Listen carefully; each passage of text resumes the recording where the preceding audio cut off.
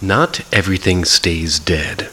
At Paranormal M, we uncover stories of spirits that linger, energies that remain, and encounters that defy logic. Subscribe and keep your mind open, and your lights on. Djinns under the fig tree. I live in a village in Zonguldak, and my name is Delaver, a male name used in Turkey. When I was a kid, the women in my village usually gathered in a house right at night and told horror stories about djinns. Thus, they unnecessarily scared themselves. Since I was a kid, I used to go to these meetings with my mother, listen to the stories, and be influenced by them. Our village is an old mountain village, which is neglected and secluded. The entire village is on a slope. There's no single flat road here. There's no lighting in the streets either, but there is a mill at the entrance of the village. My mother and her friends used to go to the mill in the morning, make cornmeal until the evening. There were cherry, laurel, and fig trees around the mill. One day I went to the mill with my mother. The day had not dawned yet, and it could be considered nighttime. We put sacks of corn in the mill to grind and make flour. I had to pee, and the mill did not have any toilet. I had to pee under a fig tree. After I peed, I went back to the mill again. While I was working in the mill, my mother told me, "I'll go to the house and come back soon. Don't go anywhere." I don't know if it's a psychological thing, but once I was alone, I started to hear someone calling me by saying, "Hey! Hey!" And I panicked when the door of the mill suddenly opened. I got out of the mill to check whether there was someone outside, and once I got out, I think I saw someone under the fig tree. The light of the mill was not lighting that area much. Maybe this is because I believe the shade I saw was looking at me. Suddenly I thought, I hope that is not a djinn. I shuddered with this thought. I went back into the mill and closed the door. However, it opened again. I panicked when the door suddenly and harshly opened again, and I didn't know what to do. Instinctively, I wanted to get out and run as fast as I could, but when I got out to do this, I saw dozens of shades around the mill in front of me. I went back in, entered the mill, and sat down. I started to say prayers, I remember, while crying. I lost myself with fear. During this time, my mother arrived and took me home. I bruised the arms of my mother with my nails. I didn't even realize it. When I returned to normal at home, my mother, father, and other members of my family asked me what had happened and why I was so scared. I couldn't tell what I saw to anyone, just because I may feel the same fear again while telling it. In the following days, I wanted to forget the shades I've seen, but my nightmares didn't allow me to do so. In my nightmares, someone was consistently trying to strangle me, and these dreams were so real that I usually woke up out of breath. I had these nightmares every night when I went to bed without ablution. Ablution? My family, who noticed that I lost mentally, took me to the imam of the village mosque. They told him about me. However, the imam didn't see any problems in me. He told me that I'm okay, and probably I suffer The problems that I suffer from could be psychological. However, I'm not crazy, and my family thought mosque imams might not understand such things. They took me to another Hoja, and this Hoja was experienced in jinn haunting and reversing spells. This Hoja put a bowl of water in front of me when we went to meet him, and he said, "Now look at this water carefully. If you see anything in the water, tell me what you see." And I swear I saw the ones who strangled me. I told what I saw to Hoja, and I answered the questions of Hoja. In the end, the Hoja gave me a vefk. He said, "You have to carry this vefk on you. Jinns cannot approach you as long as you carry this, and they cannot harm you. However, if you take it off or lose it, they will haunt you, and they can even kill you. Well, I've been wearing that Vefk for years as a necklace. And after that day, I have no problems with jinns. However, the problem is I lost that Vefk a few days ago, and I don't know what to do. Go find that Vefk, I guess.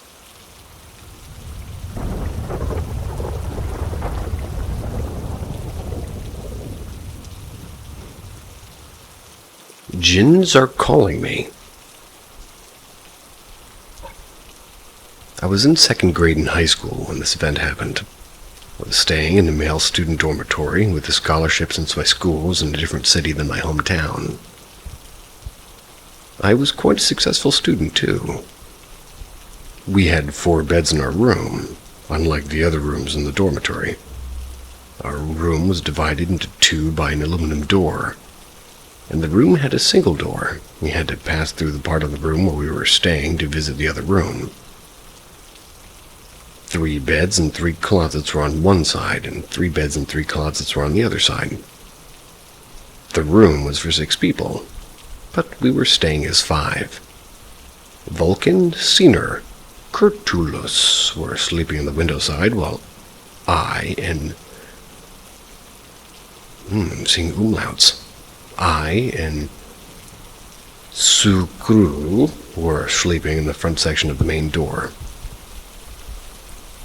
As 5 roommates, we used to get along with each other very well. Thus, we used to sit together on the window side and chat here. It was a Friday evening, and we agreed to buy some snacks together and chat until the morning after school. We went shopping and came to our dormitory. We met in the room by the window and started a conversation. While we were talking about things, the teacher's aide visited our room and took attendance. He also said, "Don't stay up late. Sleep." We told him, "We don't have school tomorrow. We'll sleep until noon." And he left.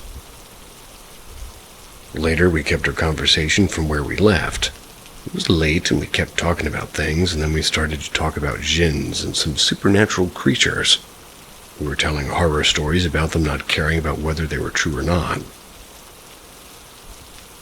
Since it was late at night, we were afraid of these stories, but we also couldn't stop listening to them. Meanwhile, our friend Vulcan was a sleepwalker, and our room was on the 2nd floor.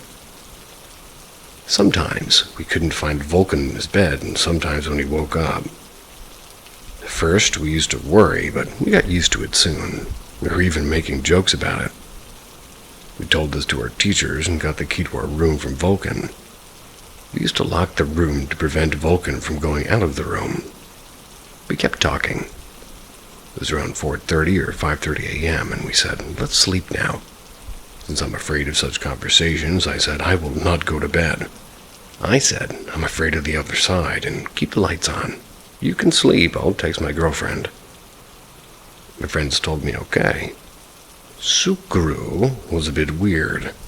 He was not interested in religion, and he said, "Esru, the jinns."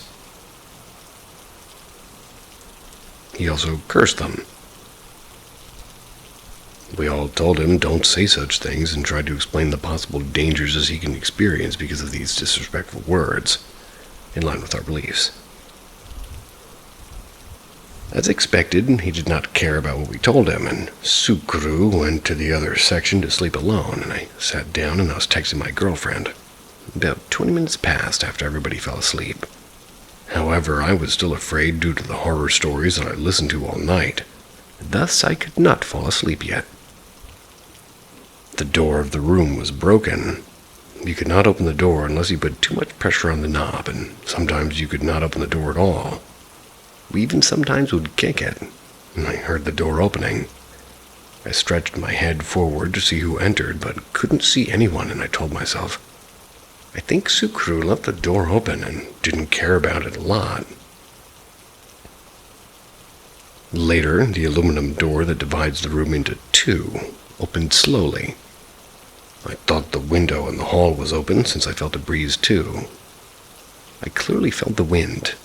The weather was slightly rainy and windy, and I got up and closed both doors. Once I turned around, Vulcan woke me up. His eyes were wide open and they were looking at me. He asked, "Who's sleeping next to me?" Since I know Vulcan was a sleepwalker, I said, "Don't talk rubbish. No one is sleeping next to you. Go to sleep." Vulcan swore that somebody's sleeping next to him and his face is not visible and he even has black teeth. Though I started to get scared, I was still saying things like, "Vulcan, there's no one there. Go to sleep." Vulcan got up and said, "They're calling me." And once said, "Don't talk rubbish, bro. No one is calling you. Go to sleep." Vulcan suddenly rushed toward the door with quick steps. And he was a sleepwalker, but he used to move slowly, and this time there was something weird.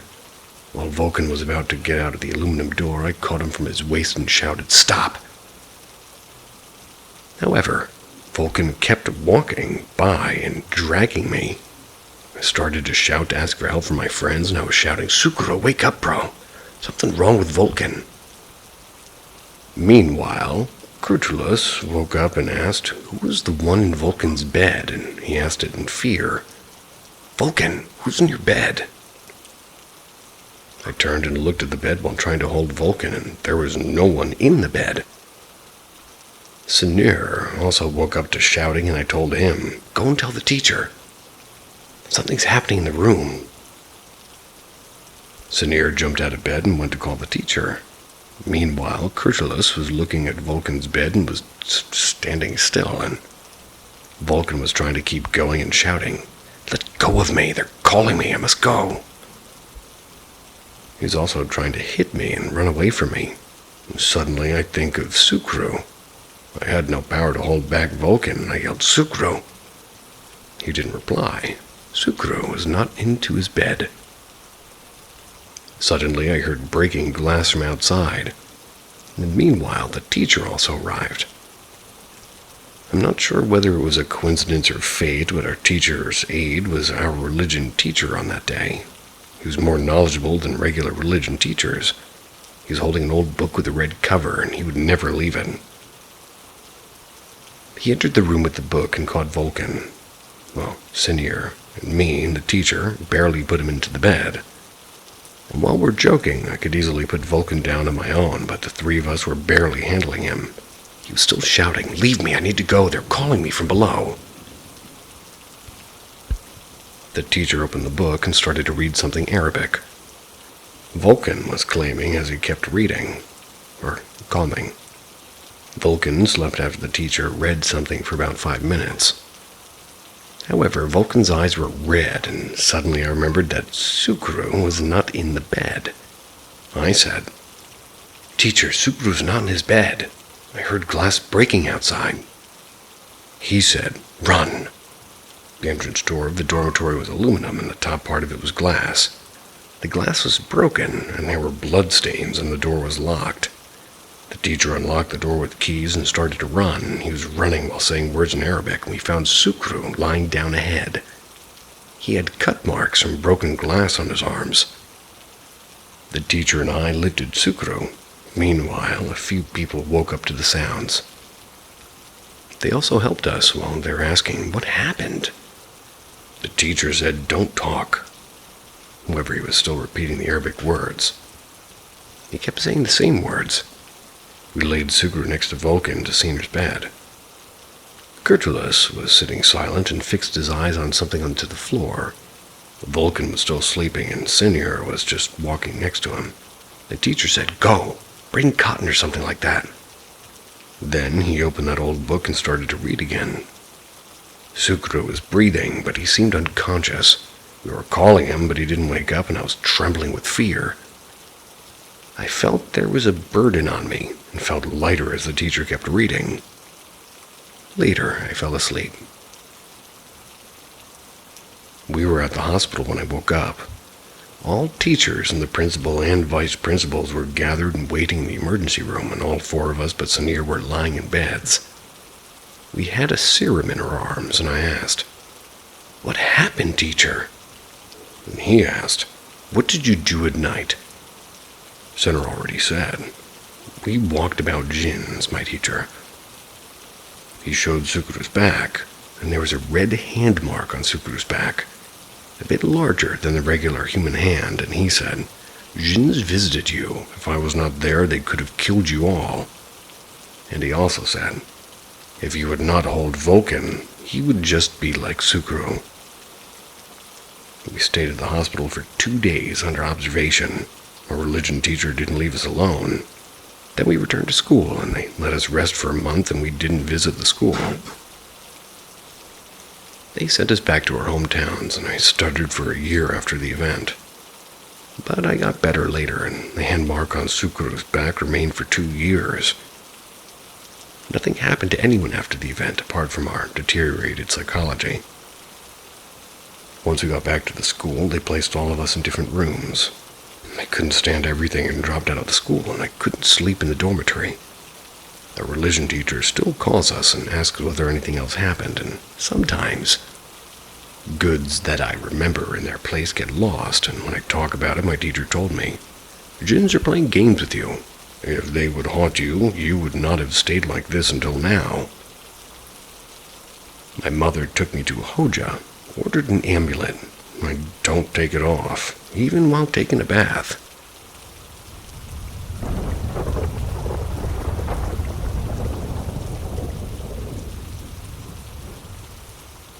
Demon Creek, an event in Turkey. The year is 1986. There's no electricity or road in the village, and villagers had to go to Elazig, a city of Turkey, to meet their needs. The road to the center was 2 or 3 kilometers from the village, and it was necessary to be on this road at 4:30 a.m. to reach Elazig. There's only one car that goes to Elazig. The car was coming back like noon, and the road used to go to Elazig was called Sindarisi, or Demon Creek, by the villagers. They thought that strange events were happening there, and that it wasn't auspicious. Me and 2 of my friends started preparing at 3 p.m. to hit the road. The road we had to cross that included the Demon Creek to reach Elazig was on our minds. First, we planned to cross the Ridgeway, then the Demon Creek, and enter the highway that leads to Elazig. Afterwards, we hit the road. We lit our cigarettes while being in deep conversation. It was utter darkness. There wasn't even moonlight.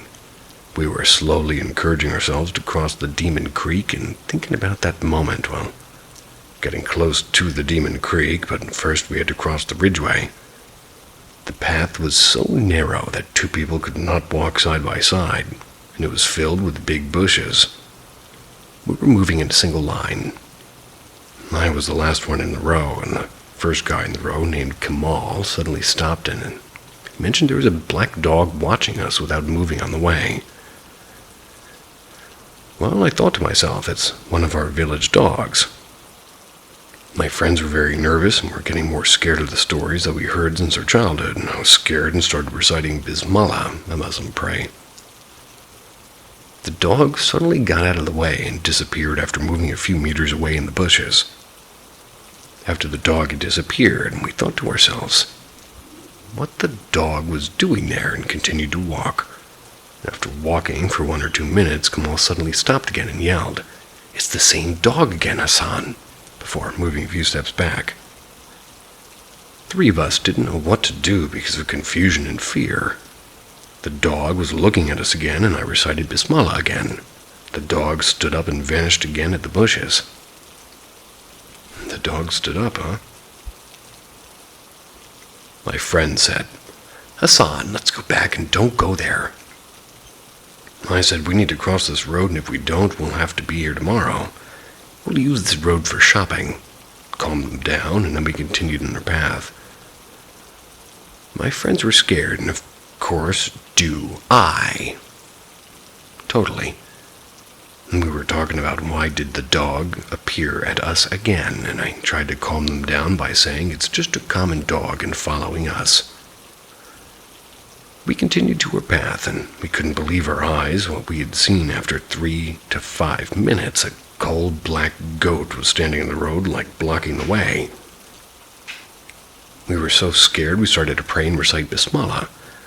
The goat suddenly disappeared, and disappearing of the goat made me comprehend these events weren't ordinary at all. We got scared, and seriously, but going back was unnecessary.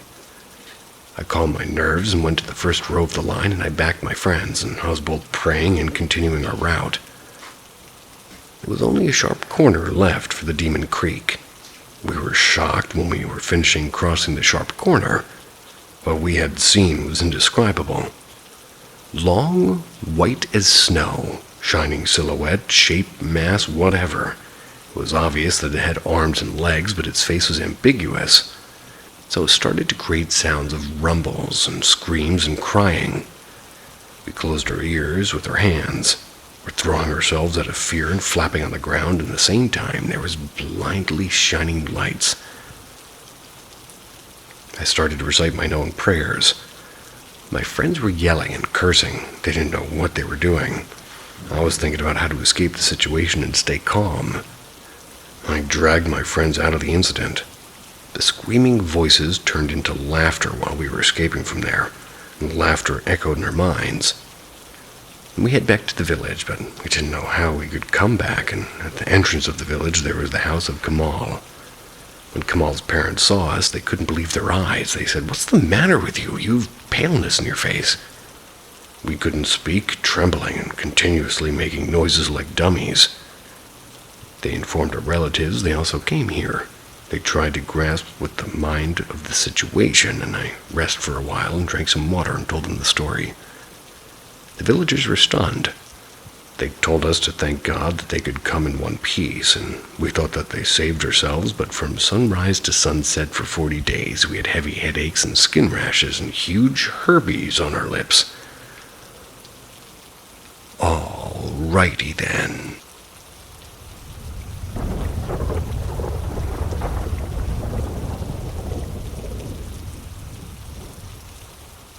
Experiences at a mall. I used to work at multiple different clothing stores at the same mall near Cleveland, Ohio. I started working there when I was 17. The energy felt very off. I would see shadows all the time, but it was Hollister after all, so it was very dark in there with tons of plants. So I discounted it as that, and it wasn't until I worked at Abercrombie & Finch that it was we thought that there was a little girl ghost in there. Hangers could be heard moving in rooms where we knew no one was in the store after it had closed. Many incidents occurred there, but the one that sticks out to me is that we were there until 4 a.m. one morning doing a floor set. There had been 13 of us there. By the end of it, it was down to 3, and 2 people were taking the trash out, and one girl was left inside, and she heard a little voice say, "I want my mommy." The next summer, I was home from college. I worked at another store at this time, the same mall, different section.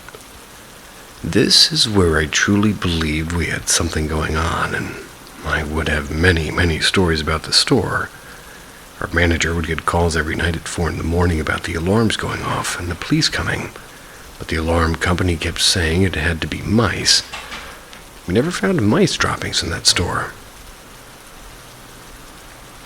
We had a conversion tracker under the doorway, and it would give us our company, the ratio of people who came in versus the people who came in and bought something. This tracker was set up to only track people over 4 feet tall, to not add children into the percentage. From the hours from 10 a.m. to 9 p.m., our conversion tracker caught something over 4 feet tall walking into the store at 4 a.m., the same time the alarms were going off. The energy of the store felt extremely off, and I'd hold my pee for hours so I wouldn't have to go into the back room alone. My manager was in the back, and she felt her hair being pulled and children laughing at it. We'd hear noises coming from the back of the store and things out of the corner of our eyes walking into the back. The most clear one I saw was I was walking in the back sock room, which wasn't very big, and saw something. It was about 7 feet tall and was gray and staticky looking between the wall and the walkway about 5 feet from me. Our mannequins were beige, and I know what I saw. Little girl came in and tugged on her mom's skirt while pointing to the back of the store and said, "Mommy, there's a ghost in here." We were doing our annual personal inventory, and the manager told an employee to get up onto the ladder and make sure we weren't missing anything. Look in offhand places in the store just to make sure everything was accounted for. We had these fake exposed pipes in the store, so employees looked in there. He found a balled-up t-shirt that had something about death and skulls on it. No one would have put that shirt up in there. I no longer work there, but I always wonder what was truly going on and why these spirits were trapped in this relatively new mall. If they were tied to the land it was built on.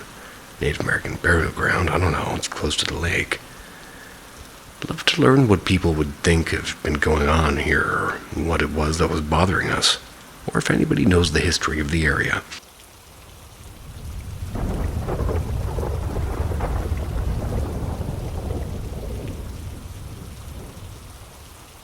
Never mock a ghost. People say this a lot, never mock a ghost, but most people think you can't mock something that doesn't exist. I believed you couldn't mock something that doesn't exist too. How do you expect me to believe a concept similar to Santa or God? Well, no one truly understands or believes until they get given some sort of sign. I always thought the idea of ghosts were stupid, but just something people can make petty money on by fools willing to pay to watch them run around and scream at any given noise. Despite not believing them, I am an adrenaline junkie. So I loved going to haunted places for the thrill of it. This started on a holiday when I got offered a tour of a haunted basement. I was around 12 at the time, and I caught something on camera I'd never forget. It was a full face of an older boy at the end of the corridor in the basement, his mouth wide open. For so long, I brushed it off as being a light or something completely normal. I was so ignorant.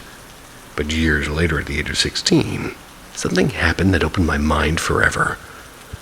I mindlessly mocked a ghost. I was one of the most haunted places in the UK, the Newsham Park Asylum, Hospital and Orphanage. My ignorant self thought it was fake. I took my finger off the Ouija board while mocking the ghost, calling it bullshit. It was cold, and I went sweaty hot unlike others with me, and I fainted. Woke up in a puddle of my own blood. It was a warmth like no other. It was when my mind went loopy from the heat that I started taking the coat off and undressing. The warmth wouldn't go. When I woke up in that pool of blood, I was cold again, but almost freezing. Something was watching me in the basement. It must have been. When I fainted, I saw someone standing behind me, and now a year later I studied the paranormal. I can contact spirits safely if I wanted to, but my advice to everybody now is never mock a ghost, no matter what you believe. It's not safe. Don't play around with this type of stuff.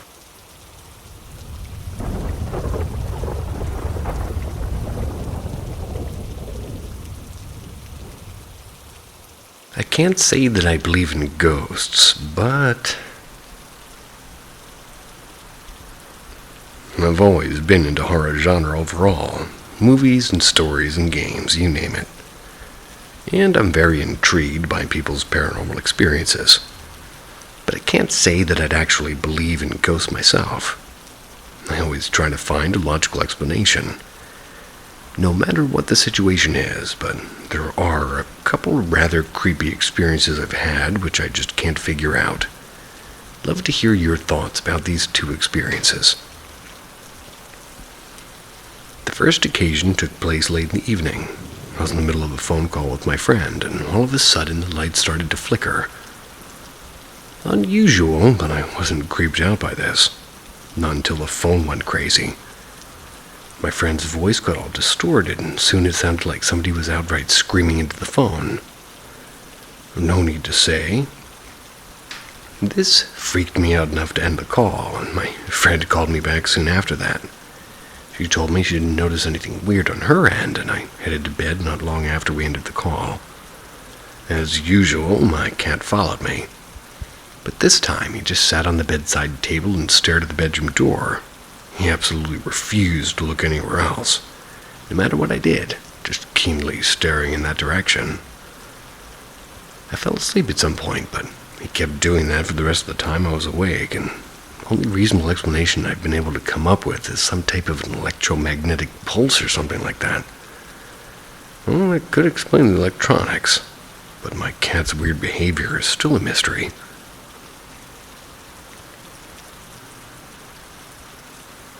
The second occasion was weirder than the first one. My roommate went away for the weekend, and I was left alone at home. And as usual, she made sure to lock her room door after her and did the usual double check by trying the door handle. I actually saw her do that. Maybe an hour after she had left, I was sitting in the living room browsing the internet and stuff like that.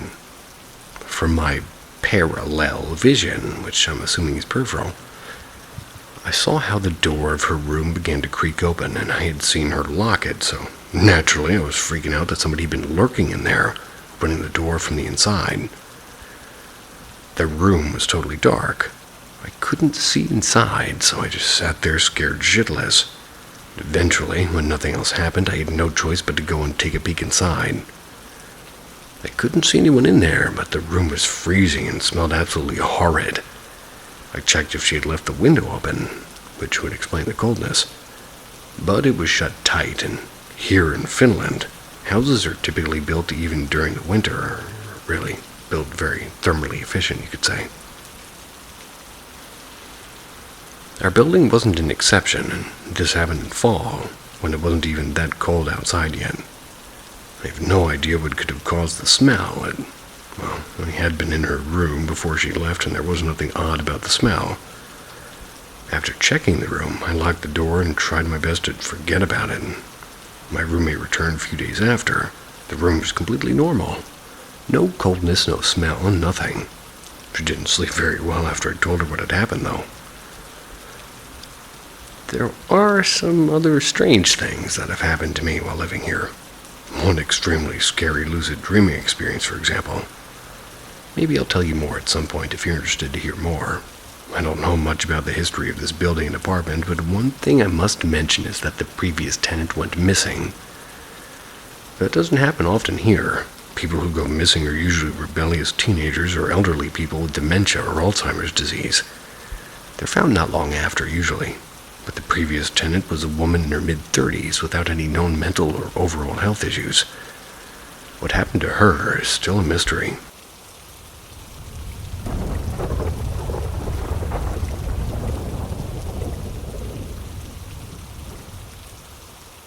Ghost on the Road. This is my first time posting on here, so apologies if I ramble and don't explain myself well. This story takes place a few weekends ago, when my friend, an 18-year-old male, and I, a 17-year-old male, went driving to a show about an hour and a half away from where we live, give or take. He had picked me up from my house, and the sky was clear, but it started raining heavily about 15 to 20 minutes into the drive, and became so heavy that my friend and I weren't talking to each other at all. The music was turned way down so that way he could focus on the road, which was practically invisible due to the rain. It was like this for another 10-15 minutes, but then the road lightened up again, and this pattern would continue throughout our whole drive to the show and back. We drove for a while and were talking and laughing now that he didn't have to focus so much on driving. Then in front of us, about 30 feet, I saw a man walking on the left side of the road along the grass strip that separates the lanes going in different directions. The man was older, maybe around 60, black, and wearing all white, which is cliché, I know, but it is what it is. Didn't know that was even cliché. I went quiet and I saw this man just appear out of thin air in front of a car. The view was clear and the road was straight, so he couldn't have crossed the road or been walking for a long time without one of us seeing him. I hadn't been looking at my phone or at my friend either, so I couldn't have just been distracted. He came out of nowhere. It took a moment before my friend noticed him too, and we zipped by this man and my friend yelled something like, "Holy shit! Where did that guy come from?" We were both freaking out a little bit now, and I turned to look out the back window while my friend checked the rearview mirror. Neither of us could see the man at all.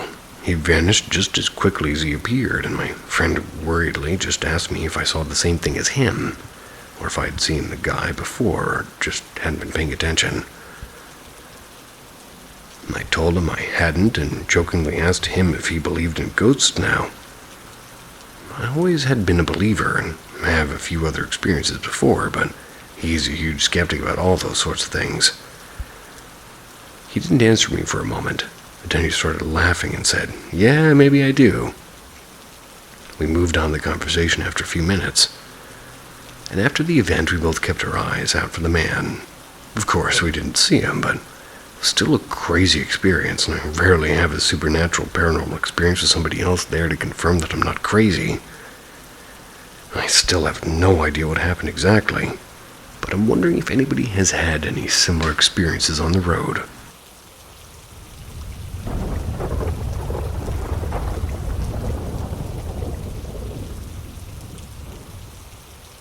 Getting dragged through a wormhole. I want to say this was around Christmas time, and I live in a split-level ranch layout, and downstairs we have a type of living room. Down there is mainly used for my little siblings' play area, but there are 2 couches, and one of which can fold into a futon. I would sleep down there a few times throughout the week just because I enjoy the openness of the room. It's not the most comfy thing to sleep on, therefore it takes a little bit to actually fall asleep, and this hasn't happened since. This one night I did nothing out of the ordinary before falling asleep. I just watched some YouTube, and then after a certain point I decided I was too tired to continue. So I put down my phone, closed my eyes. I remember being in a state in which I felt I was half awake and half asleep, and I can almost explain it as my body was in autopilot, and I was just watching things occurring. I had no control. I want to apologize now because I'm bad at explaining things. In this state, I look toward the end of the futon. I see what I believe to be some sort of woman. And I say this because I think it seemed human-like, but I couldn't really tell. It was trying to scare me, and I was not giving in. She looked at me, just kind of confused looking. Almost like she was saying, "Why am I not scaring you?" She then started moving around, trying to scare me again, but with no success, and I believe I went to sleep after this. I then became aware once again, and this time my eyes were closed. I felt something slowly tugging on my arm. The strength began slowly increasing till it stopped. Then, out of nowhere, I felt a huge amount of force drag me by my arm. My eyes opened, and I saw many colors spiraling all around me. It was almost like the background of the transition in that 70s show. I know what you mean.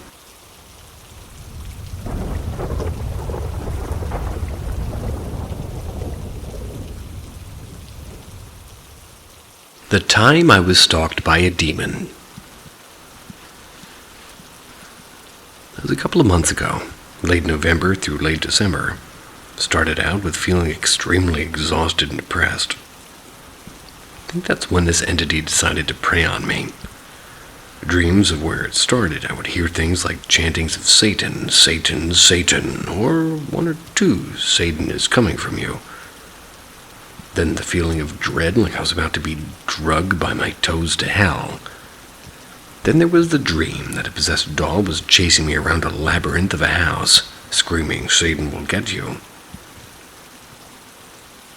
So I am religious, so I prayed on it and asked God for help. Didn't help this time, still stalked me, wasn't afraid of God, and that shook me to my core. My boss and I talked about it because he's a very religious man. He sent me some prayers to say it helped, or maybe a day or 2. Then things got worse, much, much worse. I was in the shed at work one day, and I heard something growling at me. I thought, okay, maybe an animal. Looked around for one, and, well, nothing there, and nothing can get under the shed.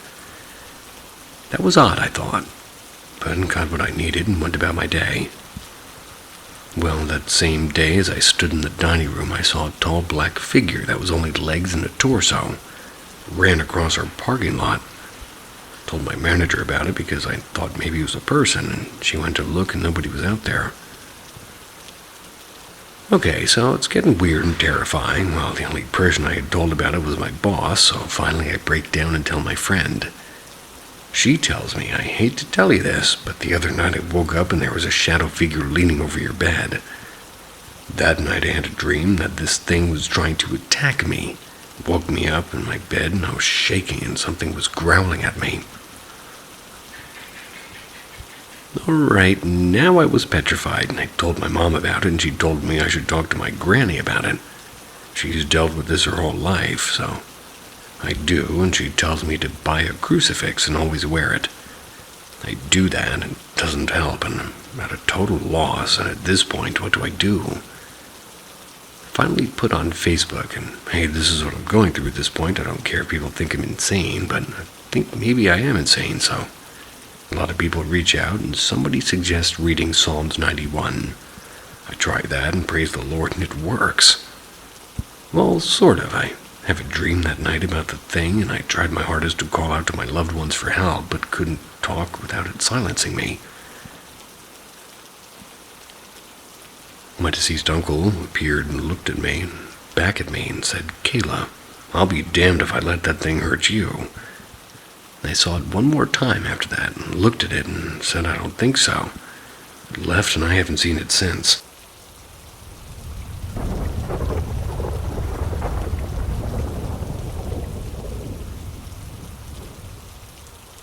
Haunted high school that was previously a military academy.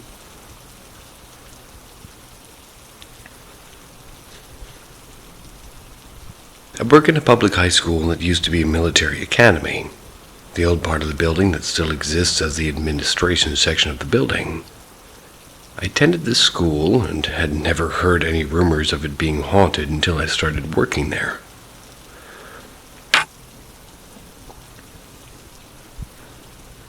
During my first week of work, I was part of the old part of the building, or I rather was inside part of the old part of the building. And I suddenly smelled cigar smoke, and I mentioned it to my coworker and just laughed and said, oh, that's just the ghost. And I've since learned that a lot of people experience this in the old part of the building. I understand that this is easily explainable and could be nothing. My second and more unexplainable experience occurred about 2 years into my employment. It was also experienced by one of my coworkers. We were doing some wiring work in a small closet. We had just finished up and shut the heavy, solid wooden door. My coworker was leaning against the door and was just talking to me. And suddenly, there was a loud boom, and the door physically moved like something slammed into it from inside the closet. We opened it back up, and there was nothing there, and I have no explanation for this. While leaving the school late at night, I always feel like there's something watching me from the attic window of the old building. One time, I even thought I saw a face in the window. No one has access to the attic because it's kind of dangerous and locked. I've been up there a few times to do wiring work, and it still has all the old wood and wallpaper and such from the 1800s. The attic area used to be dorms for the military school, and there has been electricity and ductwork added up there, so it's not easy to walk around. I know the other employees who swear they've had experiences as well. The facility's director and a teacher both saw someone in a cadet uniform or outfit standing in the hallway on different nights. When spoken to, the cadet went around a corner and vanished. Our maintenance guy said that he was working in the old part of the building, and a kid wearing an old-timey clothes sort of appeared under the ladder he was standing on. He told the kid he wasn't supposed to be there, looked away for a second, and the kid just vanished. One of the overnight custodians swears that he hears horses walking at night sometimes. I'm sure there are other employees that have been hearing things, but it's not something that comes up in normal conversations.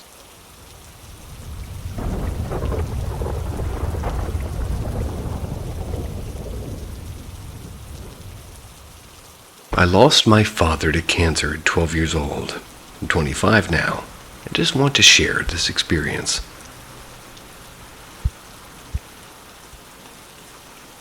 I remember it like it was yesterday. About 2 weeks after my father passed away from cancer in the summer of 2009, I remember sitting in the family room with my mother. I was watching TV and flipping through the channels. I stopped on VH1, and the song that was playing was Eric Clapton's Tears in Heaven. I remember my mom listening to the song and saying your dad liked Eric Clapton. As she stood at the entrance to the family room and me on the couch, all of a sudden the blinds to our left shut closed very abruptly. Now, I don't know about anybody else, but when have you guys ever had the blinds in your house closed by themselves? You can think long and hard, but the answer to the question is probably never. I did. But anyway. Seeing that happen literally in front of your eyes, I couldn't make heads or tails of it. It was like a warm, comforting feeling because I knew all along it was my father. I wasn't scared, and it was just a surprise after all. Fast forward about 2 months later, and after we had his wake at the house, my mother and I had an argument one night, and we never really had a strong relationship with each other growing up. I was mostly with my dad, and she was closer to my older brother. I think because my brother has abused my or our biological father when he was born till about 3 years old.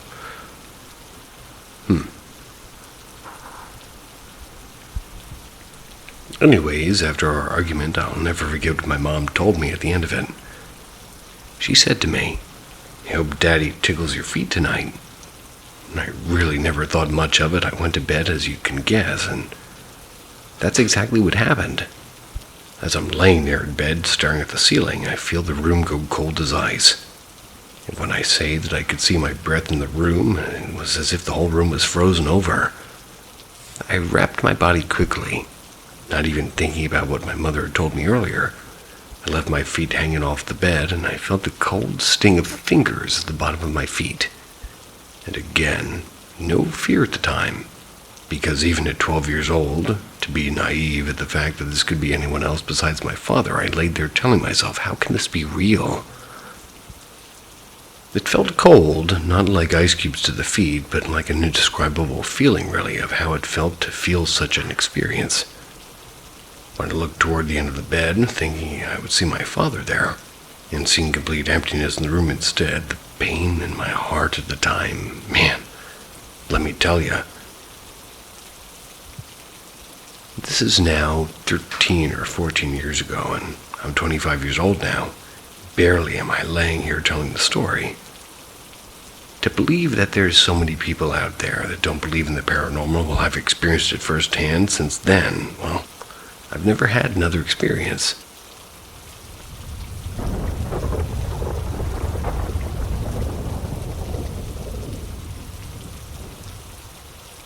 Frenchtown Road Paranormal Activity. Growing up in central Louisiana, I'd always heard of Frenchtown Road growing up. How it was haunted, and there was a witch and various occult activity and KKK meetings. My dad always told me he would bring me, but the first time I went was Halloween night 2020 around 12 p.m. Me and my friend's mom, who was driving, and 3 of my friends decided to drive down to Frenchtown, check out an old abandoned building that they had been to a few times. So in the dark, we drive down Frenchtown into the bridge, notorious for cars mysteriously stopping under it and people being hung from it. You can read about it in the Weird Louisiana book or Google it, whatever. We eventually get to a driveway and park, and we all got out and made the trek toward the old house in the dark through the field. My friends had checked the house out around 2 weeks back, and it was still there. But when we got to the house, there was nothing there but the foundation with no signs of construction or any debris. And there was grass growing over the foundation. After freaking out a bit and standing on the foundation and scaring each other, we decided to just head back to the car. Now, we all get in the car, and it won't start. Everybody except me and my best friend were flipping out, but eventually the car started. We quickly pulled off, but not a minute after we get to the bridge. We're probably going about 40 miles an hour. And the second we got under that bridge, the car shut off. My friend's mom was hyperventilating and crying, trying to get the car to start again. And this was the most upset I'd ever seen her. After about 2 minutes in the pitch black, the car came back on and we got the hell out of there. One of my friends said she saw a figure in a white dress on the road on the way back. But it could have just been nerves, I guess. And to this day, this is the most unexplainable thing that's ever happened to me. And I fully believe it was paranormal in nature.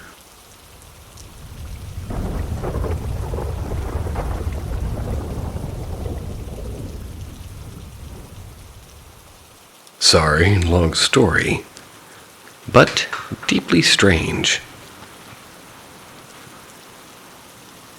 We live in a big old army house in the middle of the beautiful woodland, miles away from anywhere. It was very dark at night, very quiet with no passing traffic. The house had double doors from the dining room into the sitting room. We had a huge elderly cat named Tom and adopted a greyhound named Dave. Tom could stand his own ground, but as Dave had high prey drive, we made sure that they weren't in a room alone until they kind of got used to each other. So Tom had the run of the kitchen and the dining room, and we kept the double doors closed into the sitting room. Tom quickly learned that if he scratched 3 times against the double doors, that he headbutted them a few times. Somebody would open the doors, and he would come in and taunt the greyhound. The double doors were old and heavy, but Tom was a big cat, and he could shake them slightly when he headbutted them. Some months later, at a very grand old age, Tom died and was buried in the garden he so loved. I was heartbroken, and I became sleepless. I therefore found myself one night sitting watching TV, and Dave alongside me in the early hours. And I should mention at this point that I am a very pragmatic person. I was wide awake and focused on the TV when I heard exactly the scratch, scratch, scratch at the double doors, exactly the way in which Tom used to tell us he wanted to enter the room. The hair stood up in the back of my neck, and I figured I had misheard. Until it happened again, followed by the doors moving, as if they were being pushed from the other side. This repeated several times, and the doors were moving to such a degree that it looked as if they could be imminently burst open. I never believed in being paralyzed by the fear, but, well, until that day. Dave, sitting beside me, stared fixedly at the doors, and eventually I managed to flee upstairs with Dave at my side. I lay in bed shaking, and I woke up early, but my husband, big grown-up British Army officer, not given to flights of fancy, was already downstairs and obviously checking out the double doors. I shakily asked, "Why are you doing that?" To which he replied, the blood draining from his face, "Oh my God, you've seen it too. This had been going on for maybe intervals since Tom died, and he had been witnessed it again." We scoured the house, stamped up and down upstairs, and see if we could make the doors move, when through every possible explanation and found none, and we reassured each other that it's just Tom and we loved him. But after that, we left the double doors open pretty much all the time, so we never had to do it again.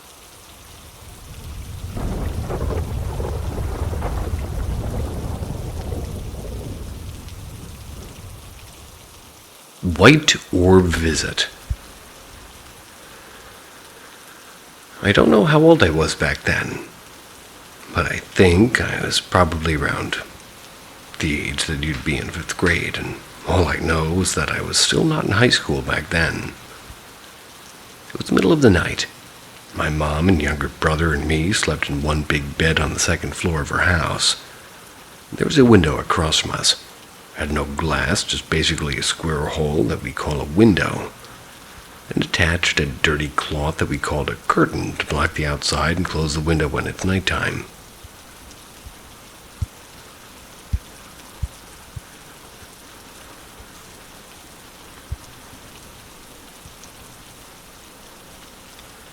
Everyone except me was asleep because I have this tradition where I don't sleep until I pray.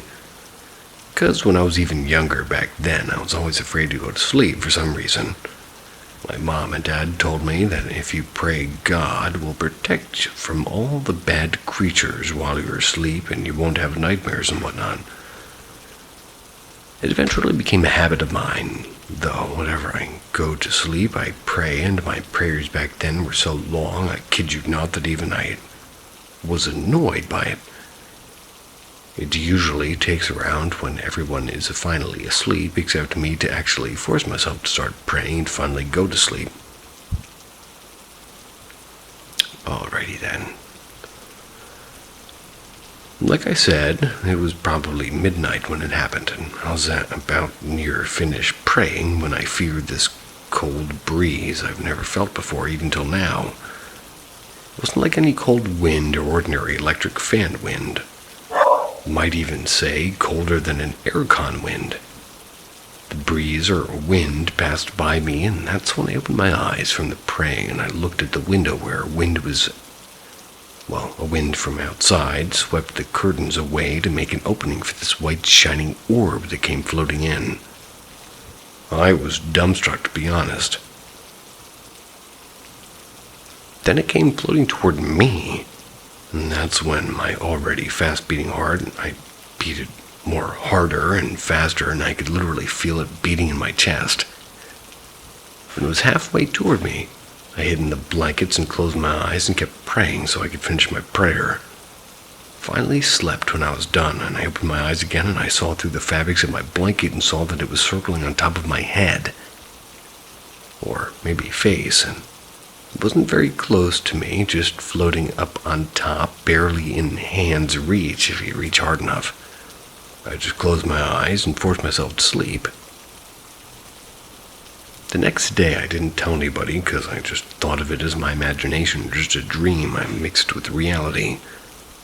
Maybe, I don't know, just me going crazy. Well, nobody kept thinking it was just my imagination if it didn't happen again.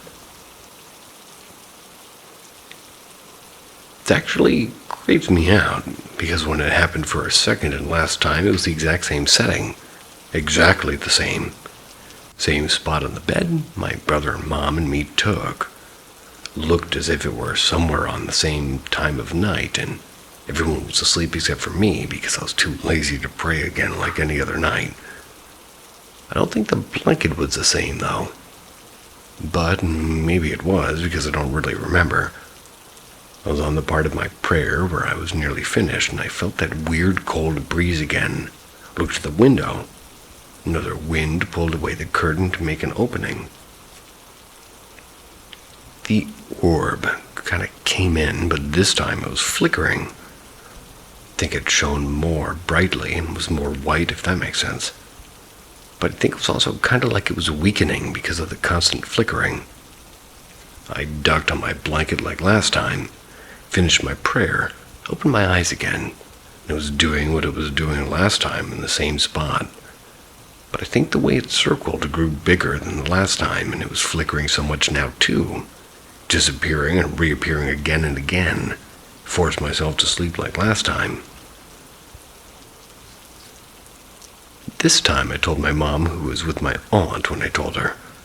They told me that it was just my imagination, and I told them how could it be my imagination, though?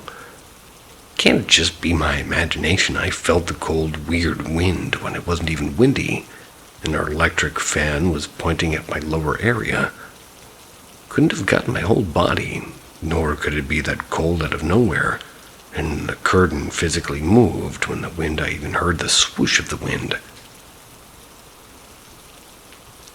The orb, too, it can't be my imagination, because even when I closed my eyes and ducked underneath my blanket, it was still there. It can't be my imagination, because, if it is, then that means that my touch, the cold wind, and the sight of the cold curtain moving, and the orb, and even my hearing, the swoosh of the wind. Maybe I imagined it all, and also forgot to add those 2 nights and wasn't raining or was windy at all. Just my normal weatherless night. I honestly believe those weren't ordinary winds, because the way it moved the curtain was as if to make way for that orb, and the cold, weird wind that I felt, feels as if it was something to grab my attention. Now, when I tell this story to people, most of them think either that that's creepy or weird, or trying to explain it with something ordinary, or with science or logic. They can never explain all the incidents happening together. The most bizarre ones were maybe it was God or Jesus or the guardian angel testing you, because you were praying.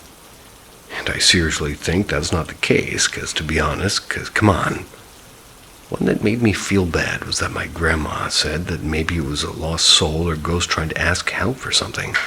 Along with those lines, because it's known in some of my family members that I've seen some things.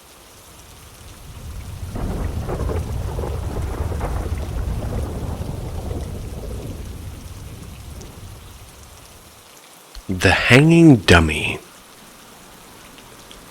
She was 15 years old when this occurred, while she was home in middle school in the night, and, home in the middle of the night. Maybe also middle school, but who knows.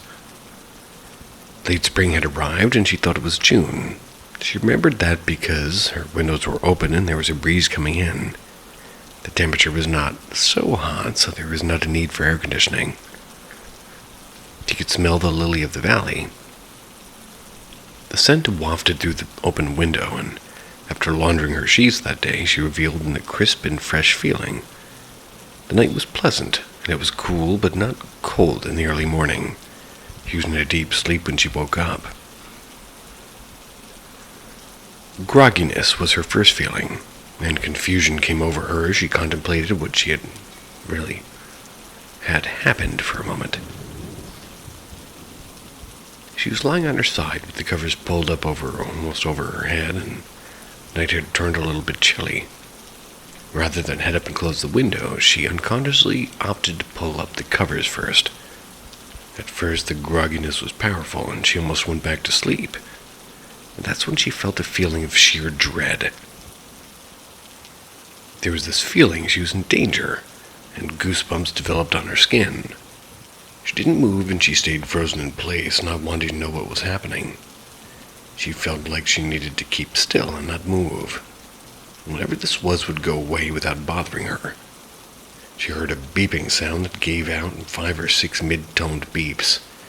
It almost sounded like an older digital alarm clock, a strange sound, like rustling and scampering of something or someone. So the next thing that she heard, like the noise came directly over her bed, and terror began washing over her. She knew that she must look and see what was happening. She couldn't keep her head covered and ignored it any longer. Reluctantly, she turned her head and pulled down the blanket, and over her bed was a ceiling fan. She saw a figure hanging on the fan. It looked like a cloth dummy or a doll, child-size, with limbs that had no hands or feet. The ends of the arms and legs looked rounded, like she was sure how it got there and why it was there. For just a moment, she thought it was a prank by someone.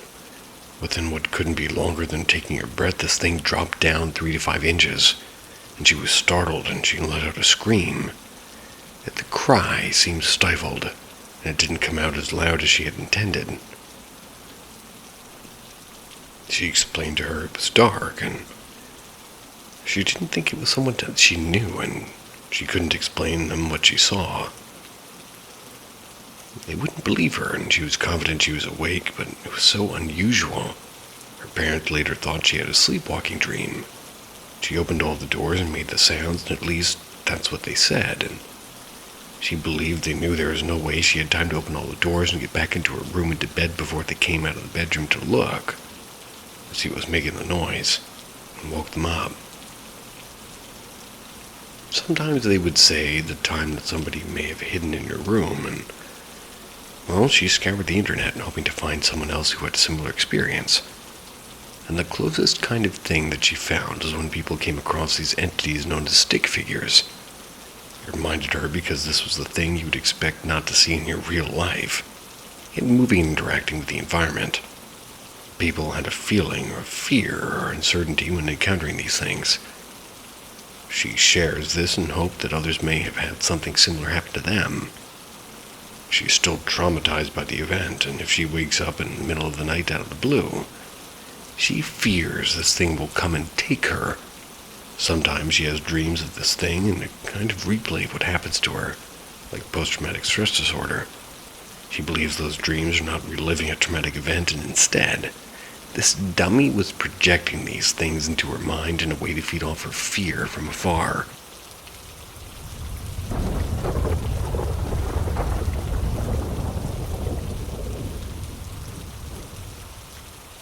My father thought I was home. To properly tell you the story, I must lay out the situation of what was going on. So a few years back, about 2009, if I'm not mistaken, me and my family lived in Virginia. My father usually came home in the late hours of the night due to his job forcing him to work late. My mother thought it'd be fun to take me and my sister out for some ice cream. It was completely a normal night, mostly. Nothing seemed out of the ordinary, even right before we left. So we're driving to a restaurant and my mother's phone starts ringing. Hooked up to the Bluetooth speaker of the car so we couldn't hear the ring of the phone conversation. My mother hit confirm on the car's console and my father's voice was on the other end of the line, and his tone sounded perplexed and he had a light stutter in the moment. It was something I hadn't heard in his voice before. "Hey, is Seal with you guys?" he asked. "Oh, yeah, why?" my mother replied. "What? I just heard him." "That's impossible, he's right in the car with us," my mother said. We could hear the sound of the series of thumps in the background, and "I'll call you back," my father said, before he ended the call. Sorry, I burnt my mouth on some dollar store hot dogs, and I'm dying over here.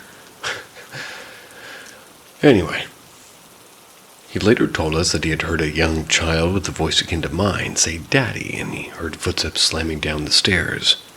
Like I would always do whenever I'd go down those stairs. My father called "yeah" to the child, and he thought it was stomping down the stairs. He got no response, but more slamming footsteps. My father said he had seen the shadow of a child coming down the stairs. When rounded the corner of the steps, the shadow just dissipated, and when whatever it was would have been in view. Sitting on the couch watching TV when it happened, and he could see the lower half of the stairs from his seat, so he freaked out and immediately called us to ask if I was home. I still have no clue no clue to this day, why whatever it was chose to mimic me, but I'm glad it intended to do no harm.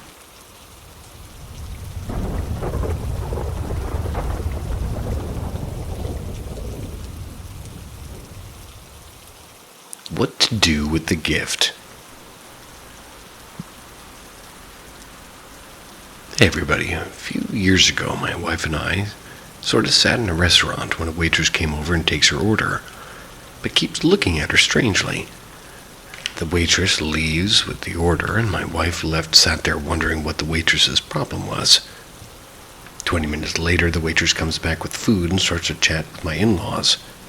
She then looks at my wife and says that you've got the gift, but you're blocking it, later indicating that the gift was contacting and seeing spirits. Turns out my wife has been seeing spirits, but only the passed on pets. Or rather, only passed on pets. To fast forward a few years, and we lose our nephew to cancer, and 4 months on, and we lose our daughters to sepsis. Another 6 months pass by, in a complete blur, my wife and I then go to a logical psychic, and never met this lady before, but we heard good things. We go to her home, sit down, and before we start, she looks at my wife, and again she told me, "You have the gift, but you are blocking it." Now, the first time in the restaurant, we kind of brushed it off, but two complete strangers saying exactly the same thing can't be a coincidence. We finished our session, which was amazing, and as we left, we said to my wife, and she had a gift and she should use it. It's now been 4 years since her daughter's passing, and since we've seen the psychic, my wife's tried to unblock her abilities and learn how to use them. Kinda has, but she can't really control them. There have been several occasions where she's seen her nephew and her daughter. She's also felt my uncle's and grandfather's presence, either just standing beside us in her home or just feeling that they're around. But even though she's tried to communicate, she doesn't get a response apart from an odd smile, and that's about it. But we were at her daughter's grave one night recently. Our nephew's a few rows down. I left my wife at her daughter's while I checked on her nephew, and I'd come back to her, and she was scared, almost shaking. I got her in the car, and we left, and she explained to me that she felt a massive presence in the graveyard. She explained it as if she was at the front of a queue with lots of people just staring at her from behind, so she also said she didn't feel friendly.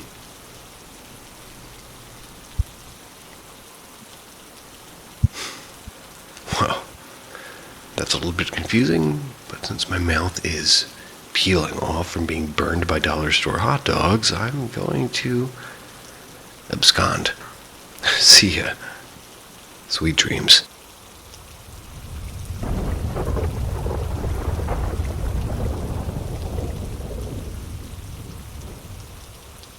What if the stories you've heard were true? What if the creaks, the cold chills, and the shadows were trying to tell you something? At Paranormal M, we listen. Subscribe and hear what hides in the dark. Human eyes don't glow, right? So I grew up in the woods, and I have many stories about strange going-ons. But this one happened a few weeks ago, and I just found this sub, and this seemed like a good place to put this. I just left my mother's house, and I was driving back to mine down a back road I've driven down many times before. I knew this road like the back of my hand, and I could drive down it with my eyes closed in reverse. And no, I haven't actually done that. As I was getting to the halfway point down the road, there was a thick fog, which is nothing new. There is fog on this road all the time. However, I was driving slowly, starting to take turns I don't really remember. There was a 90-degree right when it should have been left, followed by a wide left turn that felt like a full circle. Then I drove straight for about 5 minutes with no hills or drops, and that road never has a flat section that long. There was then a left turn up a hill, and as I was going up on the hair stood up on my body. I almost turned around there, and I decided to keep going because I don't know why. This is when I pulled my gun from my glove box. I had it on my lap. When I looked back to the road, some dude just crouched in the middle of the road, and I slammed on my brakes, and he didn't even flinch. Figured it was just some dude going frog hunting or some shit. Many people on that road do just that. Honked my horn, and the guy stood up, and he was massive, like 7.5 feet tall. Thin as a mother, and his arms were just too long. Looked like he didn't have any clothes on either, and I laid on the horn again and clicked on the safety of my pistol, just in case. He turned his head in what seemed like an almost full 180 degree. His eyes had that predator glow, like a wolf or a cat. I raised my gun and leaned out the window, telling him to get lost. He took a few steps toward me. And I know this was stupid, but I tried to pull the trigger and my gun just didn't fire. Hammer clicked and no boom. I whipped the car around faster than I've ever done before.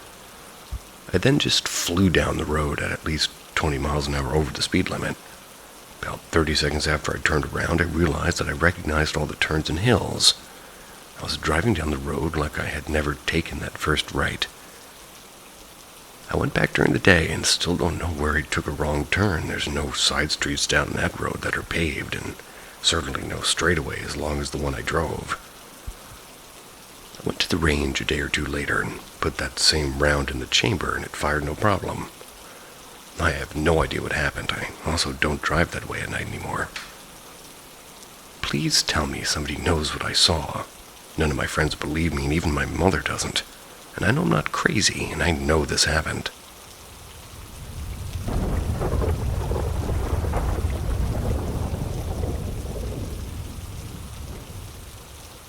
A visit from my uncle. It happened a few days ago. For context, my grandpa's 93. He and my grandma had 7 children, 6 boys and 1 girl. Throughout the years, he's lost 2 sons and his wife. It's tragic to outlive your children, but he's the strongest man I know. He's a veteran who still has his wits about him, and he'll still work his tail off, even in a wheelchair. But anyway, the latest loss was that of my Uncle Larry, his son. Died a couple of years ago of liver failure at the age of 58. Now, Gramps was never a believer in anything paranormal. My grandma loved to tell ghost stories, but my grandpa would just insist it was all hogwash. Until the other day. Gramps was sitting in his recliner in the living room watching TV. Heard the front door open and a particular kind of hello, which only Uncle Larry said. Kinda sounded like hep, with a distinct tone of voice that could only be him. Gramps looked around, hearing footsteps going down the hallway, and he saw nobody there, which was strange. He could hear the heavy footsteps in the exact direction he was looking. Once he turned his head forward again, Larry stood in front of him wearing his infamous trench coat and ratted cowboy hat. Gramps described a feeling of utter happiness to see him, without any doubts or questions you'd think would pop into his mind about his very deceased son appearing right in front of him. Gramps smiled a big and looked into his eyes, saying a breathless hi. Then, before his very eyes, Larry grinned and disappeared.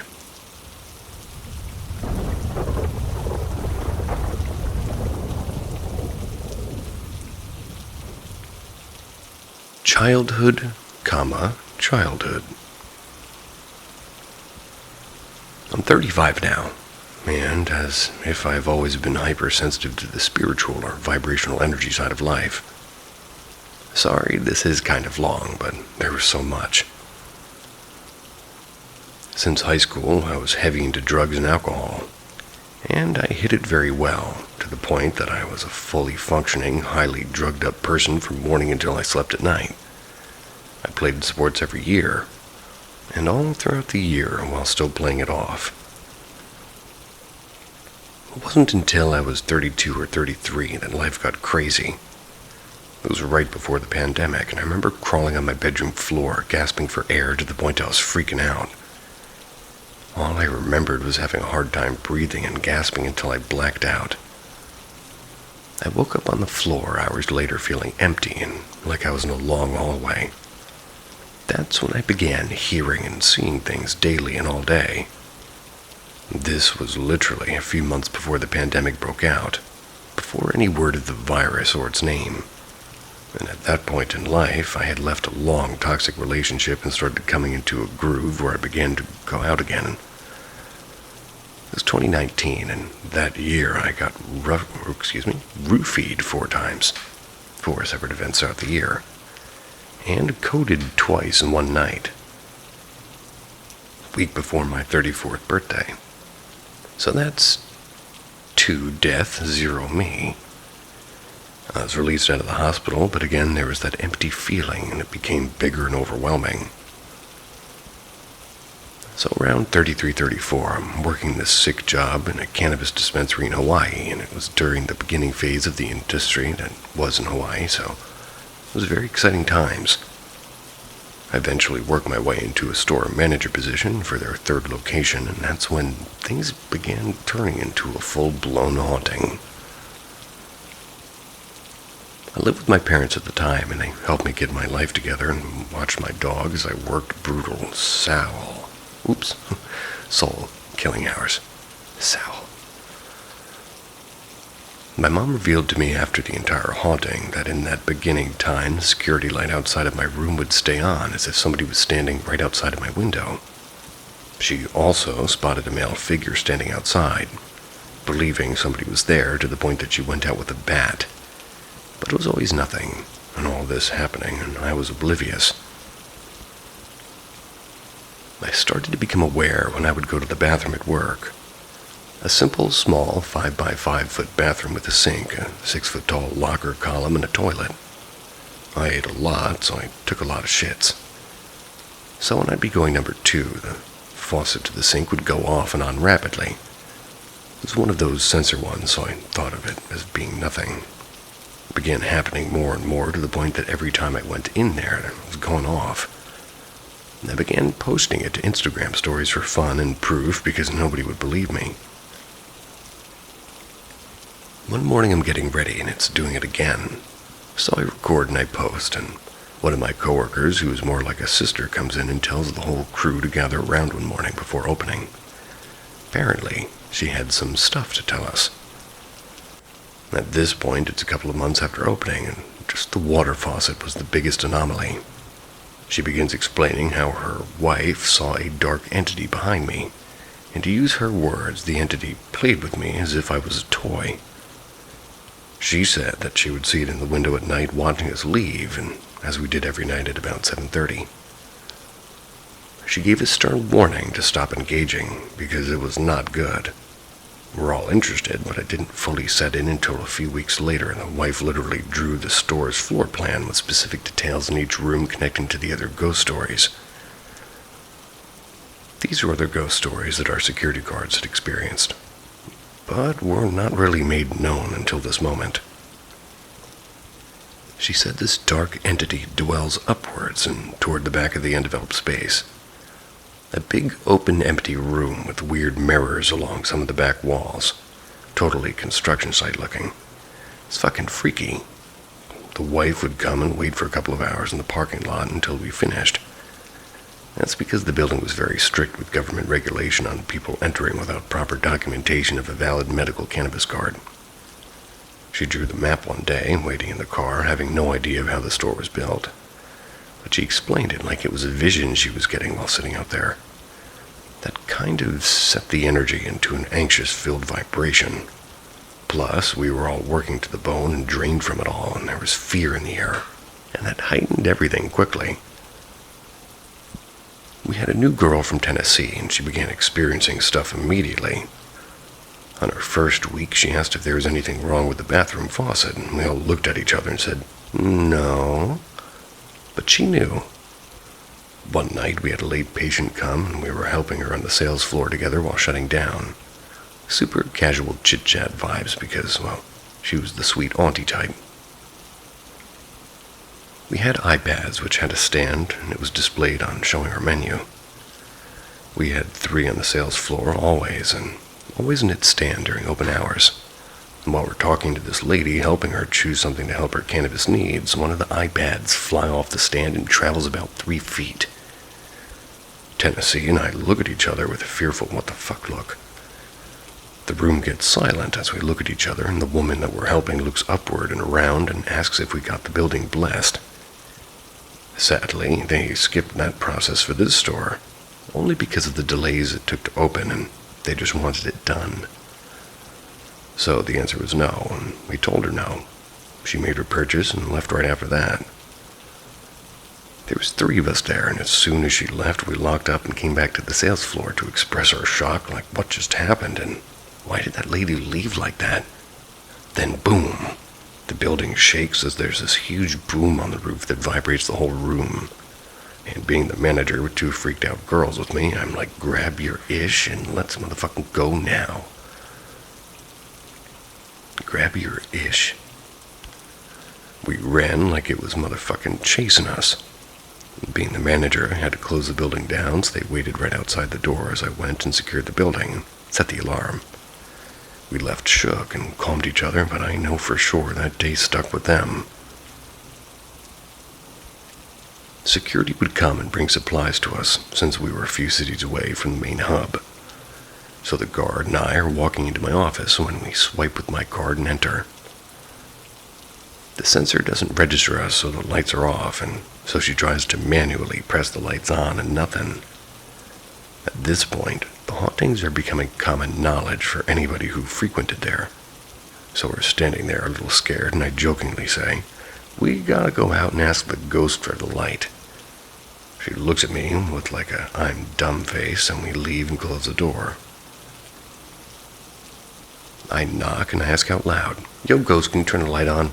I swipe my card and we enter, and let there be motherfucking light. Working normally. She pieced the fuck out so fast I was just in awe, like, oh shit, this is for real, for real. To save some time, I'll summarize the hauntings, because the end is fucking nuts, I promise, and lights are going off and on, and now no one wants to use the bathroom. And in the back undeveloped space during broad daylight, you hear conversations and people walking back there. The dark and empty room in a highly secured building, caught on security camera. We have light switch physically turning off and on, as well as more iPads flying off their stands. And I was having to send home coworkers who got locked into a room with lights turned off and hearing growls because they were too scared. Some were getting sick. The speaker system would increase in volume until it was maxed out. But it made a beeping noise as it increased, but no one was near it. A noise made when you physically press the volume plus button, pounding and knocking and scratching from the walls where the empty undeveloped space was on the other side. The light bulb fell from the bathroom light when I was in there, unscrews itself and fell into the sink while I was standing in the mirror. And we had a locker in the bathroom that would shake and move to the point we found its screws and bolts on the floor every morning. Thinking the locker was going to fall and hurt somebody, we moved it to the undeveloped space. And then my friend's wife asked her that day if we moved something. We said, yeah. She said, not a good idea. She had a dream it fell and hit me, knocking me out in the bathroom. And that ramped up the haunting energy. Apparitions and electrical disturbances on security cameras. And many times I'd have to go back to the store after we closed, and every time I left I could feel someone watching me. And one morning, we found face and handprints on the window as if somebody was pressed up against the glass peering out. My bottle flew across the room when we walked away for a second with footprints in the spilled liquids. Footprints that didn't match any of ours. Lights, fans, phones burning out around me at home. My mom and I started hearing loud booms in the backyard at 3 a.m. So many others, but I'm just high and my mind is running wild. This was all in a 5-month period to give even more of an idea of how fast it all had happened. Okay, last one before then, because it made it to our COO. One morning I'm running late for work, and in our company communications we used Slack under my account. Something messages asking where's Aaron in an open channel. And at the same time, I'm having a conversation with my assistant saying that I'm on the way now leaving my home. That day was delayed when one of my window jalousies, it cracked and broke. I didn't see the question asking it for me until I got into work. Jalousies? Anyway, I get into work and our IT does their magic and sees that the message was sent to my phone the same time when the window broke. While I was messaging my assistant. Now on to the end. All during this time, our corporate office was too busy to even entertain a blessing, but after all of that, it was physically affecting us. I was able to look for someone to bless it, and at the time we had a kahu, or spiritual intuitive teacher healer person. It was used in our family because she helped detach an entity from my niece, keeping her from sleep and eating to the point she was going to doctors and I didn't know why. And what the fuck? Yeah. Alrighty then. So one day, before opening, I call her and she knew. She said he's right behind you, and I'm on the other side of the lobby wall in the undeveloped area when my friend comes through the door saying she heard a growl, and she feels sick to her stomach. She was right on the other side of the wall from where I was. I have to send her home because she's pale-faced and shook. And this Kahu begins telling me that this entity is not good. He was obsessed with watching me and playing with me, hence all the disturbances. She begins to explore more that he attached his energy to me during our construction build walkthroughs. The same time when my mom started seeing that guy outside in the backyard and the security light right outside my room constantly getting triggered and staying on at night. The big one was when she explained that he was a child molester and did a lot of horrible things when he was alive, and that he died in the area behind her building by the water. Either he drowned or someone drowned him. That was why the water faucet kept going off and on. So I'm floored, but quickly after those events they aligned and we finally got blessed. It was the perfect energy cleanse which calmed things down completely. Why this is huge is starting around the age of 6 or 7 until middle school. I was heavily molested while playing sports to the point I was physically having it hurt me. Then right before high school I was drugged, got hit a few good times, and raped and blacked out, and then he left me at someone's house. That was when I lost myself in drugs and heavily to help with carrying on and having no family to help or even know. And some 20 years later, this haunting was the huge universal event that shook me to begin this huge moment to heal from my trauma, because the life I was living literally killed me a few times. 35 and deaf, leading a better life toward a healing and sobriety. No longer working there, and life took a complete turn, but for the better. Don't fuck with the universe. This be wild.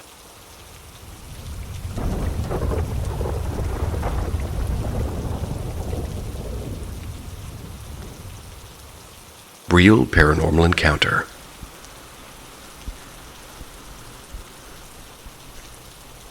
My first memory of anything really paranormal was me walking in the pitch black at 7 years old.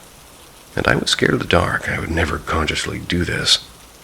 Going down the stairs of my mom's house, looking to the left and seeing a white spirit in front of the refrigerator with the fridge being open. And that's all I remember.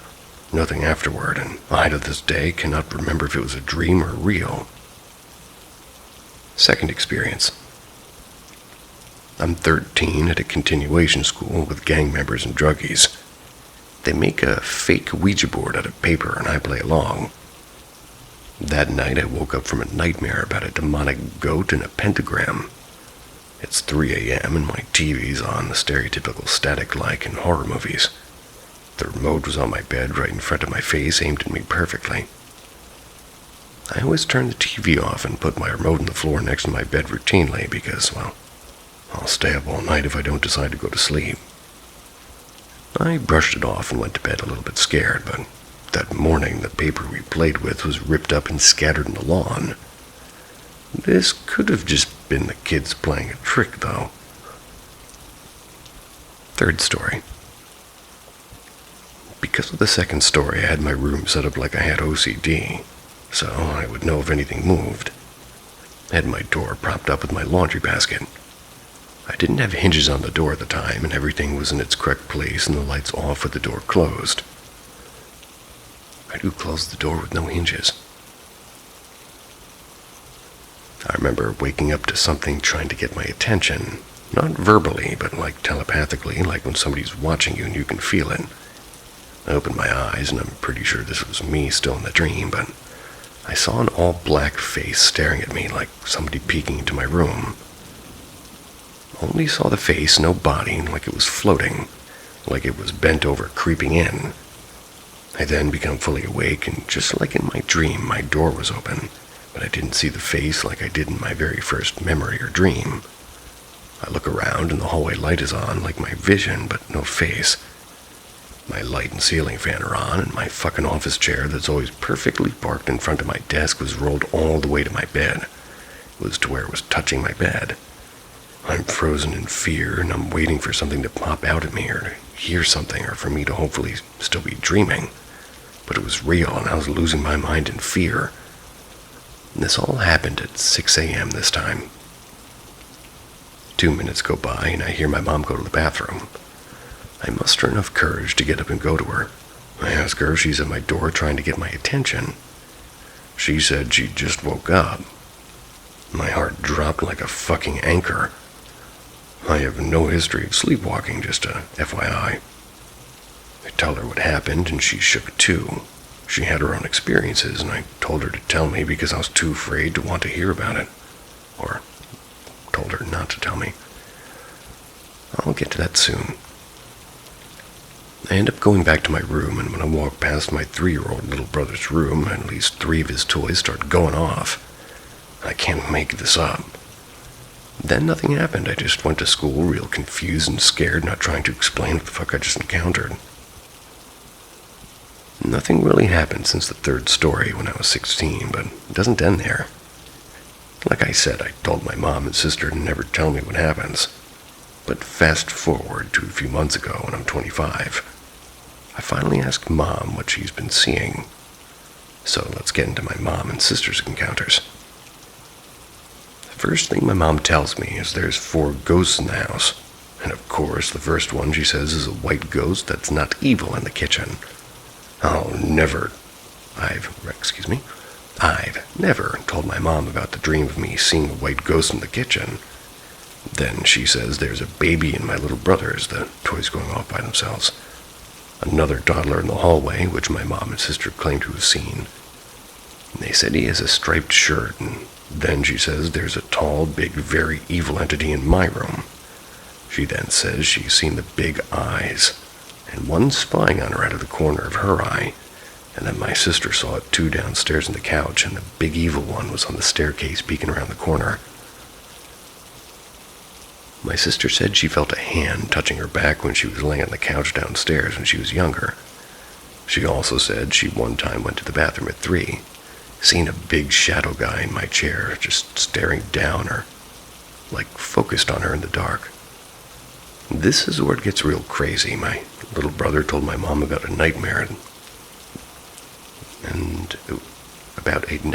B had of someone sitting in my chair, like I said. I have no reason to lie, and this shit's crazy. Luckily, nothing's really happened besides hearing something thrown at a wall when I was home.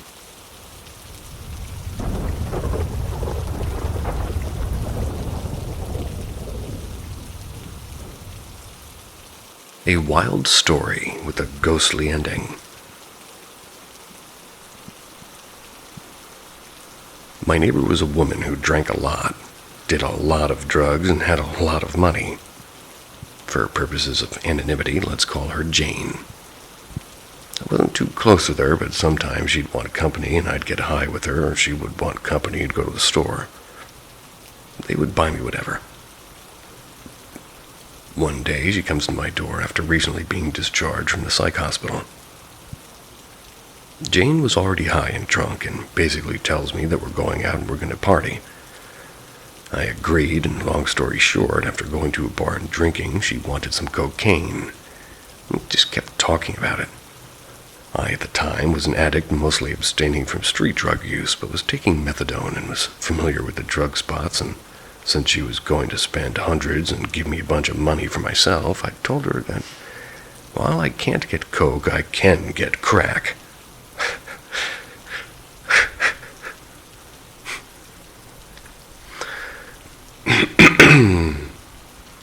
She was okay with that, so we went to the west side of Chicago.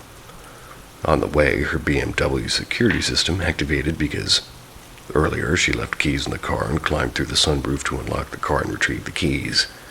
And out of nowhere, the wheel locked and we had this whole ordeal. The panic of that instant transformed Jane into a fun-loving drunk to a violent belligerent one. She went from being sweet to being like the Exorcist. And this transformation occurred as we were in the hood a mile from the open-air drug market.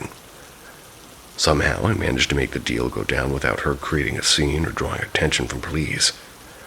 I picked up like $100 in crack and $100 in heroin. We got in the car and she started speeding and talking about suicide. Jeez. I was so freaked because I couldn't persuade her out of the insanity, so I pulled out the drugs so I could at least calm my nerves with opiates before the inevitable crash and arrest.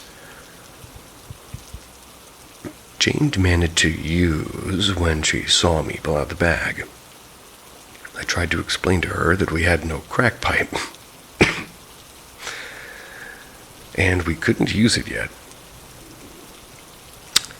None of that to go through to her, and she ripped the bag out of my hand, and unknowingly she grabbed a bag of heroin, ripped the stop with her teeth, and snorted it. Shortly after, we finally crashed when she failed to stop at a light and rear-ended a young black man in the heart of the ghetto. The crash snapped her out of her insanity, and she rushed over and gave the man $50 and some weed. His car wasn't damaged, and he understood by our dialogue that we had drugs on us and needed to dip, so he accepted what she gave him, and he even helped calm her down and bring her to her car. After that, I was allowed to drive, and I could see the drugs were taking effect, and she was falling into a blissful but conscious state. When we arrived back home, I walked her and just left all the drugs, knowing that she had too much. And at this point, she was still conscious, and as far as I knew, she had none of the hard drugs we just picked up, but did have alcohol and Xanax that she was prescribed. After that night, I hadn't seen her for about a week, and I was nervous something had happened to her. I Googled her name and found out that she died last night. It hit me so hard, and after that I started regularly using again. One day I was smoking outside, weeks after this happened, and 2 police detectives arrived at my place. They knew we were together because they got access to the ATM camera where I withdrew money from her card. I told them pretty much everything, but left out the part where she grabbed the heroin from me and snorted whatever while she was, speeding down the road, raging on about suicide. The detectives left and told me that they'd get back in touch after they got toxicology reports and do further investigations. A few days after that, I was smoking a Black & Mild cigar and filming myself blowing O's. At the time I recorded myself, I was completely alone in my patio and it was totally silent. I didn't immediately rewatch the video, but when I did, I noticed the sound of a woman's voice whispering closely to the mic saying, "Hurry up and say it." It took no time at all for me to realize whose voice that was and what she wanted. She wasn't a heroin user and only used accidentally while drunk and raging. When detectives returned a few weeks later, I made a point of telling them. They recorded a video of me telling all that happened to her family, and the overdose and the heroin was used as an open question and confusing them, so it all fit in with my intuition and the words captured on video. I live in an apartment complex and she lived above me, and since then things fall over all the time and lights turn on by themselves. The weirdest incident was I walked in the bathroom and the shower curtain was rapidly shaking. I ran out thinking a rat was in the bathtub, but nothing was there. Sounds of footsteps are ever present late at night. I warned friends about it when they stay the night, and every time every friend that stays will say that they did hear strange noises and footsteps. I put the ghost voice video on YouTube, which I have linked, but listen closely, and you'll hear a woman whisper, "Hurry up and say it."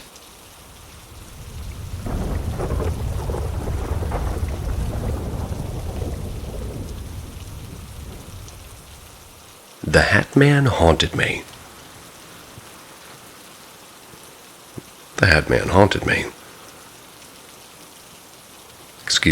Hunted me. Backstory, 5 to 8 years old, and I grew up in a chaotic household with a drunk father. My first set of dreams didn't have the Hat Man in them, but were certainly related. I don't remember too much of these dreams, but it consisted of a little girl with pitch black eyes who tried to gain my trust, and did, and led me to this house.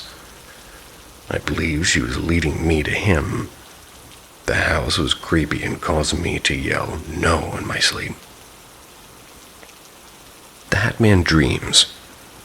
These dreams came directly after the first set. I remember these like this was yesterday. The setting was an old ranch on a dirt road. I never went to the ranch, I only stayed on that dirt road, and the ranch, however, was always dark and built on old rustic wood. The ranch to the right of me, and everything else around me, was nothing but dirt. The first time I saw him, he stood away with a top hat, a trench coat, and a shadow for a face. I stood in the dirt road motionless, and scared for my life. He then immediately got really close and tried to get me into his portal onto the ground. The portal was a circle, and it was maybe as big as the width of a car, and I refused. That's when he started to hurt me. He scratched me, and I would wake up with scratches in real life. He choked me, and I could feel the sensation of being choked in real life, and he would come back night after night after night to try and get me into his portal. Inside his portal was pure darkness. Nothing to see, just black. The setting never changed throughout the dreams. Always just a ranch on a dirt road. After nights of terror and waking up in pain with scratches and being choked, I decided that tonight I wouldn't be scared of him, and hopefully he would go away. That night was the worst of all nights. He threw everything at me, scratches and chokes, and inflicted pain in my body, and then he dragged me into his portal, and I was only hanging on with 2 hands with my feet dangling in his portal. In that moment, I knew I couldn't be scared of him, so I just hung there not screaming or fighting back, and I realized I wasn't scared anymore, and he disappeared. When I woke up immediately after the dream, I decided I wasn't going to be scared of him, and I looked into my doorway. And as a kid, I always shut the door before I slept, but this time it was cracked. I looked and I saw him, but he looked different this time. He had a brownish face, and you couldn't really make out a nose or a mouth, and his eyes were silver or white. He just stared at me for about a minute. He then just left, and I haven't seen him since.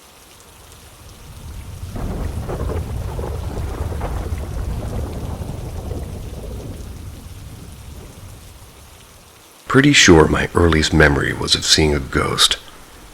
But do ghosts tend to look like living people?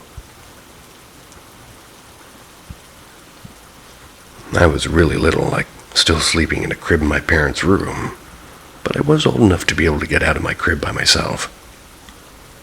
I was laying there on my back. I saw the door open and my dad's there, but he's blue, like dead. Not just his skin, but his clothes are sort of blue too, maybe even glowing a little. He makes a funny face at me and starts making silly noises and walking toward me like he was doing this thing to tickle me.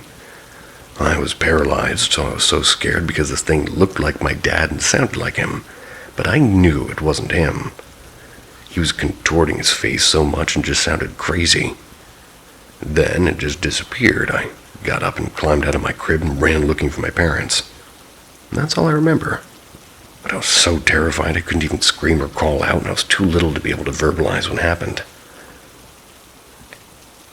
I suppose it could have been a nightmare, but it was so terrifying I couldn't even yell or cry about it. I was a nervous kid from then on, and I was always afraid that something paranormal was coming to get me. This isn't the only time I saw a family member that wasn't there. There was another instance when I was in elementary school. My older sister and I shared a bedroom. I was on the top bunk of her bunk beds just trying to sleep. She was out with friends. I had terrible allergies as a kid, and that night I was struggling to sleep, just laying there in the dark, sniffling and feeling miserable. Then I see my sister walk in, and I sat up to greet her, but she just fell into her bottom bunk as if it was maybe her being really tired. The whole bed shook when she hit her mattress. I looked over the edge, and I saw her foot hanging off the edge of her bed. Thought it was weird that she didn't see me sitting up and looking at her. After an hour or two went by, I started having a sneeze attack, needing to blow my nose a lot. I was worried I was going to wake her up, so I got up, climbed down my ladder, and started walking toward the door. I felt like I should check on her to see if she slept through all of my sneezing. But when I looked, her bed was empty. Turned on the lights and tried to stay awake the rest of the night, but eventually I slept. The next day I was told my sister had spent the night at her friend's house. Do ghosts try to look like people you know, and why would a ghost do this? What do you think it was trying to do? I know this could have been sleep paralysis, but I guess I have had many instances of that throughout my life. But these 2 times felt different since the entity looked like my family, not a monster or witch or anything. Especially the one with my sister, because I was up and moving around, not paralyzed into my bed. Hadn't fallen asleep that night yet. When I told my dad about the incident with my sister, all I got was a, uh-huh.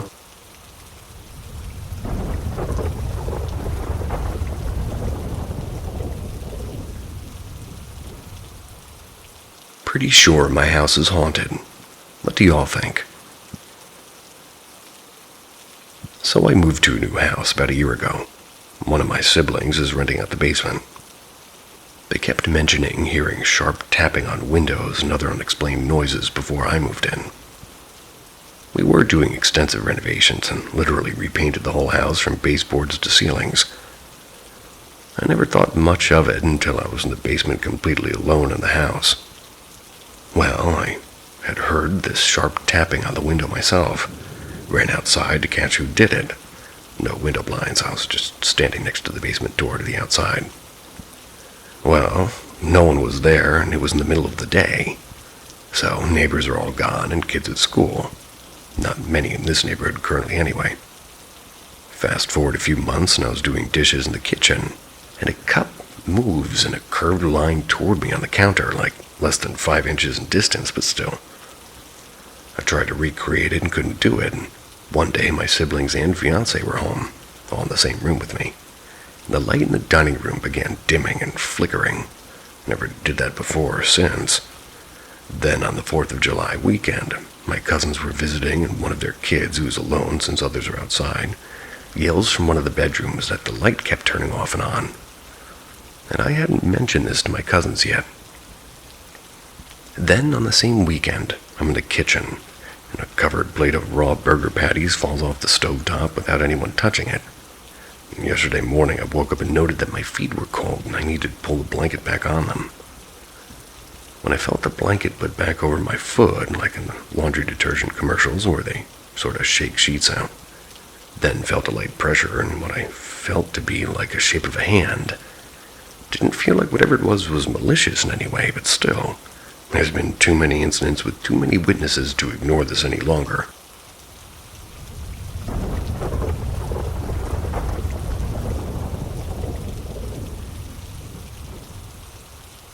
I believe I saw a ghost when I was 4 years old. Necessary background information.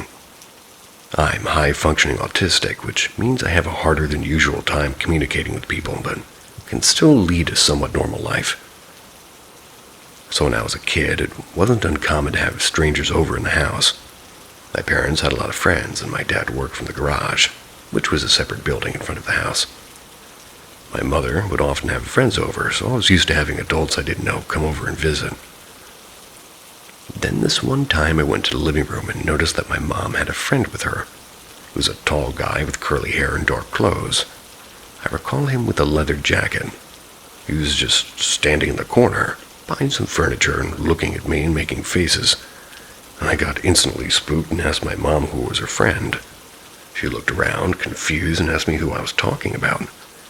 To which I replied by pointing toward the corner without looking or saying, just there. She told me that there was no one there and for me to stop lying. Now, apparently autistic people have issues with injustice, and this is what I remember the most from this episode.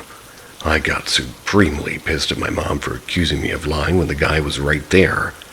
I insisted that there was someone there and looked again, and guy still standing in the same spot making scary faces, like angry faces and sticking the tongue out and stuff. And looking at me and my mom. She looked in his direction again and told me there was no one there again, telling me to go there and touch the guy I was allegedly seeing. Now, if there was one thing that I absolutely didn't do, was to go anywhere near that guy. Then I saw my mom staring in the direction and him looking back at her and convinced myself that she was just messing with me, stomped out of the living room. I remember being so angry at her for trying to fool me and having this dude scare me. Later that night, my dad stepped after work. I asked him who was their friend that had come over, and he had just went like, "What? Who are you talking about? Nobody came over today." I described the guy, and he just said he didn't know anybody that looked like that. Then called my mom over and inquired her over it. And she once again scolded me and told me to stop lying.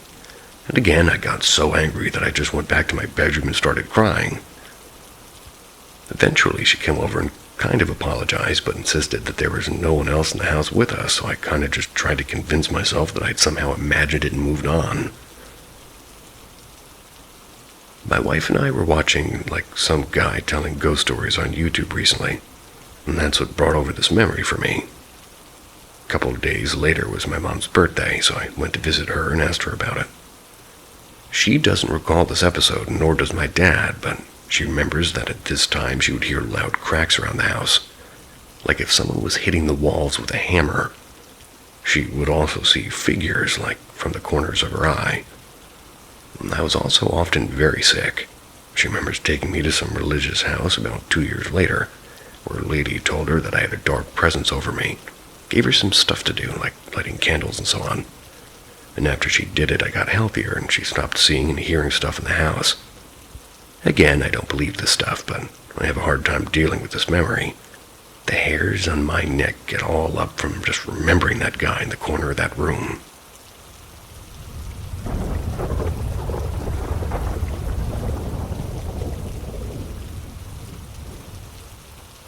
Creepy encounter, and more.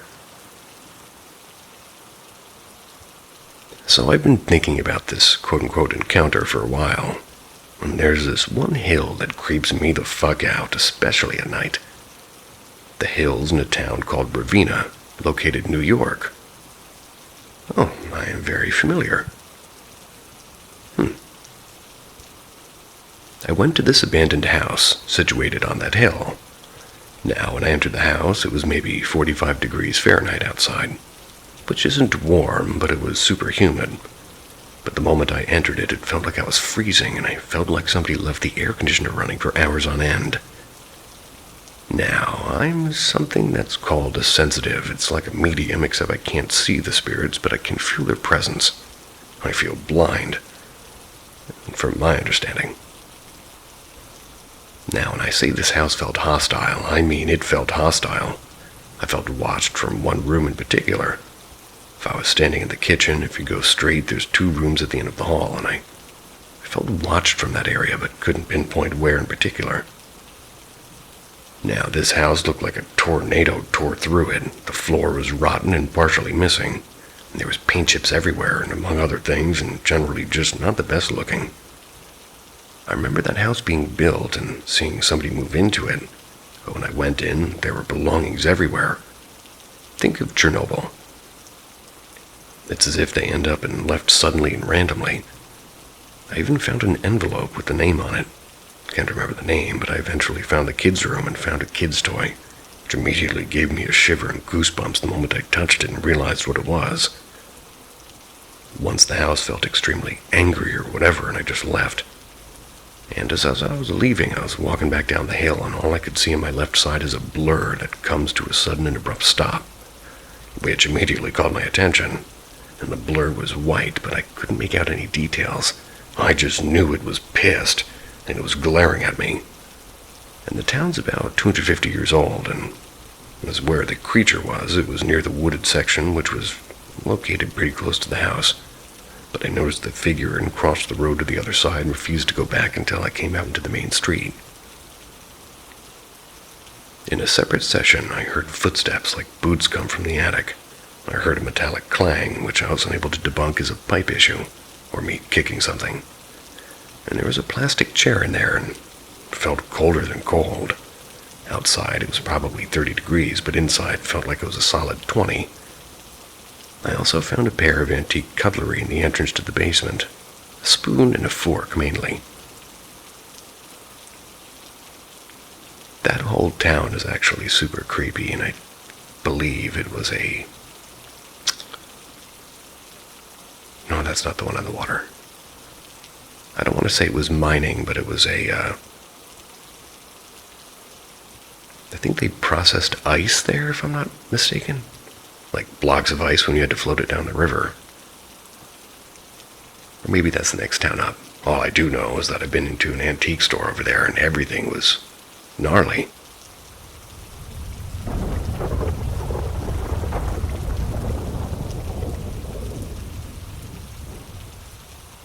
Very strange experience that occurred some months ago.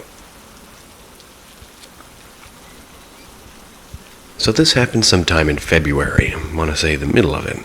It was still fairly cold out, and I recently got out of a psych ward a few days prior to this story taking place. But there's this house on this hill, and it's an absolutely gorgeous house. Around 3,000 square feet, I'd say, basement and an attic.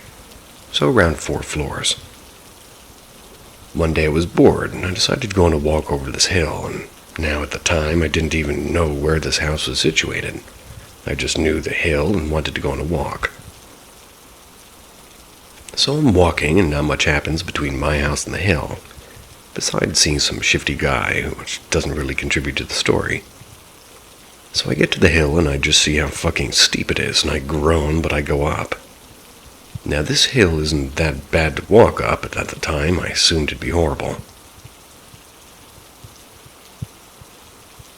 So I'm walking up this hill, and it's forested on the right side, and the left side had a bunch of houses. So I'm walking up the hill on the right side, and it's night by this point, like pitch black. And as I'm walking, I'm just looking around, not seeing the whole lot, and eventually I reached the house and almost walked past it. Couldn't see it at first, and proceeded to say, I remember when this was being built and when people lived in it. And now I'm a huge fan, I guess you could say, of urban exploration and exploring super abandoned places.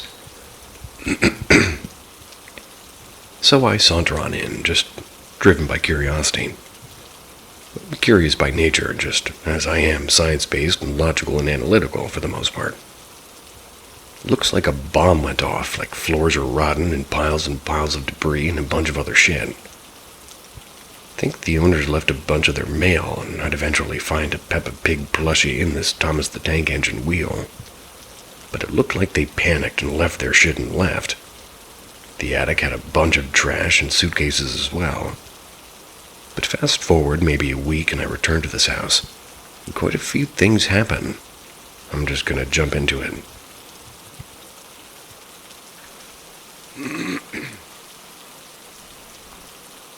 As I'm walking around, I eventually reach the living room, and there's this green plastic lawn chair, like the ones you'd see in movies, the white ones. It was noticeably colder than everything else. Keep in mind, it's maybe 50 degrees Fahrenheit out, and this house felt like someone was blasting the air conditioning at max for hours, whereas outside it felt like stepping into a swamp. I didn't think much of that. As I stand up, I heard this metallic clang, like a pipe or something. So I tried to recreate it. I kicked this piece of metal near me, and it made a totally different sound. So it wasn't me accidentally kicking something. But ultimately, couldn't debunk it, so I moved on. And I eventually heard footsteps from the attic, like somebody wearing heavy mud boots. Like 3 or 4 thumps. Now, mind you, there's nothing in the attic that can make any sort of sound. Same as the basement. And upon hearing this, I was beyond interested and even went up to go to the top and check it out. Obviously, I found nothing. So, I couldn't debunk that either, so eventually I left like an hour later. After hearing only one other thing happen, it sounded like tapping against a metal pipe, either that or dripping water. Which is weird, because the house obviously didn't have any utilities.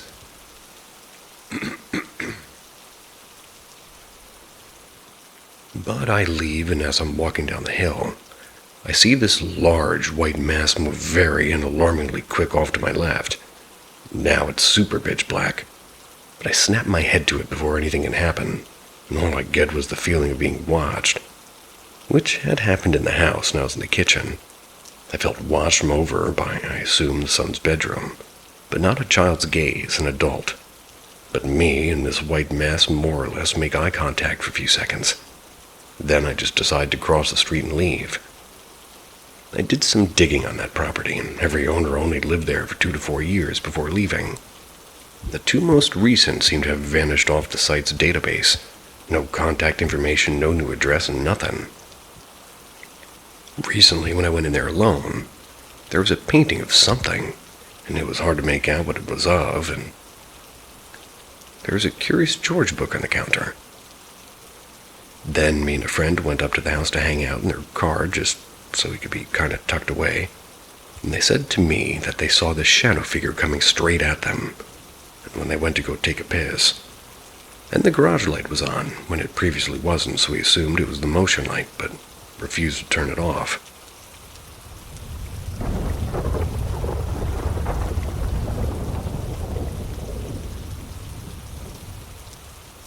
very scary experience while I was in bed. This happened to me a few months ago.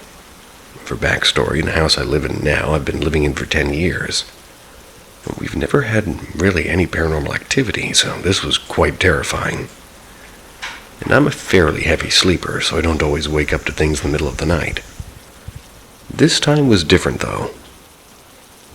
I woke at about 3 a.m. one night to feel my bed shaking slightly. I thought I was imagining things, but then the shaking got more violent. I could feel at the end of the bed the sheets being pulled off the side as if something was trying to climb up onto the bed. This and the shaking got more intense, and I couldn't move or do anything as I was paralyzed with fear. As all this was still happening, I felt the mattress next to my chest being pushed down, as if someone or something was sitting on the bed next to me. Then I heard a low demonic growl in my ear, and at this point I screamed and it all stopped. I was awake until the sun came up. I had been half expecting my parents to come running in as their room was right next to mine, and the walls are super thin, but they didn't, and I told them what happened in the morning. They said they didn't hear me scream or anything growling at all. They don't really believe that all this happened. I still think about this often, and maybe I was dreaming and that's why my parents didn't hear anything, and maybe it was sleep paralysis or something. Nothing has happened since, though, and I really hope it never happens again.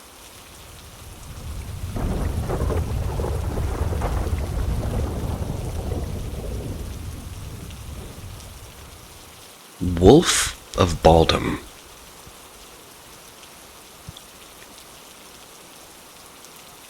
In 2016, I went to study abroad for a year in Munich. It's in Germany. I went to plenty of places in this time, local towns to explore and further regions of the country for hiking. I got to know a girl in my program, and we started spending more time together as we were both from the Detroit area, went to the same university. I liked her at the time, and 19-year-old male, and she was a 20-year-old female. She liked me. I was a bit more spontaneous with exploring, the idea of being as random as possible. And this particular day was on December 26th, and we were at Marienplatz, a central location subway station in Munich, deciding on where we wanted to go and what we wanted to do that day. I played a game with a friend back in the States called the Highway Game, where we would just drive and take random highways and take exits randomly to get lost as possible. He'd have a good time talking during our time trying to get back home without any use of our GPS. Anyways, why this is important is because that's what me and my friend were doing at Marienplatz. Just getting lost, which is how we ended up taking the S4 Bahn train toward Ebersberg. We still haven't decided which exit we plan to take as we're just sitting on the train and waiting for the right moment to hop off. We decide to get off at the Baldham stop and begin to walk out of the station toward the village. We're in the beginning stages of talking. We've had some close moments while talking, and this just felt like another timeless talking session with her. We walked around the town and eventually found some woods to walk through that were quite dense, covered with moss on the ground and tall pines everywhere. We made the mistake of going out in the early afternoon. After an hour train ride, arrived at 3 p.m. In the middle of December, the sun was dropping quite quickly, making for a forest with a shadowy backdrop where I couldn't see much beyond 100 feet or so. We found a patch of thick moss, void of any trees, which made for a nice spot to lie down and just stare at the clouds moving by. There really wasn't any snow cover, and it was about 40 degrees, so it wasn't that cold. And as we sit there taking it all in, I just felt like it was a good moment to lean up against and go for a kiss. As I get up on my elbow looking at her, I notice something moving in the background within the shadows, just darting between the trees. It wasn't for more than a few seconds later that I realized whatever was darting between the trees was now darting towards us. Didn't think much of it since I thought it must have just been a dog, but as it got nearer, I realized this thing was canine and huge. Before it reached us, I stood up and stopped within feet of us and snarling and growling extremely loudly. Dragged my friend up and told her to just start walking away. I followed her, but noticed the canine creature walked in a circular path around us to the 3 o'clock position from where it stopped. I began to walk with her, and as I turned around to check where it was, I saw that it was gone. Never heard it leave or saw anything run away. The only thing we did hear was a howl about 30 seconds after we left from laying on the moss, at which point we darted to get the fuck out of the woods. And as we did, we came across a gentleman walking a small dog, greeted him and felt a sense of security. Nonetheless, we left as quickly as possible and went back to the station to catch the next train back home. Now, I know one may be thinking that it could have been a wolf, but later that evening I looked to see if there were any wolves in the area, but found that the majority, if not all, wolves were killed following the expansion of human society. The closest known populations of wolves being near Poland and Ukraine and Russia. It could have been a large dog, but let me tell you, I have dogs and I've grown up around dogs, and I've been attacked by a dog before. I know what I saw was not your average canine. It looked wolf-like, but was huge. If anybody has any idea what happened, or is from the Munich area, knows anything like this happening, please tell me, as my now girlfriend and I still talk about how freaked out we are about this. All I can say is that just as quickly as I noticed the canine, and as it tried to attack us, it was gone, making for a supernatural experience in my book.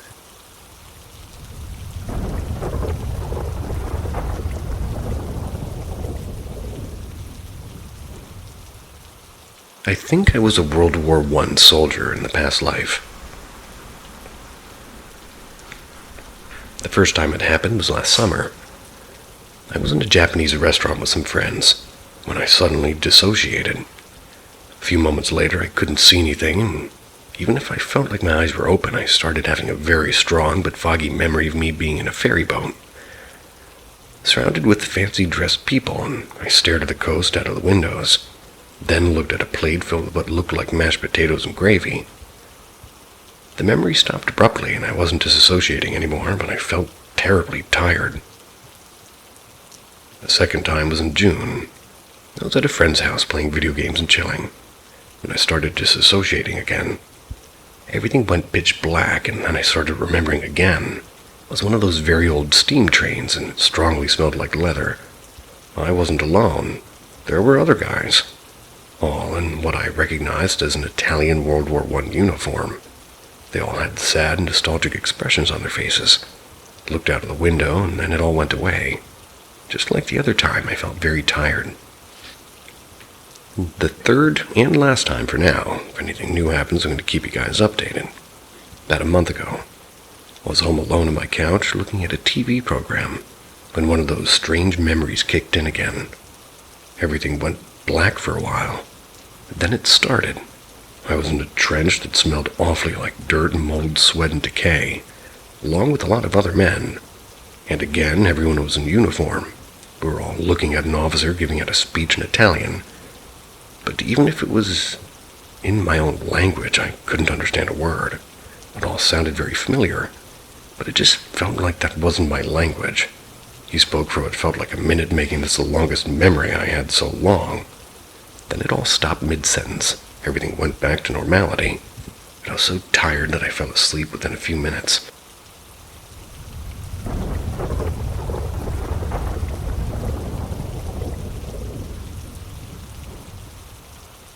Everything has been true so far.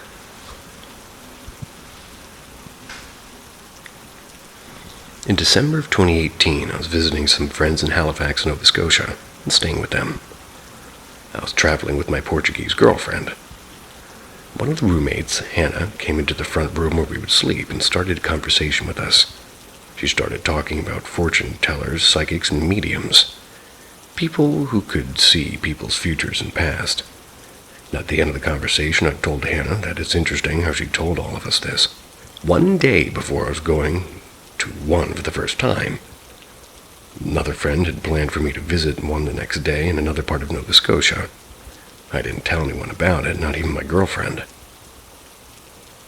Hannah told me a few things in that conversation, namely how she wouldn't want to know anything about her current relationship because it would be really shitty if we were with somebody that were then told it wouldn't last. That would be depressing. She also mentioned dragonflies being a sign of hers, and maybe the sign of her friend who had told her some stories. The day comes, and my good friend Laura took me to see a spirit guide.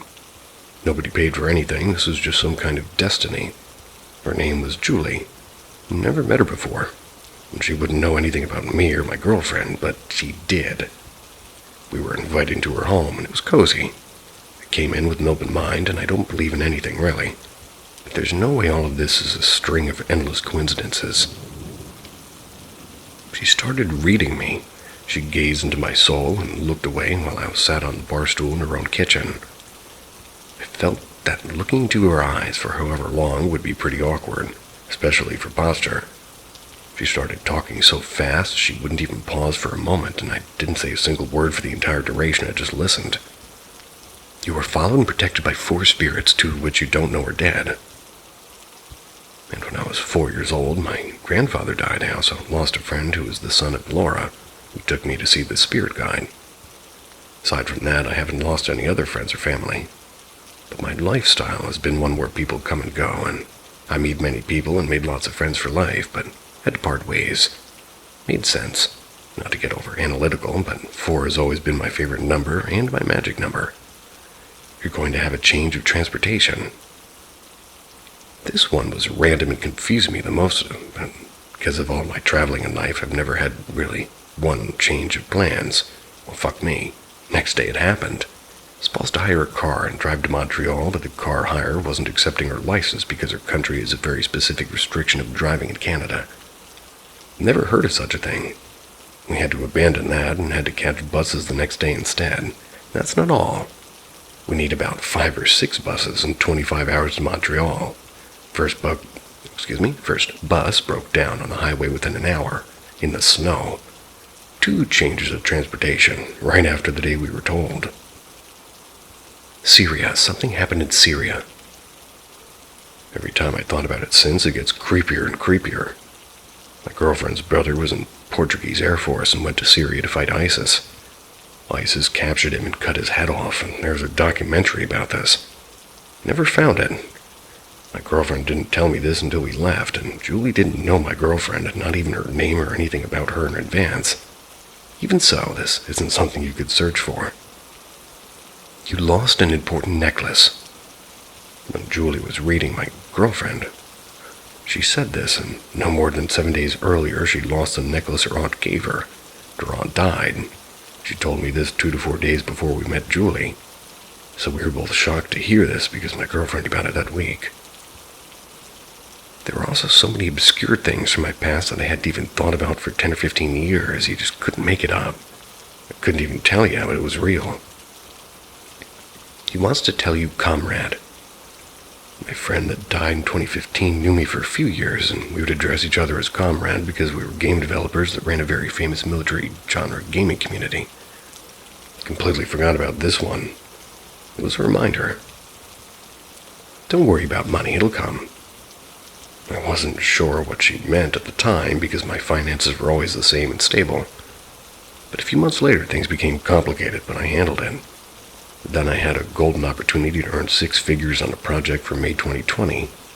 The person offering this deal was very nice, but something inside me told me to wait. And 2 weeks later, borders, airports, and stores all over the world shut down because of the coronavirus. And right now, this is still happening, but if this is also true, then perhaps whatever mess this virus could put me in, I'll be okay in the end, even with 2 new more mouths to feed. You have a question about your relationship, she said to both of us. There was literally not a word more on the subject of relationships. And as Hannah said, that would sort of suck the future. I immediately knew what Julie meant, and she was my girlfriend, and I was her boyfriend. But we never defined it, and we met casually and just kept seeing each other. Never said I love you, we just existed side by side, and we get along well, but we never actually talked about our relationship. A few months later, we broke up and haven't seen each other since. Didn't even have a relationship status on Facebook. Ever since that day, for many months I kept seeing dragonflies, all because Hannah told me that she or her friend kept seeing dragonflies as well. I saw a real, alive dragonfly for the first time in years shortly after this experience, and I saw decorations of it in stores and everywhere. So many more things I wish I could remember.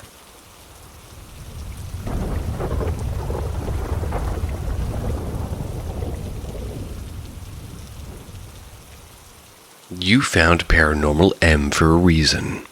Something in you wants to know the truth, the uncomfortable, the unexplainable, the terrifying truth. Subscribe now. Fear isn't just a feeling. It's real, and it's here. Visitation or nightmare. So, back in 1998, I was an army chef serving in Antrim, Northern Ireland. Among the soldiers on camp, we had a visiting, I don't know what this word is, but cadre of military policemen, about 15 of them.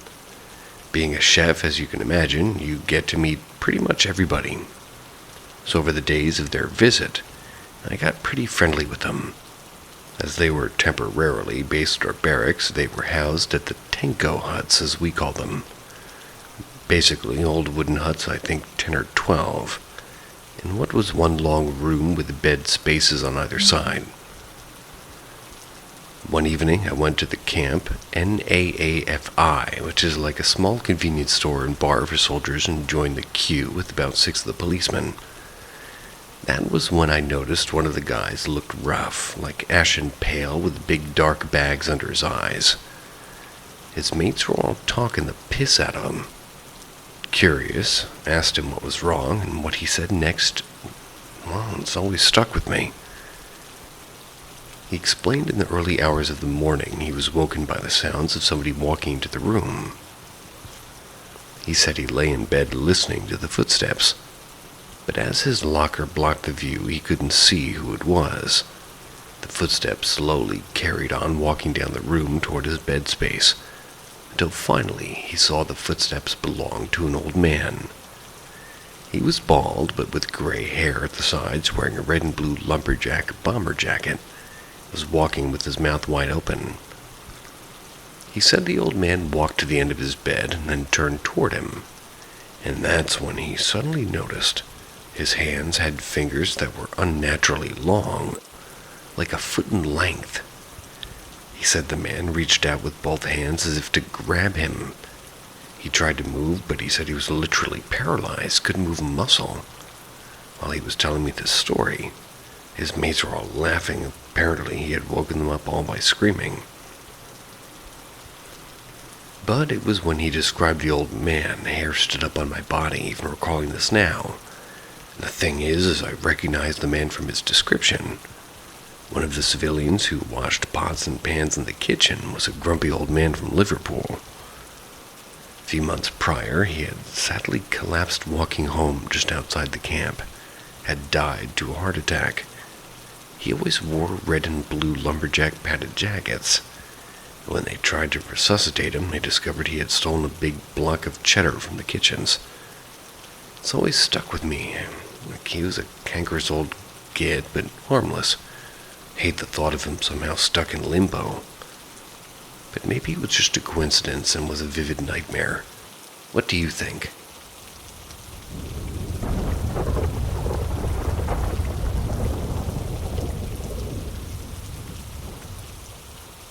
My weird firefighter experience. I've been a firefighter for about 9 years now in Northwest Virginia. I've often heard stories about fire stations being haunted, and I even have had some strange experiences myself at my own station, and on a few incidents. My favorite example of something I can't explain is on the scene of a fatal hit-and-run involving a pedestrian. It happened in December of 2016. My department was responding to a chimney fire when we were toned again. For a vehicle versus pedestrian. That doesn't sound like a fair fight. We were on scene of a fire and had to put the next due engine on the vehicle versus pedestrian call. About an hour later, around 10:30 p.m., after we finished cleaning our equipment from the fire, we were dispatched to assist the Virginia State Police with their investigation by providing light to their scene. When we arrived on scene, we noticed that there was police tape everywhere.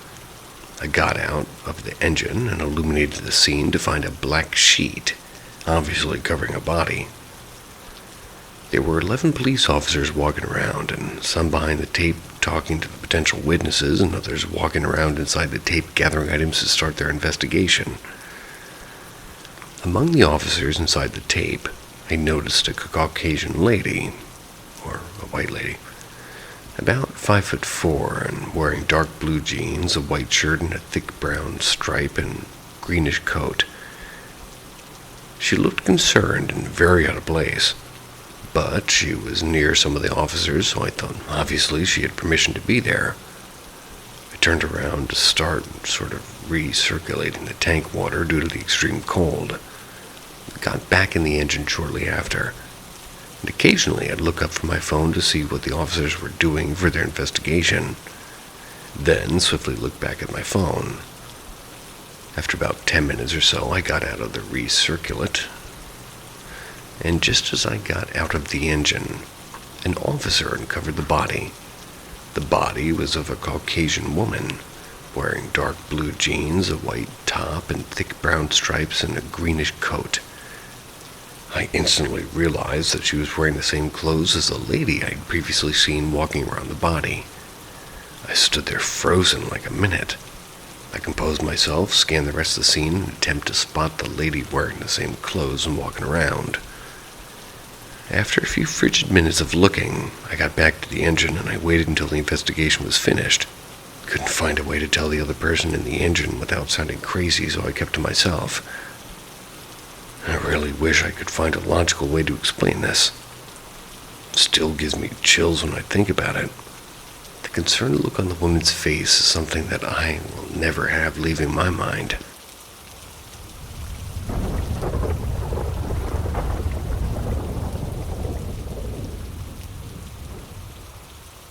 Here is my audio evidence with the famous Thomas House Hotel Whistler.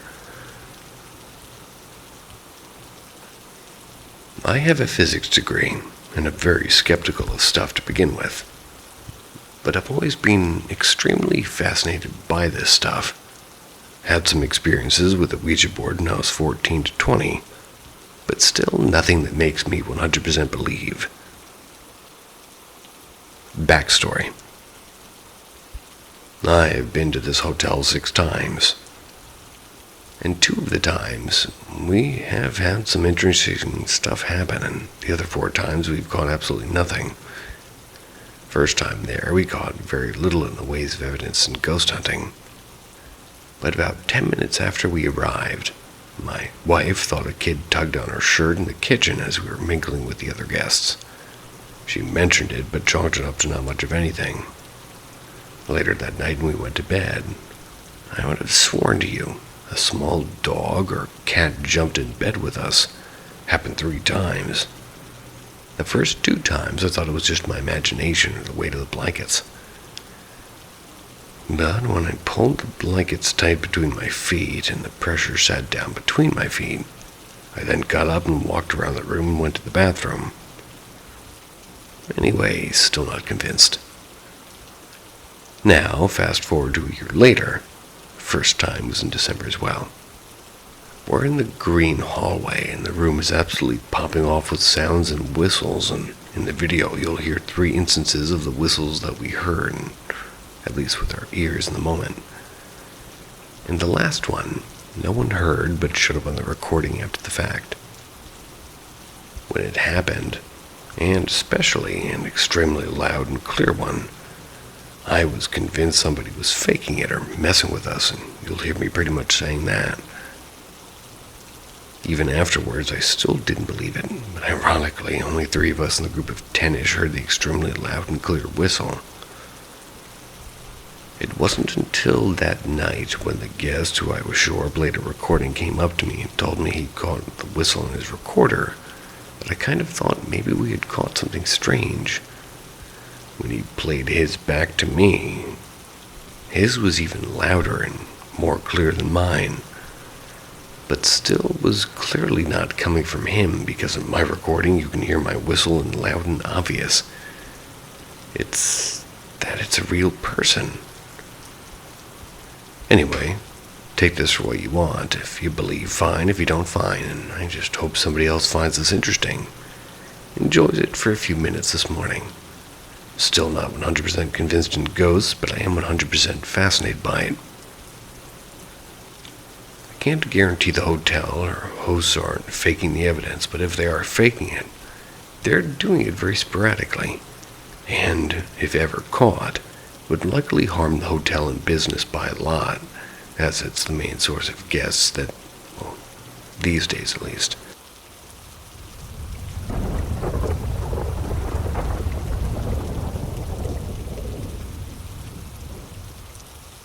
Fishing ghost. 3 days ago, I was out fishing.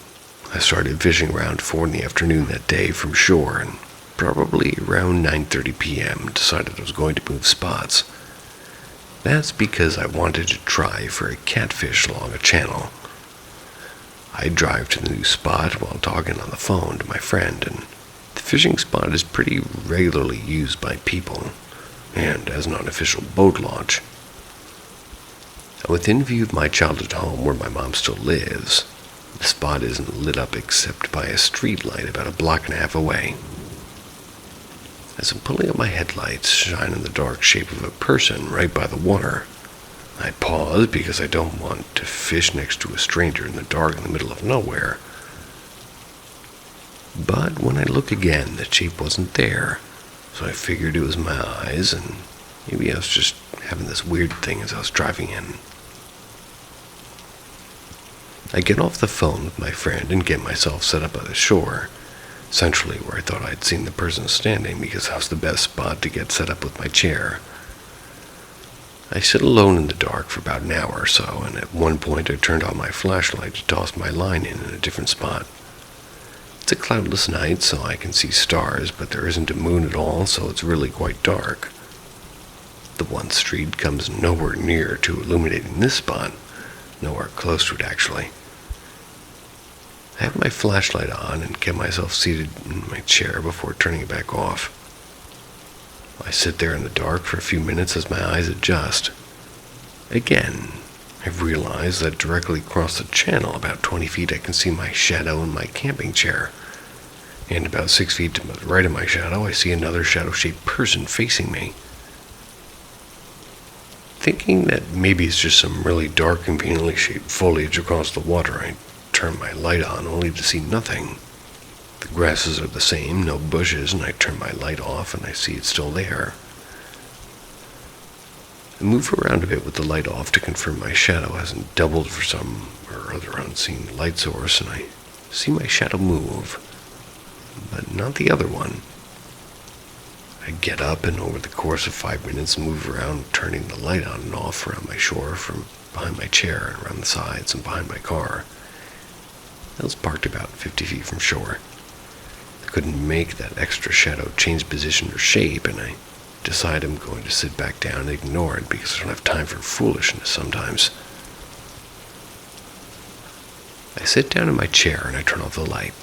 I realize that now the shadow has moved closer by about 3 feet and changed shape to be more identifiable as a person. But I turn to the side as if it's standing next to me and looking at me.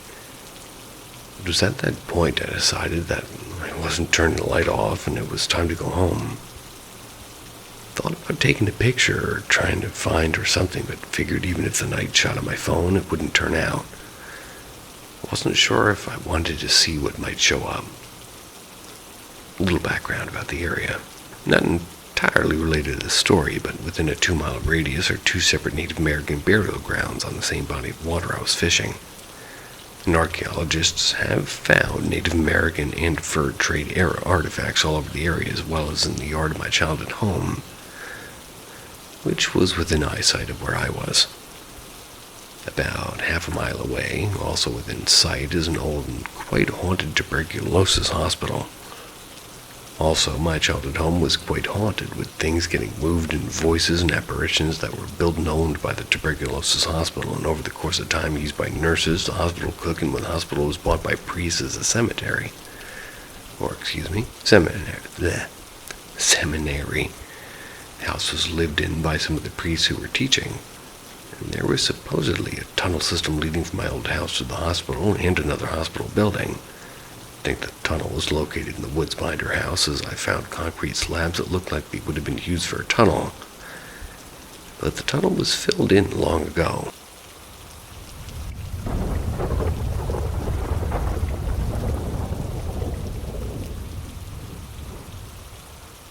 Heard somebody calling me in the late hours. I was 18 at the time.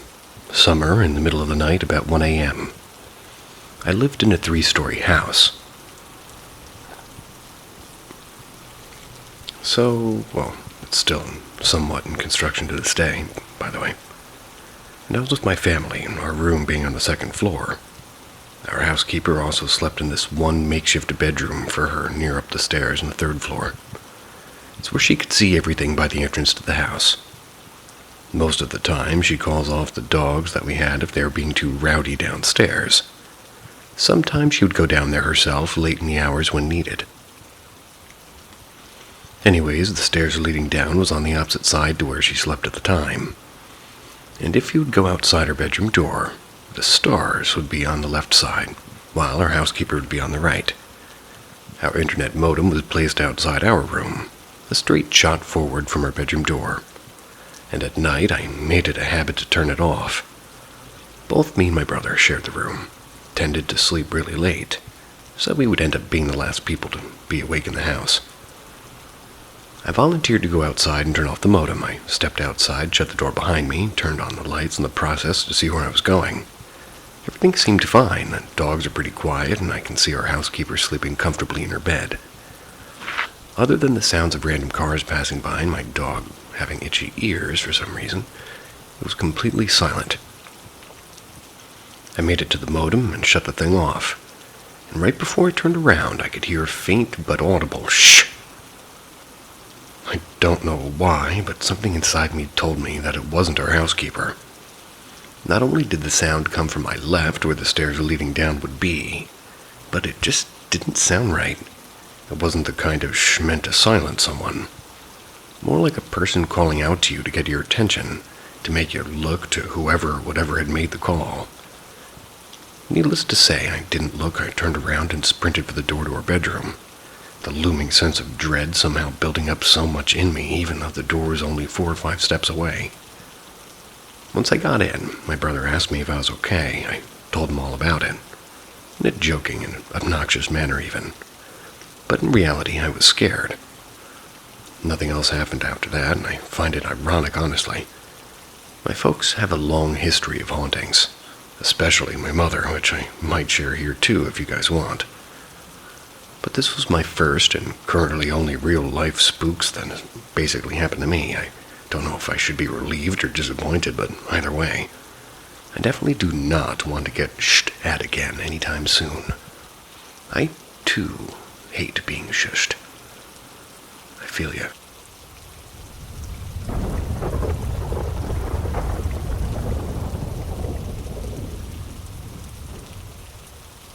Demonic cult orbs of light, demonic spirits, old cemetery. When I was 18 years old, in the summer of 2009, me and a friend decided to visit a cemetery in our area at night. It was connected to a park with a trail and woods behind it. The cemetery was old, like early 1800s old. My friend and I drove up to the trail parking lot. He got out of his car and walked down the dark lane surrounded by dark trees and shadows. As we were walking closer to the cemetery, I started getting nervous for some reason. We got to the cemetery in the middle of the woods, and I started getting this bad feeling like we were being watched. We kept getting closer to the back of the cemetery, and once we were in the middle, I noticed orbs of light in the woodland toward the back of the cemetery. There was at least 50+ orbs, too many to count really. We got closer, and they got brighter, and the feeling in my stomach got worse. I stopped and whispered to my friend if he was seeing the same thing I was seeing. He confirmed the same thing. We inched a little closer toward the back of the cemetery, and I got this terrible feeling inside me, like it was evil and that I should not get closer to these orbs.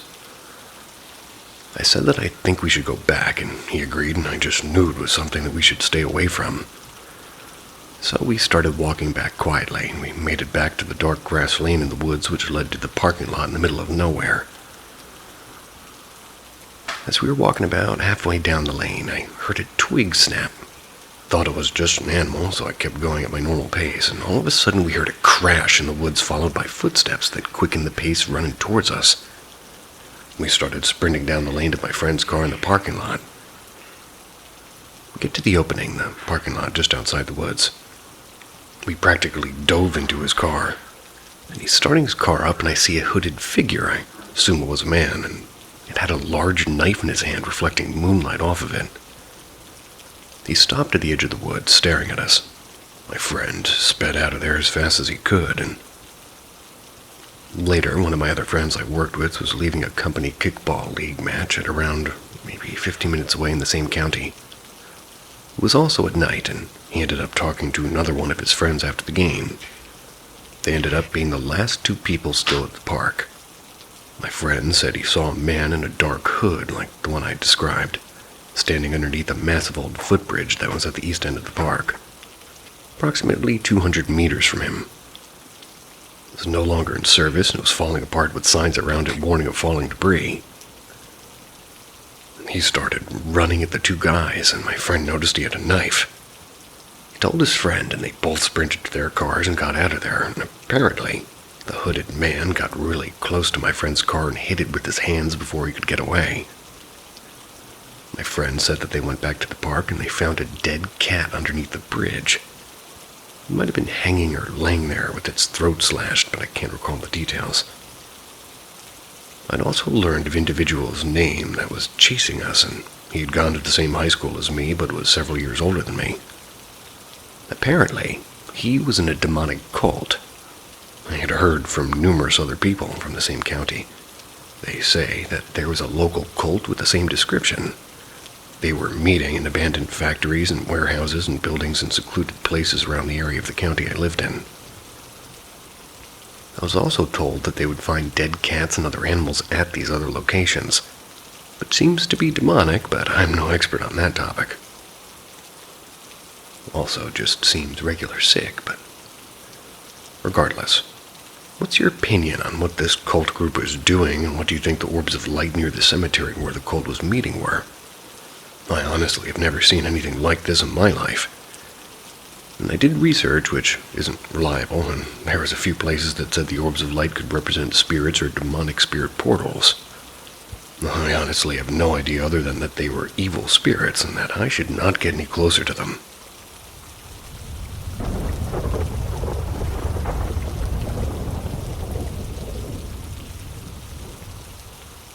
Friendly visitor. Back in 2009, I was 26 years old and I lived by myself on the second floor of a multifamily house. The entrance door to the apartment was a double door made of clear glass. It led straight to the living room, so someone standing at the door would pretty much see the whole layout of the house since it was a studio-like place. It's where the living room and kitchen were in an open concept, and you could see the door, a real wood one, that led to my room. It was really weird at first, but it grew on me and I ended up liking it. To ensure privacy, I installed heavy curtains on the inside of it, but I'd always leave them open during the day because it would help with the lighting. I never had issues with it, at least not with the living, but throughout the whole time I lived there. But one day, something really creepy happened.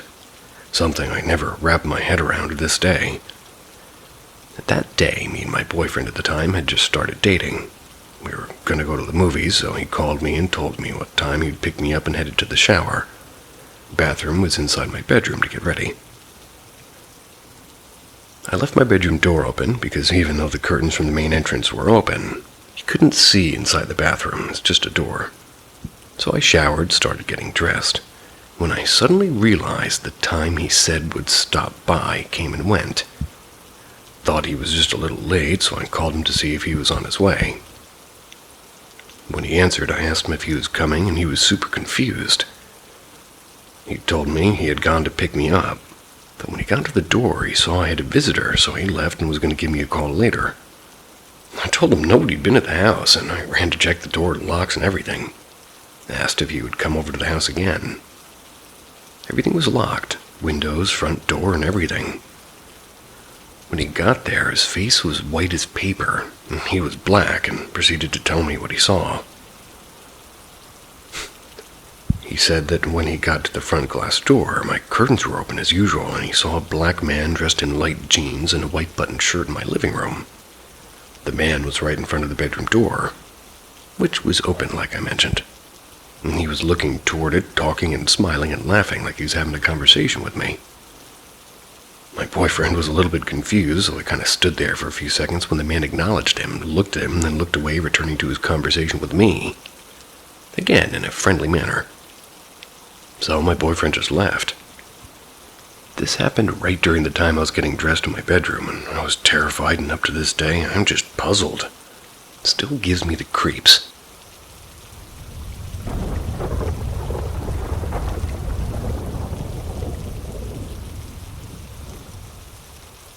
I used to hang out with the ghost of a girl when I was a kid. Not a fiction story. When I was around 3 or 4 years old, circa 2004, 2005 at most,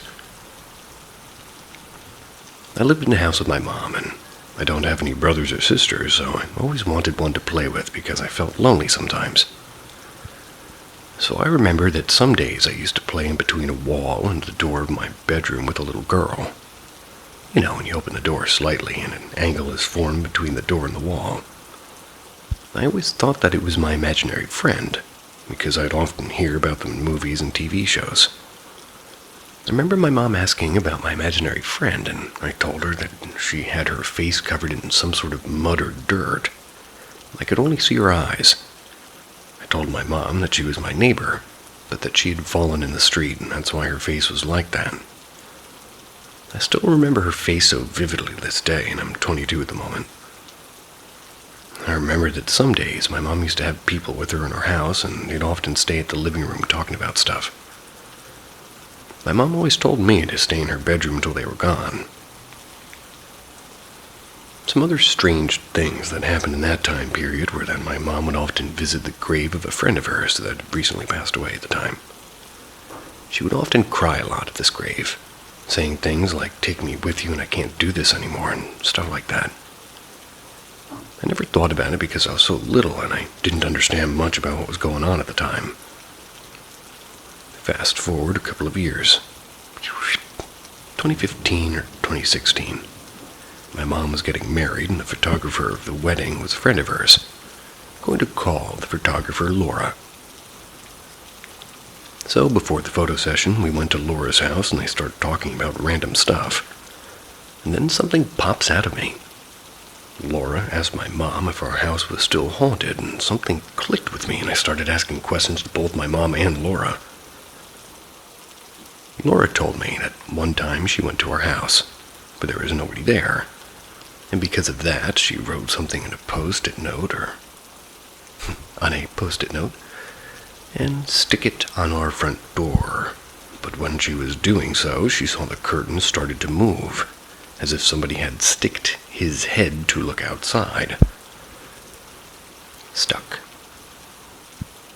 She found that quite strange and asked my mom about it, and my mom told her the story about what was going on. I started questioning my mom about what happened at that time, and she told me the whole story. My mom's side of the story. Apparently, in 2004 and 2005, my mom used to work in the same place with a neighbor, a girl about the same age as my mom. I'm going to call her Abigail. They were never friends, but they got along fine. Abigail's mom used to sell paintings, and my mom asked to buy one that had a couple of angels and Bible verse. It's worth mentioning that I don't remember this painting at all, by the way. So when my mom got the painting stuff, and, well, strange things started happening in her home, and she would often see a woman and a little girl. She always was in a bad mood, and sometimes her house would start to freeze in some rooms. Where we lived, the average temperature is around 104 in the summer, so my mom started looking for help and called a church group to pray in her home. The group of quote-unquote friends that I mentioned earlier. But she didn't see any improvements in the situation, so she and my grandma went to see some sort of medium or witch. Really don't know what this lady was. My mom started talking about what was happening in her house at the time. She would often be on a pretty bad mood, and she would often visit her friend's grave and cry for help. The medium told my mom that when she went to visit her friend's grave, she wasn't asking for her friend. She was speaking to something or someone else, and then the medium said that her house had some spirits that came from something inside her home. She asked if my mom was given some present or if she bought something or maybe brought something. And everything started to happen, and if she knew somebody that could be jealous about my mom's life. We didn't have much money or anything crazy. My mom told her about the story of the painting in Abigail, and the medium told her to burn the painting because it could be what was causing everything. So my mom called her brothers and tried to burn the painting, but didn't catch fire at all. My mom went back to the medium some days later. The medium helped her burn the painting, but the medium told my mom that she had to make sure nothing wrong happened to Abigail, because every bad thing that the painting had would come back to Abigail, but if something happened to Abigail, my mom would keep the bad stuff on her. After that, everything came back to normal, and we moved cities and started using the house as a storage unit to keep our old furniture and boxes there. But one day I went back to my old city, just to visit some family. I was staying at my grandparents' house, but there was a thunderstorm that cut the entire block's electricity off. So we had the idea to go to my childhood home and stay there for the night. We went to my old house and tried to unlock the front door, with no success. I tried unlocking the back door with no success either. My grandma told me to leave, and the house didn't want us there that night.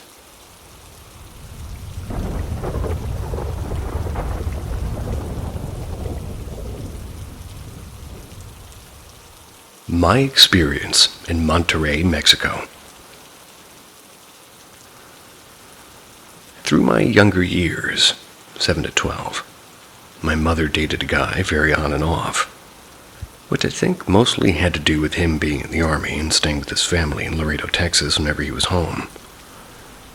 Either way, he invited us to visit his cousin's summer cabin in Monterrey, Mexico for the weekend, so we did. The cabin was very ranch style, longer in one dimension and shorter than the other, so it was built like an architectural rectangle. On one far side of the building, think of this as like an aerial view, it was the kitchen. Next to that was the living room. Attached to the living room was a long, slender hallway connected to bedrooms on each side and a bathroom on one of the sides. The quote-unquote backyard was only accessible through the living room. That's by a sliding door. And what started as a bit of the desert floor met a forest's tree line of dead and dying Monterey cypress trees. Meeting the tree line was an elevated hunting tower, which had its platform meeting the top of the vertical tree line. I'm prefacing my experience with the following information, because I believe in being open-minded in every aspect, and want to tell my story rather than sell my story. On our way to the cabin, my mom's boyfriend was telling us about a cursed legend of the witches of Monterey. Apparently, they had been haunting the mountainous area for generations, and were his childhood version of La Llorona. Clearly, he's trying to scare us from the get-go, and me being so young, I was eating this shit up like candy. We got to the cabin late evening. We decided to stay in for the night and watch watch M. Night Shyamalan's The Lady in the Water. After the movie, my mom's boyfriend asked me to go get something from the bedroom for him, and I was halfway down the hallway and he turned the lights off on me. And let me remind you, this is a very rural part of Mexico. So the dark was dark, with all the scary stories and, well, at the time for me, scary movie. I was spooked and I was frozen. My mom's boyfriend began to make your stereotypical ghost noises and taunted me to go deeper into the dark hallway. But I was so petrified, I remember just standing there frozen in fear. Longer story short, my mother got on him and turned the lights back on, and they comforted me. And after a few apologies, we all went to bed and Can't remember how I slept that night, but honestly wish I did. The next day we did pretty basic tourist shit. Went to a bazaar, embraced the city's beautiful mountain range, which seemed to hug the city. Ate authentic Mexican food and visited the main hub of the city. When all that was all done, we decided to call it. Went back to the cabin. And this is important to me because I remember the night before so vividly, and I can't remember anything else about this night, other than what I'm going to write about. I was in the living room of the cabin. I remember my mom's boyfriend was there with me. He asked if I wanted to go up into the hunting tower out back with him, and I innocently said yeah. I remember following him through the back door of the living room, and I remember him walking ahead and turning back to wave me towards him. I take it as he was trying to help me keep up with him and follow him. I watched him climb the ladder of the hunting tower, and I heard a voice behind me. "Hey, where are you going?" It was my mom's boyfriend behind me asking where I was going. I turned back around to look at the hunting tower along the tree line, and no one was there. Nothing was. Not an animal, not my mother, not her, but nothing. Fast forward to a few years ago. My now wife and I were still dating at the time and sharing ghost experiences with each other. Yes, I do have one other ghost experience in my life that I believe to be genuine as well. I told her about this experience, and Monterey, and I'll never forget the pale look on her face when I told her. And she's from a Mexican family as well, and this legend of the witches of Monterey is a very real thing for her as well. The scary part, as I was telling her this story on a Friday, according to what her family told her growing up, Friday is a forbidden day to talk about them. That's because it's one day of the week that they're most powerful.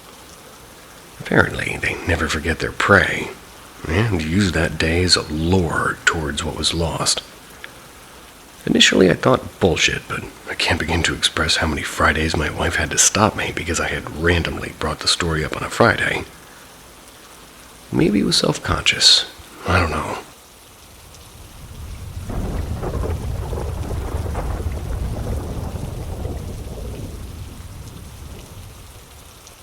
A visitor to my cabin in the woods. I live in rural Appalachia and adore the wilderness. I often invite friends to come out and camp with me. One, because I enjoy sharing the wilderness with people close to me, and two, because there's a creature that lives in my woods as mentioned in a previous post. A couple of years ago, maybe 4 or 5, my aunt bought a small cabin from the Amish and placed it here. She intended it to be used as a playhouse for my younger cousins, but my cousins never enjoyed it and could never really stay a full night there. The weekend off of school came around, and I called my friend to see if he'd like to stay in the woods for the weekend. He agreed, and he had his mom bring him out. We started walking and made it not even halfway to our destination when he asked if he could just stay in the new cabin for a night or two because the weather said it was going to have a storm anyways. We walked back to the top of a hill so I could text my aunts, and she gave me the okay. It was starting to get dark, or rather it was starting to get dark, so I went ahead and settled down completely in the cabin, started eating what we were supposed to be like camping rations. We talked and talked for hours until we looked out the window and noticed it was dark out and the rain was coming down. We decided it was best to lay down and go to sleep, and he passed out almost instantly, leaving me alone in pitch-black darkness listening to the sound of heavy rain hitting the tin roof. I didn't even realize I fell asleep till I heard loud knocking and rattling on the door. Figured my buddy went out to pee or something. The door had a large window, and I could clearly see somebody standing there. I was dreading having to crawl out of the blankets into the slightly moist, cold, still-aired room to let him in after he somehow locked himself out. So I rolled over to prepare to stand up, and as I was faced to his bed, which I couldn't make out the shape 100%, but as I focused my eyes more, I could see he was still in it. I froze and was in pure terror for what seemed like at least an hour when I hear the thing at the door make a sound akin to clearing its throat, then run into the woods. I waited at least 20 minutes before asking if my friend was awake, and he immediately said, "Yeah, did you see and hear that thing too?" And I said, "Yeah." Were you awake when it was whispering? No, I said. I laid there too scared to move or make a sound above a whisper for hours. I'd start drifting off and almost immediately start hearing something tap on the windows, but I'd try my best to ignore it even if I could clearly hear something rubbing its fingers on the edge of the tin roof on my side of the cabin. Morning came and I felt like death. My buddy didn't feel as bad and apparently thought the figure was a dream, but quickly realized there wasn't any more details.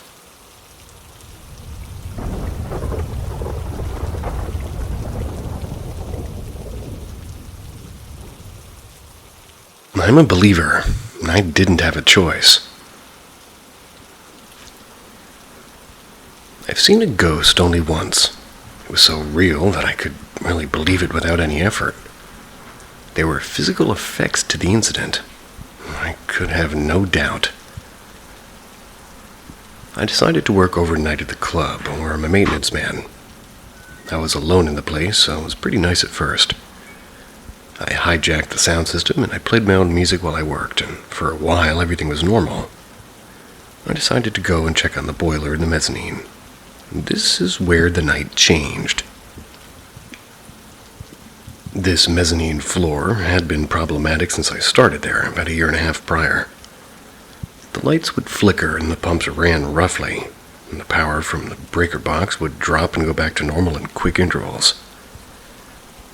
It happened so quickly that the pump never shut off, but when I measured power with my multimeter, I could see it dip and come back up again, causing the display on my meter to fluctuate rapidly. I'd called an electrician about the first 6 months in on the job, and he had looked over to everything in the mezzanine floor. The answer seemed obvious. The breaker box was from the 1960s and was so old that it wasn't working properly. He recommended changing it for a new one. The board of directors scoffed at the price, so he operated with the old box for another year. This night, I was in the same mezzanine, and the lights were flickering as usual, and it got chilly. The lights began to flicker more rapidly. After about 30 seconds, it began flashing like a strobe light. I stood in the doorway, beginning to feel a little bit afraid of the light bulbs exploding. I looked at the one closest to me, and then I noticed him out of the corner of my eye. I was not alone in the room. There was a man standing in the corner looking at me. I was so scared that I turned very slowly to look at him. And in the strobing light, my eyes moved closer to his position. I was too scared to move them any more quickly. I can see very well in my peripheral vision, well enough to read sometimes. Me too. I saw a man in a navy blue shirt and pants staring at me with his teeth bared. It looked as if he had been horribly burned and his eyelids and lips were gone. He was about 5 feet and 7 inches tall. Slowly, still my eyes moved toward him until it rested on the spot that he'd been standing, but he was gone. I called out into the room scared, trying to remain brave.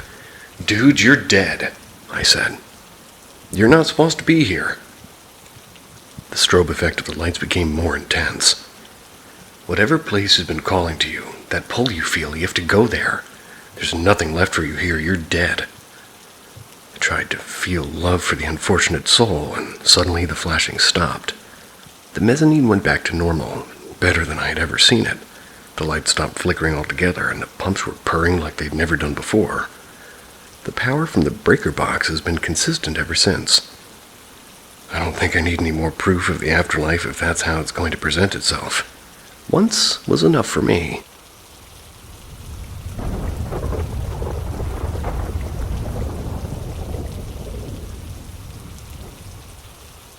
The ghost outside my bedroom door. It was 1998, and my mom, 36, had bought her first home. Her being a single mom, this was huge. A 4-bedroom, 1-bath house with a family room and a pool in the back. The house was big and lots of rooms for me, I was 8, and my brother, 6, to play in. My mom said since she was a child, she would see demons, and because of her gift, she was used by her church to point where the spirits were. She said I would see them when I was 4, but that I don't remember that. My mom just told me I would react to them, and I do feel and hear them. Since we moved to this house, I felt a tall, dark figure in front of my bedroom door. He would never dare to come in, but he would walk around the kitchen that was right in front of my room. I was never a person to close my bedroom door because I always felt him there. Because of it, I slept with a nightlight to feel safe. And if the light went off, I'd feel dread and paralyzed and would sweat profusely until my mom came to help me or bring a candle. Multiple times I'd take out the courage and tell him to leave, and he did, and I was able to sleep then. A lot more weird things happened in the house. My mom had to talk to her pastor. When the pastor came, he told us the spirits were using our home as a bridge between our neighbors that would summon them, and there was nothing he could do. So we just had to accept that we had visitors and learn to live with that. Which some months I felt calm, and some I felt pure dread staying in my room. And I had to live with that. He was every night there, and only left when I told him to. And at 21 years old, I got a new dog. She would sleep with me, and she made me feel even safer. When I felt him, she'd bark at the door. First time she didn't know, and I was not crazy, that it was never only in my head. My dog gave me more courage to tell him to go away, and he did. Well, that was simple. So I was able to sleep better than I did as a child, and my dog would also bark at the same area even during the day, and at 22 I moved out and had my first child. My mom, being awesome, let us stay with her for 3 months to adjust to our new life as new parents and learn from her. The first night I slept in my mom's room with my son. My partner slept in my room where there was only a sofa. Next morning he was scared and with pure panic in his eyes. He said he'd heard a noise that woke up and saw the door of my room open, and a tall, dark figure came closer and closer to him. He wasn't able to move or speak, and I always told him about the figure in front of my room, but he would always brush it off as me being a paranoid person. That day, he learned I wasn't lying. Years later, my mom sold the house to a lovely couple with a toddler and a baby on the way. But we then heard the news that they stopped living in it and then sold it again. Now it's being put up for rent and nobody wants it. I always ask my mom if it's because the spirits that walk around it.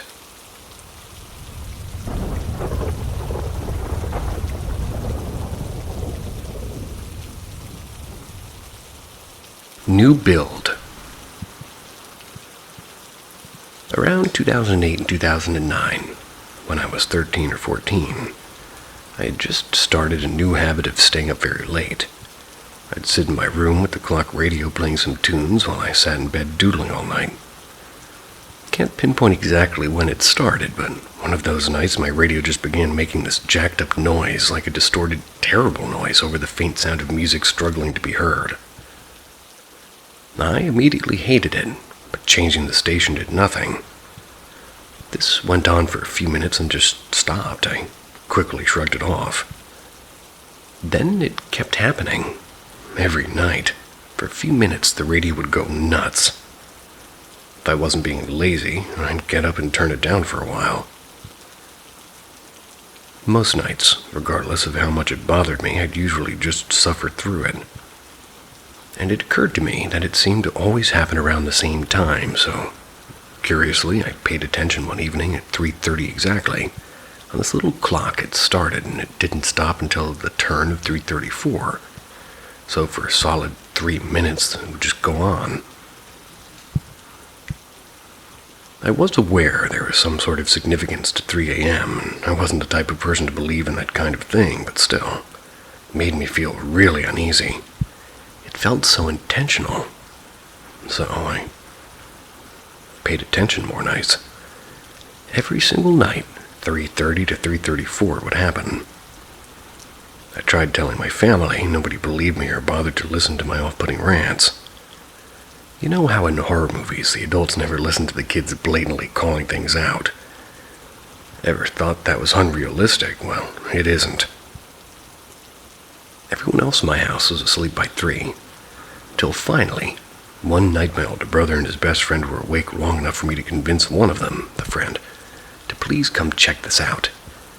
He acknowledged the strange sound and literally said, "I'm not fucking with that," and left. I started just turning the radio off and hanging out in the game room, but every time 3:30 rolled around, I was on edge. One night, once again alone, I was sitting at the desktop computer, trolling or whatever. That's when I hear what sounded like an avalanche falling in my kitchen right below me. The game room was upstairs and overlooked the living room, which connected to the kitchen. It was a completely open space. I heard what I assumed was every pot and pan in our kitchen simultaneously falling out of the cabinets. My first assumption was our cat was up to no good and knocked something over. But as I descended down the stairs in the pitch-black abyss on the ground floor, I thought, what if someone's breaking in? I run to switch on the light, but nothing. No cat, no pans, no mess. Everything's perfectly fine. I was so confused I even looked around to make sure, but I had zero explanation and I knew for a fact the kitchen was the source of this noise.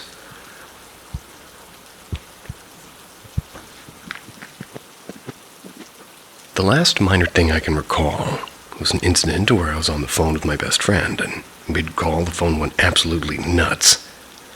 The call cut out and just screeched and gargled, and can't quite describe it, but I've never stared at something in pure terror like that before.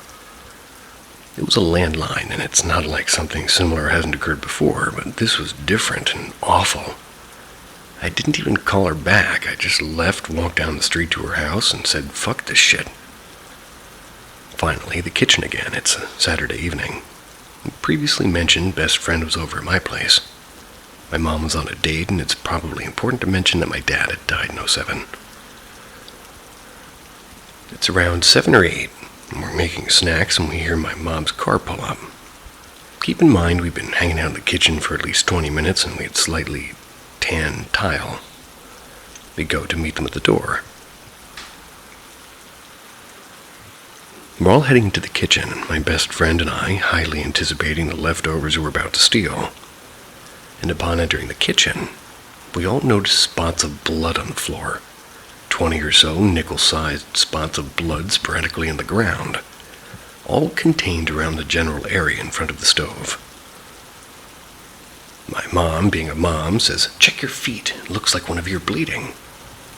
My friend was still in her socks, no blood. I check my feet, perfectly unbothered. My mom looks for the cat, and it's asleep in the couch. Probably hadn't moved in hours. We couldn't find the source. We even looked up at the ceiling, just in case. My mom's boyfriend wiped some up on a paper towel and sniffed it. "This is definitely blood," he said. Mom just cleaned it up, and she even made some remark about how we were probably just trying to scare them. And to this day, my friend, who we're still very close, brings it up like, "Yo, you remember that time when there was all that blood all over the kitchen? Like, seriously, what the fuck was that? Your house was haunted, dude." On top of these things, I just felt awful. I was already depressed and dead dad and shit, and I started having terribly vivid nightmares almost every night. I now know I have a sleep disorder, and I think these were the first instances of it developing, but that's kind of irrelevant here. I no longer slept in my bed. I created a sort of safe haven in my closet. After everybody went to bed for the night, I was always on edge. Another night of me snuggled up in my closet, I'm listening to my radio, and time somehow escaped me. The radio did its thing, and I was done. I felt terrorized and targeted and afraid. I just started crying, and I hated it. Whatever it was, I just absolutely despised it. I begged it to stop, and I can't remember exactly what I said, but it was along the lines of, stop, please stop, for fuck's sake, leave me alone, please." And it did. 3:32, I'll never forget. Radio went back to singing clearly. If anything strange happened after that, and I didn't even bother noticing. A while later, when my mom was in her messier stage of grieving, after distracting herself with dating and working failed, she was drinking herself to death on the couch again and brought up the blood in the kitchen to me. "You remember when we saw that blood in the kitchen? You know what it reminded me of? Your dad. When he was almost gone and the diabetes was taking him, his feet would split and bleed, and I'd have to clean up the little spots of blood he'd leave behind. What a terrible time for us.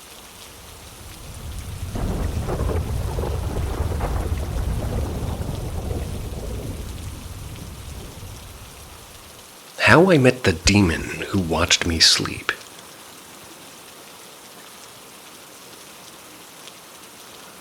When I was a kid, about 6 or 7, I experienced some kind of entity. I was with my best friend. Based on what I know now as an adult, I'm pretty sure it was a demon. My first experience with it was when I went to my friend's house for a playdate. When I got to her house, I went to her bedroom to look for her. The light in the room was off, but the one in the closet was on. So I looked there, and that's where she was. She was sitting on the ground talking as though she was playing pretend. I asked her what she was playing, in which she responded that she wasn't playing at all, but rather talking to another person in the closet. I remember she had a Barbie poster in her closet, so I asked if that's who she was pretending to talk to. She got kind of annoyed and said no again, and then we got up and walked out of the closet, turned around and asked me why I was in there. It was like she didn't know of anything that had just happened. And this was strange behavior for her, because she's, well, at least usually, extremely sweet. More thoughtful and caring than the average kid our age. She wasn't one to lie or try to hurt others' feelings. The next time we encountered something was when we were in her playroom. There was a bunk bed in there, and we would just in there, and we would a fort by hanging a blanket around the bottom bunk. Alrighty then. We'd also turn the lights off to create atmosphere for a game of dolls and whatever we were playing.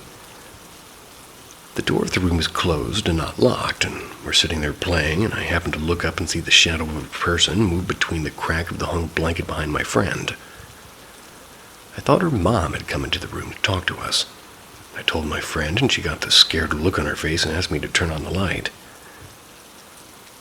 So I got up to turn it on, and I noticed her mom wasn't in the room like I thought. My kid brain didn't think ghosts, but also didn't think anything of it at all. I flicked on the light as my friend watched from her fort, and as soon as I did, the doorknob next to me started turning back and forth, completely one way, then completely the other. And it was turning quickly and loudly, like somebody was playing with it. And if they wanted to push it open, they could, and the door was unlocked after all. I remember waiting there for a minute, just watching it in confusion and wondering if maybe her mom wanted to do this instead of knocking on the door for permission to come in. So I grabbed the knob while it was still going and pulled it open. And of course, I'm sure you can gather that there's no one on the other side. Went to the hall closet nearby to see if somebody had hidden in there. Maybe one of my friend's siblings. My friend ran out of the room while I did that and sat down the L-shaped hallway to her mom. I went after her, and I listened to her explain to her mom what had happened, and I added that it was true, and she wasn't pretending. Her mom chalked it up to us being kids and making it up. And we also checked, and neither of her siblings were home that day. This was the last experience I vividly remember, but not the end of the story. A couple of years after it happened, my family moved away. I lost touch with my friend. We never talked about the incident. Half because she didn't want to, and half because other things really took precedent in my kid brain, I guess. Fast forward about 17-ish years. My friend and I are adults now. She moves out of the town I live in. We agreed to meet in Cat. I'm pretty forward, so I didn't wait long to ask her about the things that happened. Through the years, I realized more and more how wild the experience was and told friends and family about it. I also looked up things like the doorknob thing moving. Never found any explanation. But anyways, my friend answered my question with a simple, "Yeah, I remember that. I was actually going to bring it up because there was a part of it that you didn't know, but I wasn't sure if you'd be too scared to hear it." Well, I insisted that I was fine. She told me that when we'd have a sleepover at her house, she woke up in the middle of the night every time and saw a shadowy woman with deep red eyes and something on her head, either a hat or a large bun hairstyle.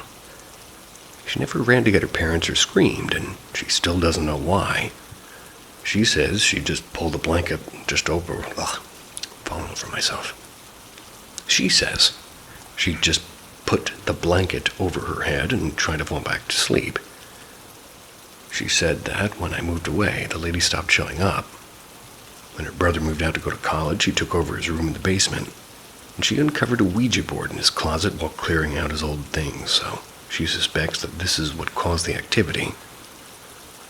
I think she was worried the lady had attached to me and followed me out of the state. Luckily, I'd never had an experience as intense as that one ever again. And I sometimes experienced waking up in the middle of the night and being touched or seeing shadows. Not sleep paralysis, because I could still move during these times, but definitely something that chalked up to me being half asleep and possibly still dreaming a little bit.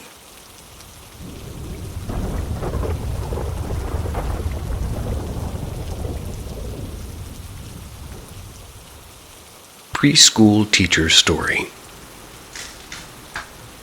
Anyways, I'm a preschool teacher, and kids are weird. And we all know that they're in tuned with the paranormal, right? Right.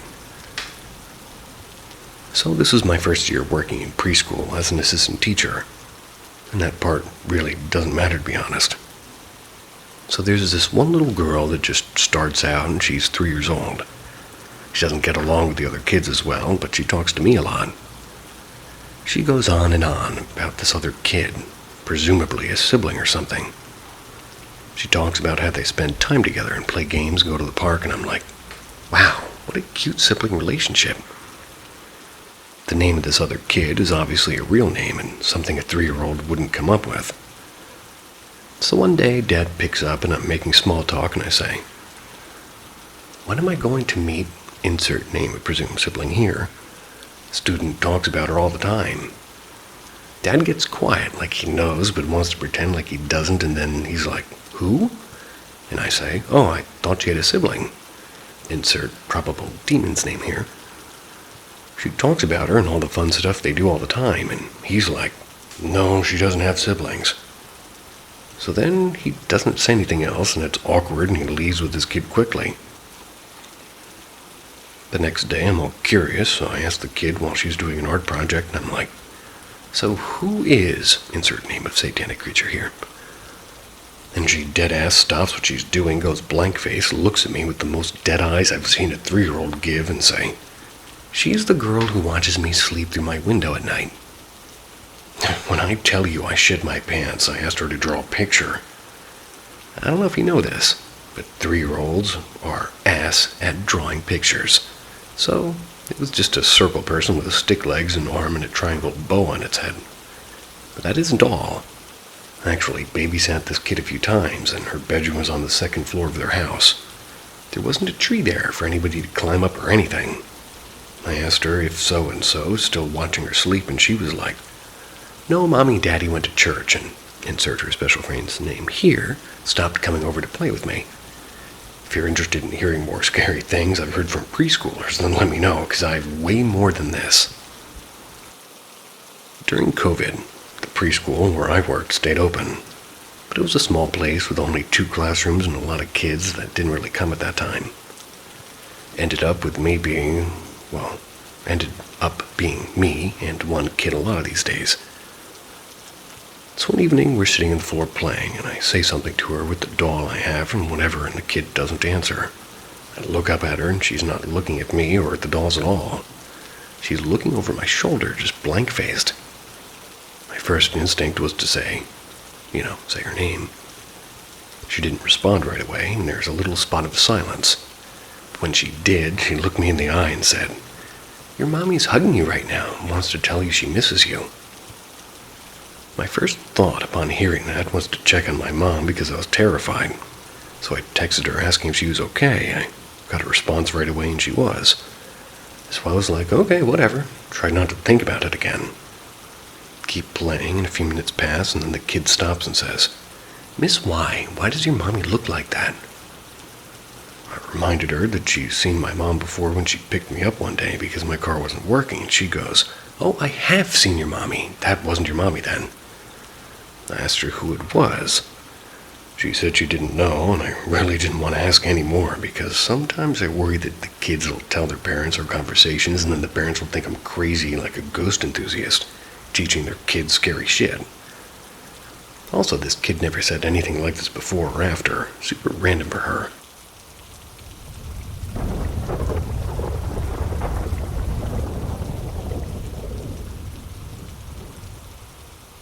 Out-of-the-body experience. I feel like floating. The best way to describe it is like being under the water and somehow still connected to my body. I do not see myself in bed. It's just like a feeling, and I know it's not a dream. It was scary at first, but it actually started to feel relaxing now. First time that this has happened, it didn't last long because I panicked and woke up, and I thought it was a dream back then, but it keeps happening and it's evolving. Now, besides this floating feeling, I also feel like I'm being dragged. I feel like something's dragging me. It's hard to describe. I can feel pressure, as if my body's in contact with the surface while dragged, and then at one point I feel like I'm being absorbed. Like last week, something a little bit different happened. I remember thinking, okay, seems like I'm floating again. And once more, I feel like I'm floating and feeling the pressure, just like always. This time, it's like I'm trapped in some sort of circuit where the starting point is my own body and everything's white.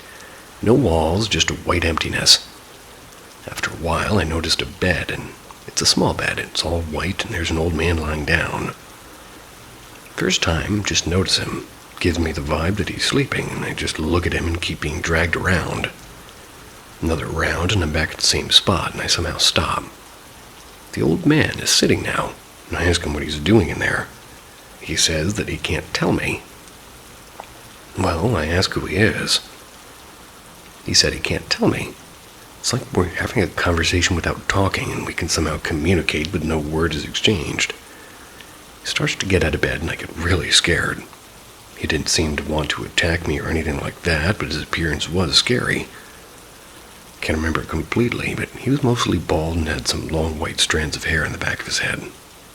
And I kind of wake up after that. Told my husband, and he doesn't believe me. He thinks that I'm dreaming, but I know that I'm not. Has anyone experienced something like this before? Not even sure if it's called an out-of-the-body experience. I Googled it, and out-of-the-body experience is more associated with near-death experience, which isn't the case. But I don't know how to describe what's happening to me. First time I've seen the article "the" inserted into that phrase, but I like it. Out-of-the-body experience. See ya.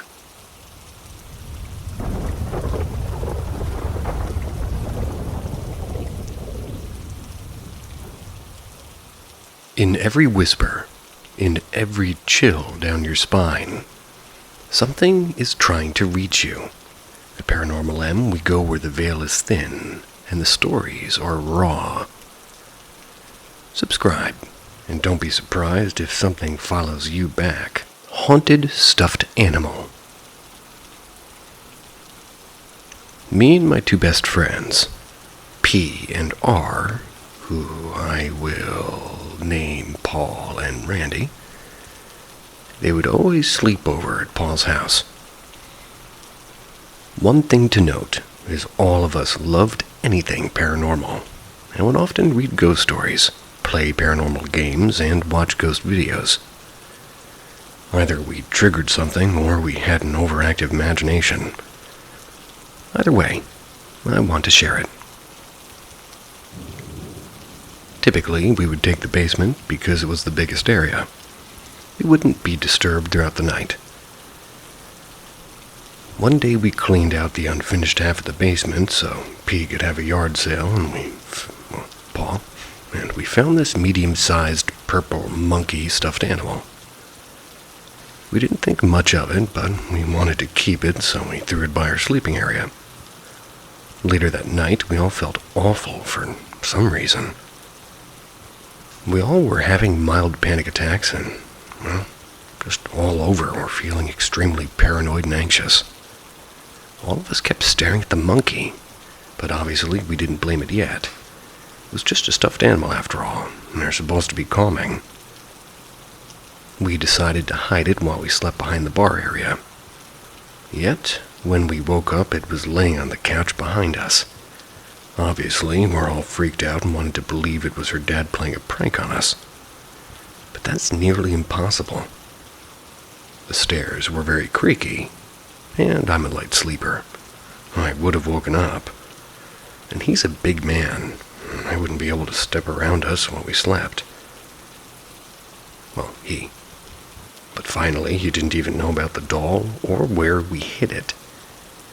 We decided to run a few different experiments with it as such, like asking it indirectly into the room or maybe move the stuffed animal. But most were unsuccessful. The one that was successful is when we brought it outside and said we were going to leave it in the rain. As we walked away, we heard something in the grass, and when we turned around, the monkey looked like it had been thrown about 2 feet in our direction. That's a small throw. We all ran into the house and screamed for her mom, but understandably she didn't really take it seriously. We then agreed we needed to smudge it with sage and sweetgrass, tell it to leave and burn the monkey. This seemed to work for that spirit, but we're convinced that she has 2 other spirits in Paul's house, since we've all seen one little girl and one grown man in her hallway watching us sleep.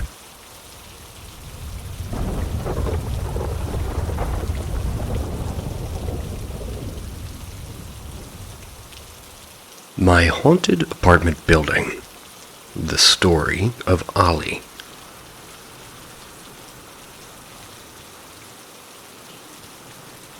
Our wing of the apartment building. It's in a C shape. My apartment is at the very end, with no apartment above me.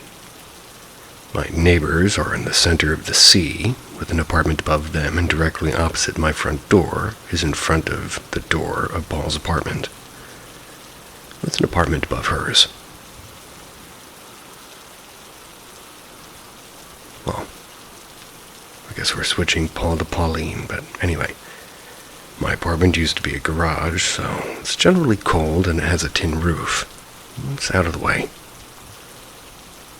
When I moved into the apartment, the landlord explained to me that her brother-in-law had been living there before us, and that he had passed away in the hospital of an illness. Didn't say what kind, and I didn't really care. I loved the apartment, I just wanted to live there. About a month after moving in, the sheriff knocked on my door. He needed to speak to Pauline about the man's death, but had the wrong apartment. I thought that was strange for somebody who passed away in the hospital due to an illness. A few weird things happened. Items missing and reappearing. I am quite a stressed out person, so I figured I was tired and it was nothing. A few years later, I recorded those EVPs. They creeped me out for a few weeks and I forgot about it and I moved on. Then the next door apartment became vacant.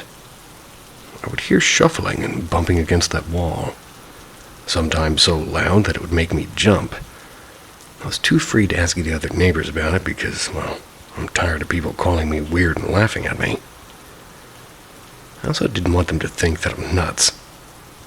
The bumping and shuffling continued. Months later, new tenants moved in. I forgot all about it. A few years later, the apartment upstairs from them became vacant. Exactly the same thing started happening. Except this time, the neighbor upstairs from P mentioned it and we called the landlord to come up and just open up. We were worried that somebody might be squatting there, or that an animal was moving around. He opened up and nothing had been touched, not even a speck of dirt on anything. That evening, I stayed up all night in the neighboring apartment to listen. I caught some more EVPs, talking and footsteps. The following night, I woke up from a bang on the burglar bars, the steel bars outside of the window. And there were 3 loud thuds on the tin roof, running from one end to the other. A few seconds later, the lady from the apartment next to the empty one sent me a message to say that she can hear the thuds and footsteps again. Again, we called the landlord and found nothing. A few months later now, and that apartment is still vacant, locked down. The apartment next to it is also vacant now. The past few nights, I've heard knocking at the door of the newly vacant apartment at the early hours of the morning, as well as further bumps and shuffling. After a bunch of the weird activity, I attempted to get the name of the man that lived in my apartment before me, the one that had passed away. I tried to ask the family by telling them I had, mailed the address to them, and they wouldn't give me a name. I looked through all the Facebook profiles, and he was not in any family event, no birthday party, no messages. Nothing. I decided to narrow the search down to the year and a few months prior to me moving in.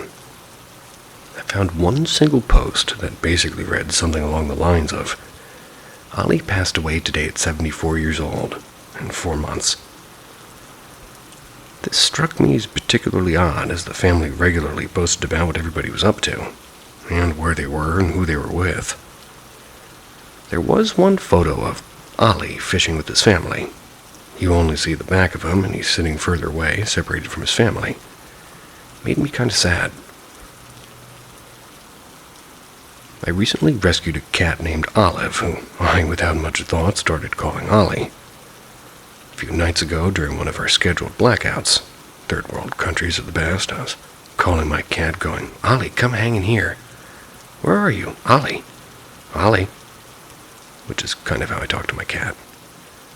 When she came into the room, she immediately fixated on one corner of the room and started growling like mad. None of my cats have ever done that in this apartment. She wouldn't take her eyes off at that corner. I had enough candles that it was lit well enough for me to see that there is absolutely nothing in the room. Made me wonder if the spirit of Ali still lingers there all this time, and if he perhaps thought I was calling him to come and hang out.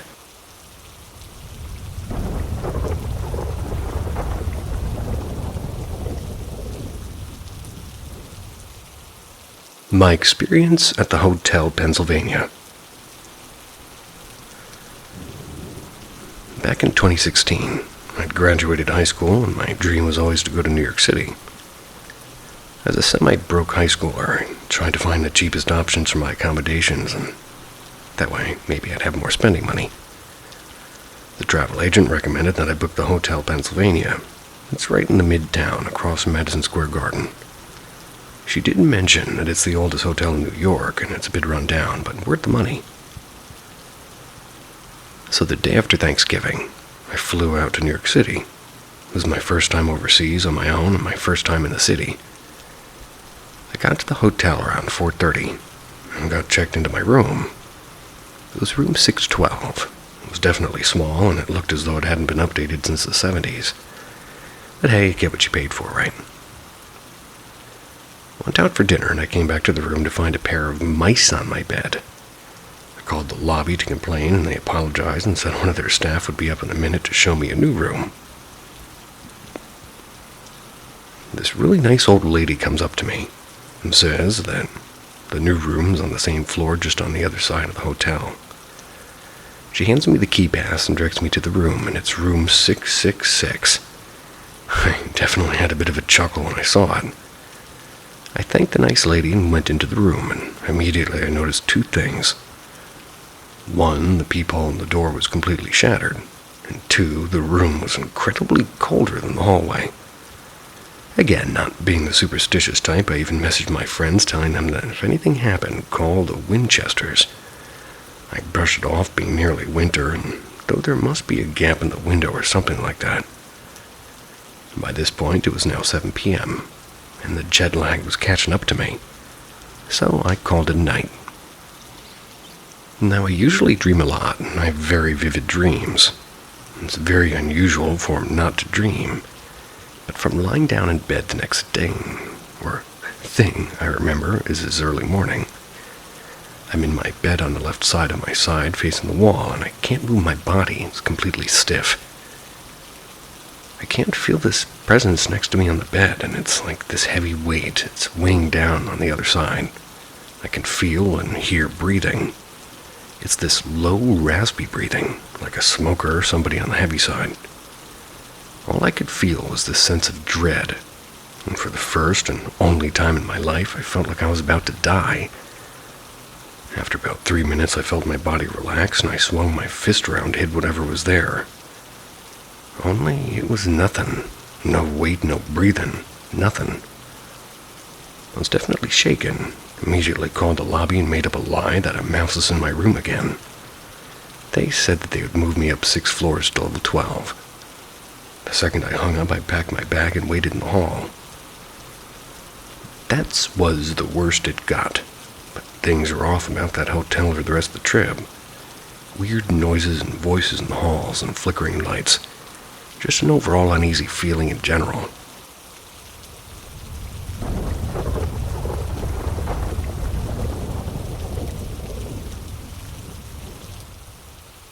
Forge Lane.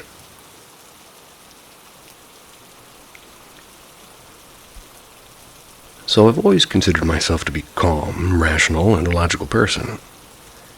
And when it came to the paranormal, I was always on the fence. That is until this day occurred. The incident happened about 4 years ago in August of 2016. I'm driving to go meet up with my girlfriend and get some food.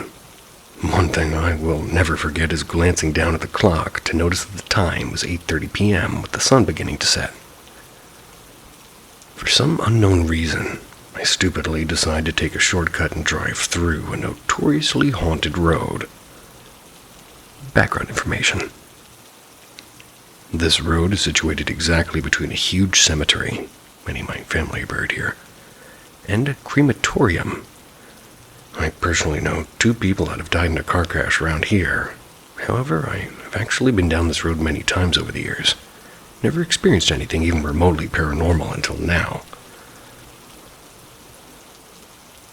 These 2 adjoin long stretches of roads, Forge Lane and Park Lane. They used to be national speed limit roads. This means that in the UK, you're legal to drive up to speeds of 60 miles an hour. The limits on these particular roads have been changed and lowered since. Therefore, that should make you aware that I'm focused, alert, and have my wits about me. And in addition to this, these roads have absolutely no streetlights. The only form of lights are the small cat eye reflectors that are built into the middle of the road to reflect car headlights and show the path. Lastly, there are no pavements or sidewalks on these roads. Important for later. I'm cautiously driving at a high speed and in tune with my surroundings. We continue moving along and quickly end up reaching halfway between these 2 connected roads. It's a point where the trees on each side of the road form into a sort of tunnel. It's only added to the eeriness of the surrounding environment, unfortunately. As I go through and I'm heading toward the end of the tunnel, I suddenly notice a masculine figure up ahead, maybe 50, 100 yards.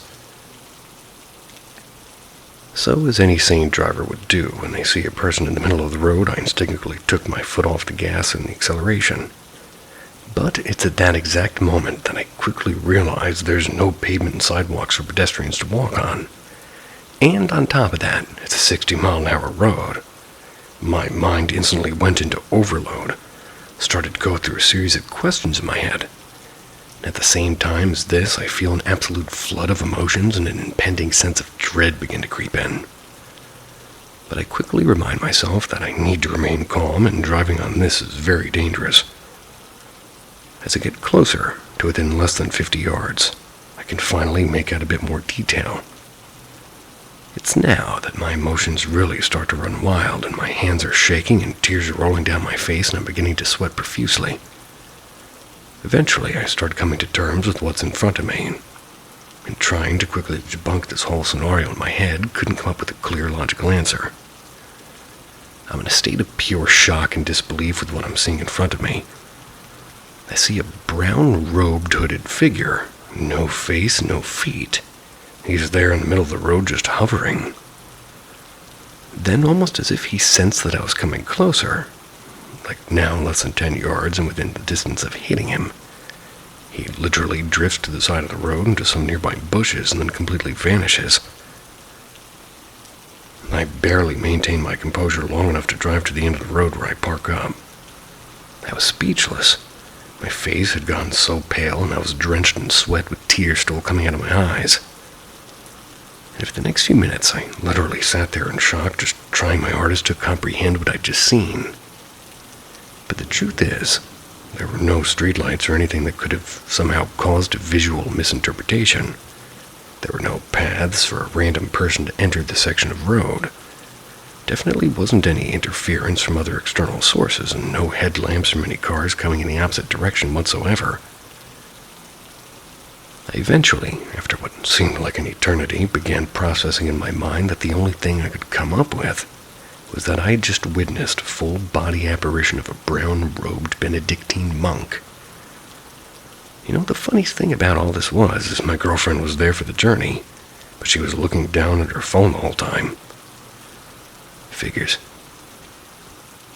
Since it all happened so fast, and with me being gobsmacked at the time, I couldn't even open my mouth in time to tell her what just happened in front of us. However, she did end up having her own experience another time, nearer to the crematorium, after I drove down the same road again a few weeks later.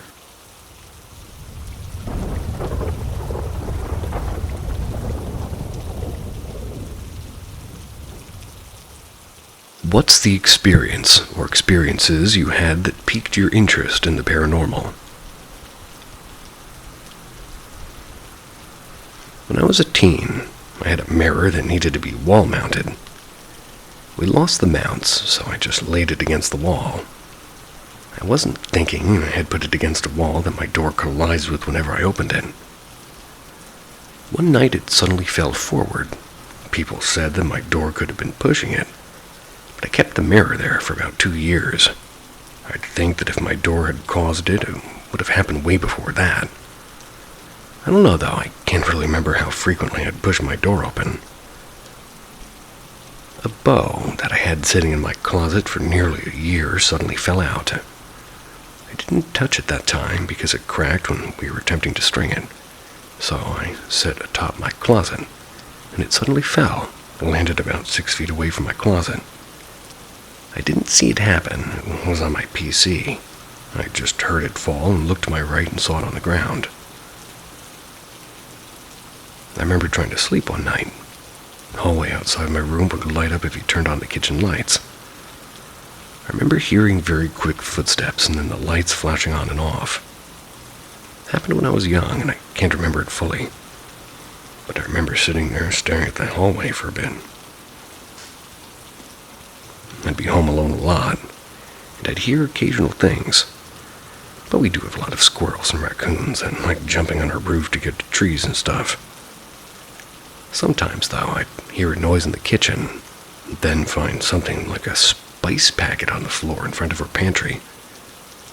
My mom is the type to hoard those things, and has the parts where she stashes them kind of tightly packed.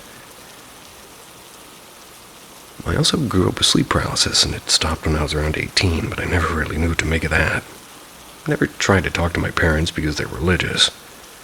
I did tell my mom a few years ago I used to have them, and her reply was, "You need to pray. It might be demons." So, kind of glad I didn't tell her.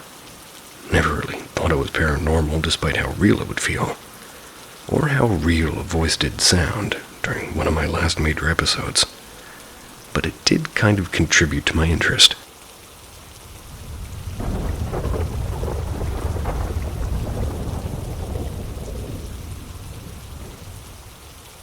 More true stories turned my teen best friend into a believer.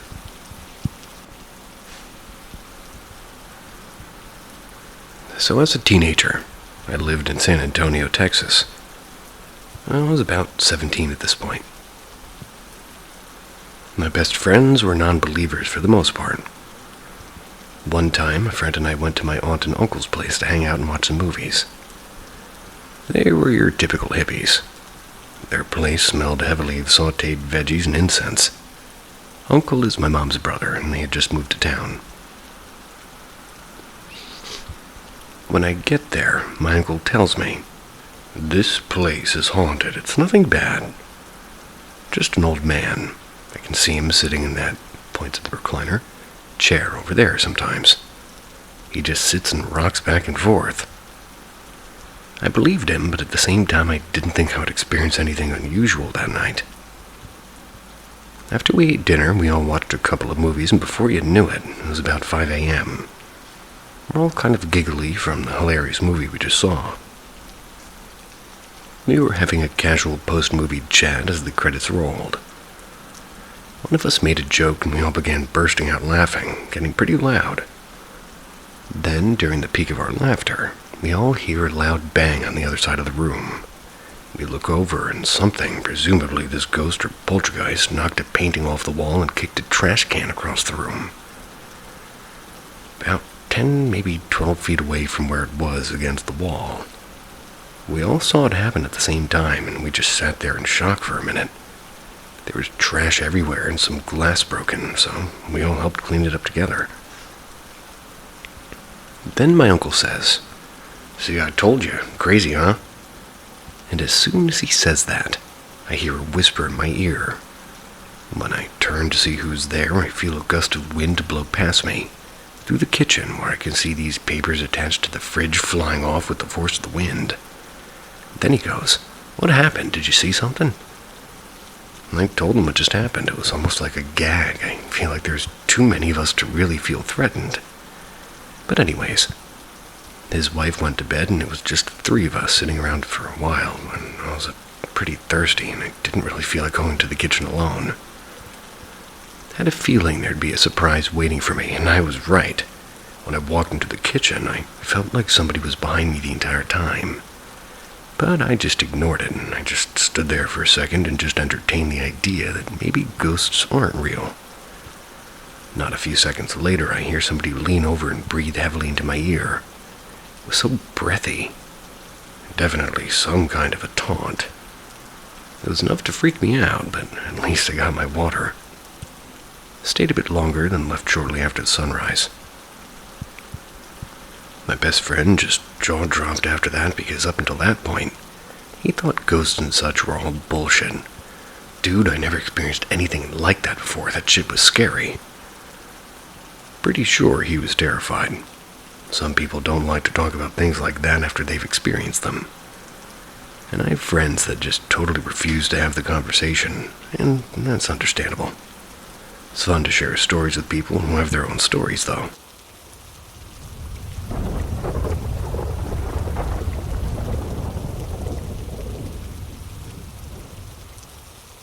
Another true story. I'm going to start by saying that I don't know what they are or why these things happen. I don't think we're able to, as humans, understand some of these things. I'm keeping this one short and sweet. Back in 2011, I went with my friend Rachel to a rock show in Austin. It's about an hour away from where we live, in San Antonio. We stayed at my cousin's place in Round Rock after the show. Slept on different couches in the living room with all the lights off. The only light you could see was the porch light from outside the front door. I was staring at the dim light from where I was laying, trying to fall asleep, when I see something wiggle on the staircase from the corner of my eye. When I shift my eyes to the staircase, I saw a black and grayish transparent ooze or smoke-like substance that formed some sort of a large shape. It was like a big black puddle on its side, spinning in one direction slowly. I rubbed my eyes a couple of times and it remained there. And after a long moment of confusion, the apparition slowly swiveled up each stair one by one till it reached the darkness at the top of the stairs. I was so freaked out and I was afraid, but tried anyway to wake up my friend and beg her to look at the stairs. So that way I know I'm not crazy. But she quickly refused and said she was too scared to turn around. She said that not too long after I fell asleep and turned around to see if I was okay, and she saw a black figure standing over us with a hand reaching out to me. We both woke up early and took off. Told my cousin what happened before we left, but her and her husband really didn't have anything to say about it.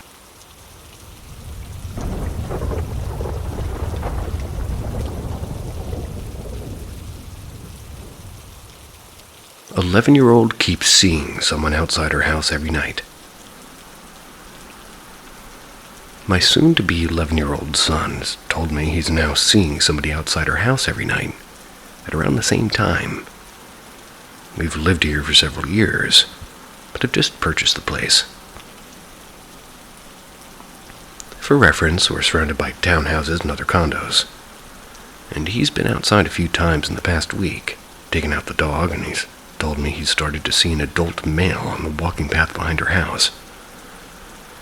This person has his head down and pacing back and forth in a specific spot. Seems to only happen at a specific time, around 9:30. The male will look up and smile at him and take a step toward him. My son's told me he runs back in the house, and when he looks back outside, the male has disappeared completely. Ever since, he finally has told me this person is outside. I've told him not to go outside at night, so I'm terribly worried and wondering if there's somebody stalking our house.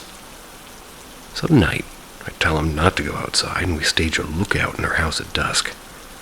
We look out at around 9 p.m., and he's not there. I tell my son to look out the window around 9:30, and the man is there. I come and look, and he's gone. My son said he saw a car pull in the driveway near him with the headlights on, and he vanished right before his eyes. Tells me that this man is dressed very nicely, and in the same exact outfit every single time he sees him, in a very nice suit. Who wears a very nice suit on a walk at night every night?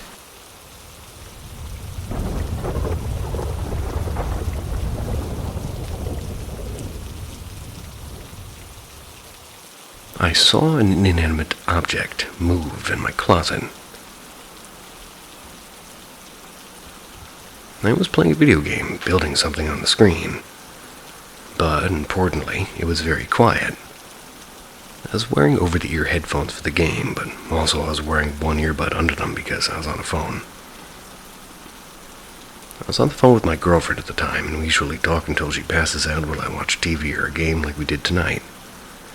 It was late, so she was just drifting off to sleep, and her conversation was dead. I wasn't tired, because typically I went to bed at 4 a.m.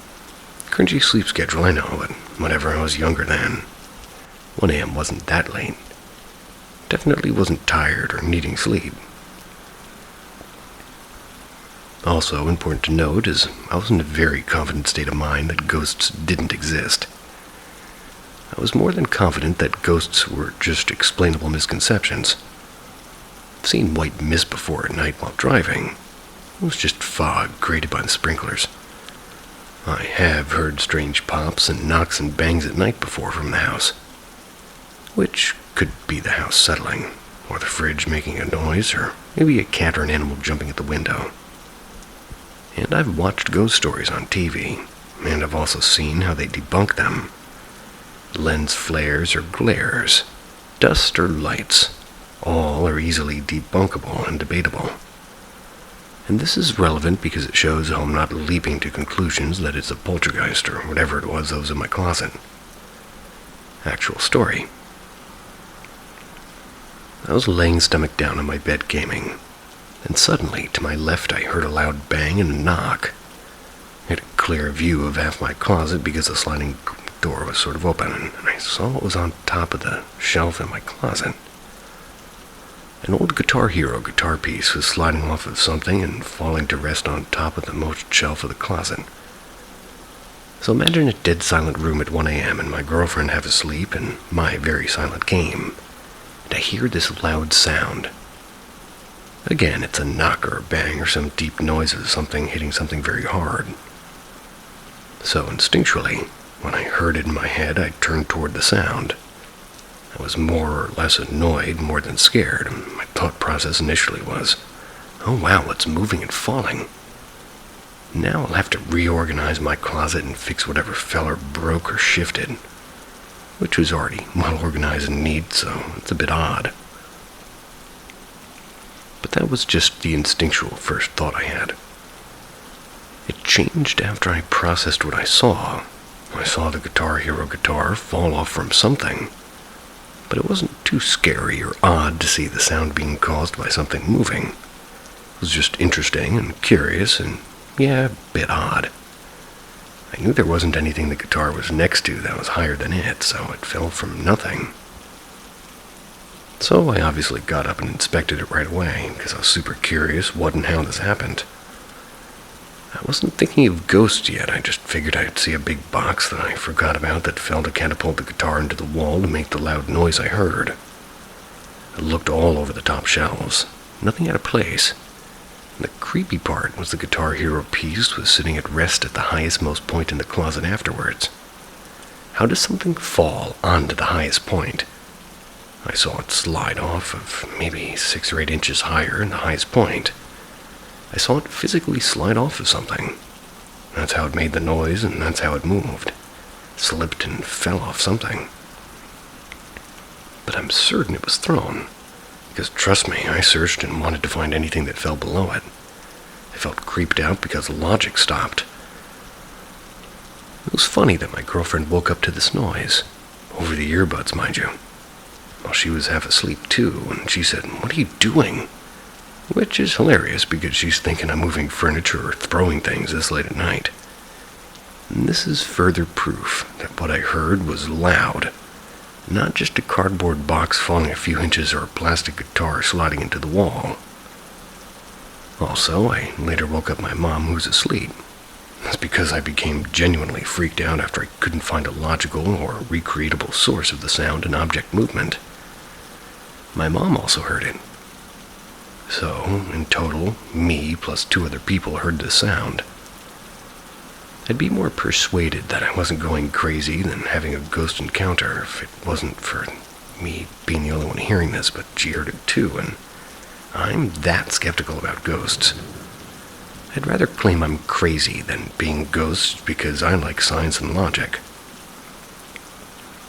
Theory number 1. A rat or a pest climbed up in my closet, and the pest climbed up and shifted a box or something and created a catapult effect to, laterally throw the guitar. I just saw the end part of the event. Debunked because it would honestly have to be the size of a small raccoon to throw that much weight around in the extreme minimum. No cricket or moth or medium-sized mouse or rat could physically move objects of that weight like I saw. I reenacted the force, needed to recreate the sound, and I got chills. I had to throw it considerably, very hard into the wall to come close to the noise it made. I experimented with dropping it and pushing it into the wall and made like a 1/10 or less of the sound I heard. It was definitive, because it was the topmost shelf. Not enough space for things to catapult objects in my closet due to gravity to make that enough, that enough force and sound. That enough. Experimented afterwards with tons of worst-case scenarios for the guitar to fall off or slide off something. They all didn't even come close. That's the scary part. It didn't shift. There was nothing to fall from. Nothing could physically do this. If something fell from the top shelf to the floor, it would make a totally different set of noises. It would hit my sliding closet door and bounce its way down. I would hear more than a solid thunk and bang. Theory number 2 is I'm crazy. I heard the house settle and imagined the guitar moving, especially because it's late at night and my eyes and brain can play tricks on me because I'm tired. Plus, it sounded louder because, it was quiet out. Well, debunked. I'm used to that hour of the night and I wasn't tired at all. I've never hallucinated before and I'm in pretty great health. Also, I'm more inclined to believe I'm crazy than say it's a ghost, to be honest. Plus, if I was crazy, I doubt I'd realize I'm crazy. Also, I had multiple other audible witnesses, and I recreated making the sound in equally quiet times of the day. Theory 3. Gravity caused items to shift and fall. If it's anything other than ghosts, I bet it's this theory. But debunked. Nothing large enough fell to cause any movement. The only thing up there are board game boxes and an old electric keyboard. Those things are heavy and flat. They don't slip or move around due to a shifting house foundation. physically unrealistic. I feel more crazy believing it was a box magically shifting and falling to launch the guitar hard into the wall than it being a ghost, because nothing was out of place. The topmost shelves are unused and they're just for storage. No one moves or needs that stuff ever. It's all neatly stacked, and I get it if the closet was crammed full of teetering boxes and messy, but it was just the opposite. So, I'm posting this to find holes in my debunking efforts. I'm being as open and honest as I can in my opinions, and if I had a reason to think I'm crazy, then I'm fine with that. If I had good reason to say it was a box falling or an animal tearing the closet apart, I'd prefer it to thinking that ghosts are real. But as it stands, I'm pretty stuck on it being a ghost or poltergeist. The thumping ghost. And no, I didn't see any ghost, I just saw an inanimate object move on its own, essentially. Thanks for reading if you got this far. And I don't want to hear any accusations that aren't realistic. But also I want to hear accusations that are accurate, so I was extremely thorough in my post.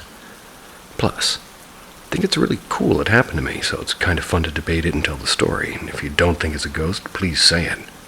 If it is a ghost, then say that. Side note, my next-door family friend neighbor committed suicide about a year prior. I'm not delving into dates to see if it's exactly a year anniversary type of thing, but it's give or take a month from when it happened. But it's not really useful information unless you believe in that stuff.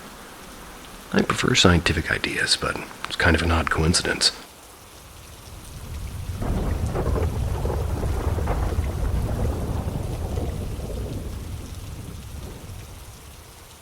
The Fey Trail, the Rising Tree, and the Whisper Shack.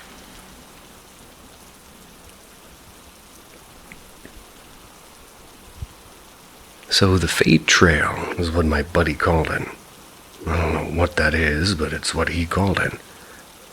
But anyway, we were going for a hike around a lake that we'd lived near in about maybe an hour and a half in. He stops and looks into the woods.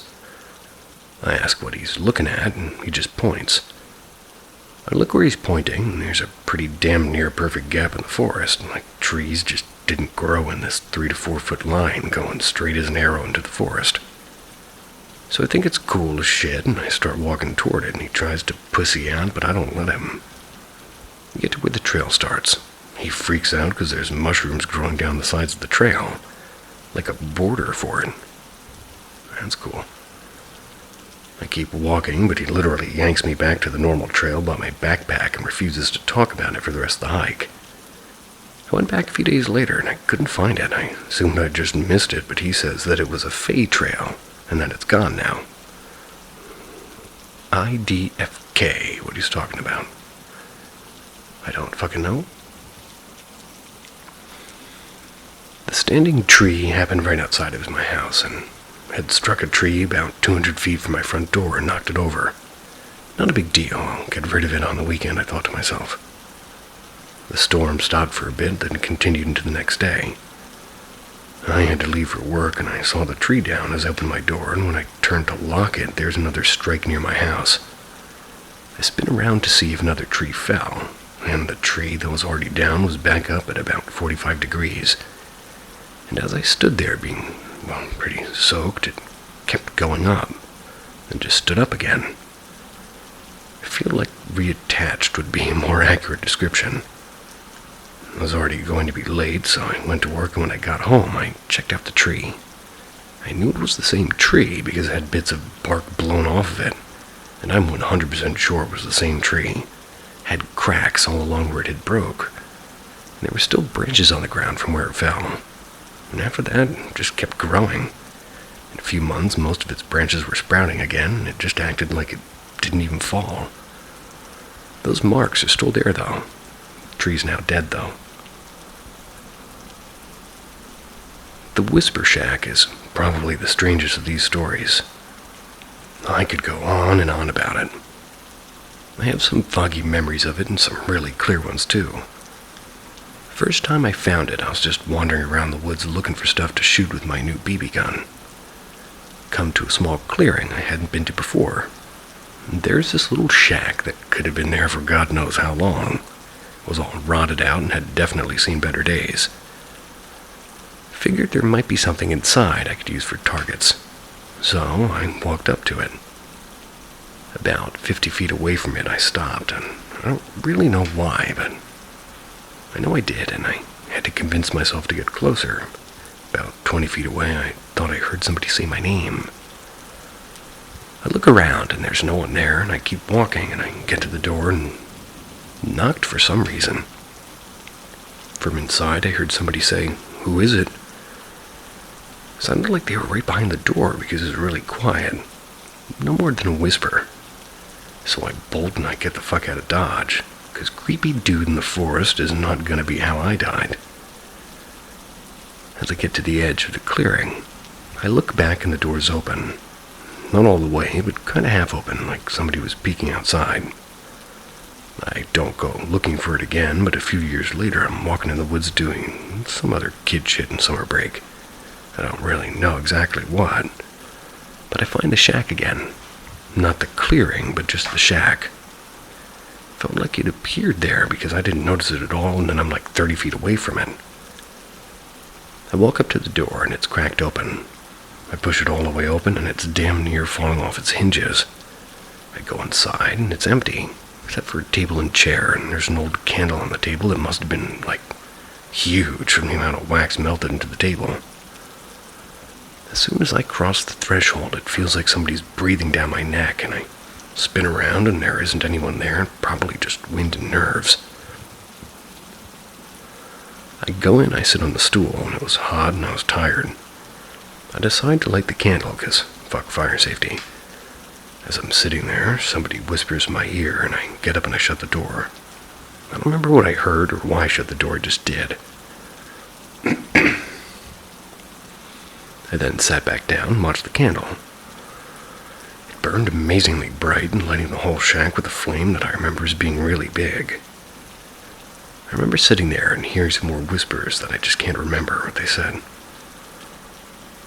But all my nerves were gone. I was just relaxing in the glow and warmth of the candle. And at some point, I remember getting up and sitting back down on the floor, still watching the candle. Then watching the shadows on the wall, and they seemed so alive, dancing in time with the flame. It seemed like I spent hours in there. Eventually, the whispers told me to get up, but I didn't want to. Sat there for a little longer, and they said something else, and I got up and grabbed my coat and stepped into a cold fall afternoon. I was halfway home before I realized that it was fall, and when I went, I was sure it was summer. I get home and everything's normal. My father hugged me when he got home, and he never really did that. I just kept living a normal life after that. My grades were really good for that trimester, and the next time I remembered the shack was in 8th grade. I'd gotten this book about how to set traps.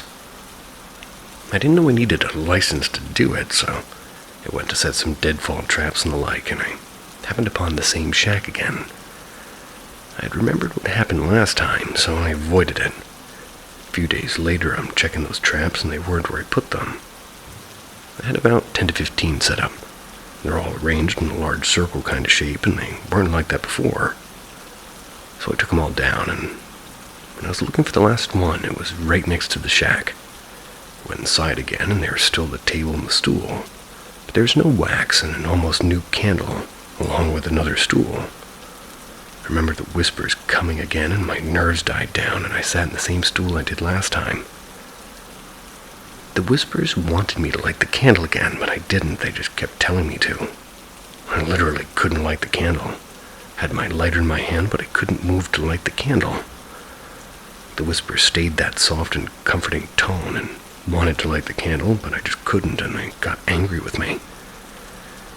They stayed whispers, but it was like somebody trying to whisper when they're really angry, like my mother scolding me in public or something. Really wanted to light it, but I just couldn't do it.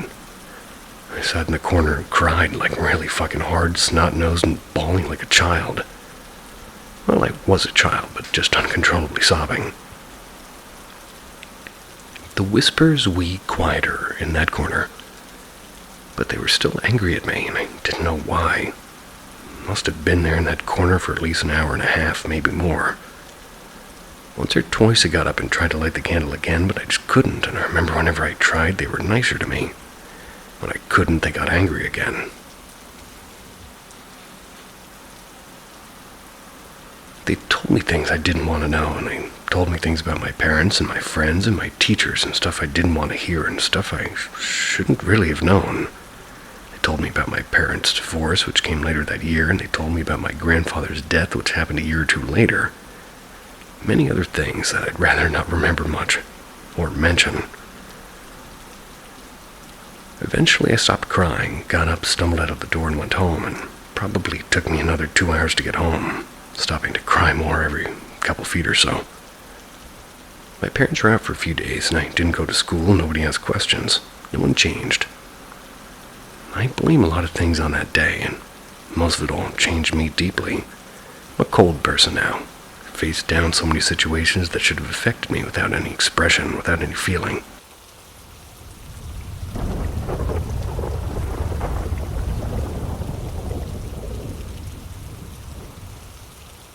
Demon at my window. Many years ago, must have been around 2003 or the year 2004, I was about 13. I frequently took 2-month vacation trips during school breaks to Mexico to visit my grandmother and a farm. It's a beautiful ranch with large open fields, a large canal, and the closest neighbors would be around a mile away. It was Semana Santa, or Holy Week. Holy Week, which is the week in which Jesus Christ resurrects. My grandmother asks me to accompany her to church that afternoon, talking about washing Christ's feet, and my stubborn 13-year-old ass declined. She seemed bothered, and off she went with my cousin, walking away down the long dirt road. Hours passed. The sun went down. I went outside, checked on the cattle, the pigs, the goats, and the pack of dogs that we had, and just walked back into the house and locked the giant metal front door, walked into the living room and sat down. I remember I was watching Big Brother on the TV, and I was living the life, man. I remember being very comfortable on a giant sofa couch. Suddenly, I heard a knock on a large window leading to a small garden my grandmother had filled with many roses and small trees with long thorns in it. It was hard to maintain since there's no way of getting in there. It just kind of grew wildly, but it looked nice. I peeked into the garden with a large black window bar, and nothing was there, and I dismissed it, and a minute later they knocked again. I ignored it, thinking it was a thorn hitting the window. Then it happened again. As I reached to open the curtain, I got goosebumps. I pushed the curtain aside and froze it. It had white eyes with only red pupils in the center. 3 scars on each side of the face, skin as pink as a pig's, hair so dark I could swear it was wet or damp. It looked at me as if studying me, like it knew I couldn't move. And as it began to take his large snake-like tongue out of his mouth, I snapped out of it and ran toward my room, closed the door, locked it, and jumped in my bed, turned my radio on maximum volume. I just pretended it was just my imagination as the music went on, and I could hear it pulling on my room's small window bars and screaming. He was screeching like a pig before the slaughter, and I passed out. Hours later, I woke up to a banging on my room's door, which was weird. I got up knowing or feeling like it was somebody familiar, and I unlocked the door and ran to the front door, opened the door, and as my grandmother was about to knock on it while holding my sleeping cousin in her arms. As she was carrying my cousin into my room, I was talking to her about what happened. And as she placed him on the bed, she told me to shut up, and she woke up my cousin and told us to pray. Confused, I prayed with her, and she told me to take a look at the wall next to my bed. There was an imprint of its face on the brick wall, as if you pushed your face on Play-Doh to leave an imprint. The next day, a priest came to the farm, blessed the home where it happened, and with respect, covered up the imprint. My grandmother never mentioned the incident again, or asked me to go to church with her.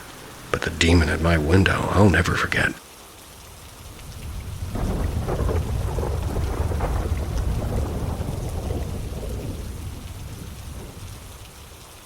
A couple of potential paranormal experiences in my life. I've had a couple of experiences that I figured I'd share just for the hell of it. Nothing crazy, just a couple of weird incidents. When I was 11-ish, maybe 12, so 2008, 2009, My father and mother both had decent jobs, and every year during summer we'd go on vacation, typically to go visit my uncle in Arizona. And every year we would drive, and it was like a 2-day journey from where we lived. I remember one year we'd stopped in a motel for the night. My parents went inside and basically passed out immediately. Now, I'm not going to say what most would say, "Ooh, I had a weird feeling," or "something didn't feel right." No, I just couldn't fall asleep, and I typically slept in the car. I'd say around maybe 1 or 2 in the morning, I'm up watching shitty motel TV when I seen the handle to our room jiggle. Thought it was odd, but continued to watch TV. Happened again. Kinda getting a little bit uneasy, but continued to watch. Happened a third time, and by that point, 11 or 12-year-old me was pretty damn scared. Tried waking my dad up, but his ass was out, covered with a blanket. The handle jiggled about 3 or 4 more times, and it was a mixture of annoyed and scared. So I made a decision, not a very bright one, that when it did it again, I was going to haul ass to the door and fling it open. So like clockwork, it jiggles, and I dead sprinted to the door and flung it open. No one was there. I looked left, I looked right down the rows of rooms, and it was barren. Didn't sleep that night, and to this day I don't think I've ever told my parents.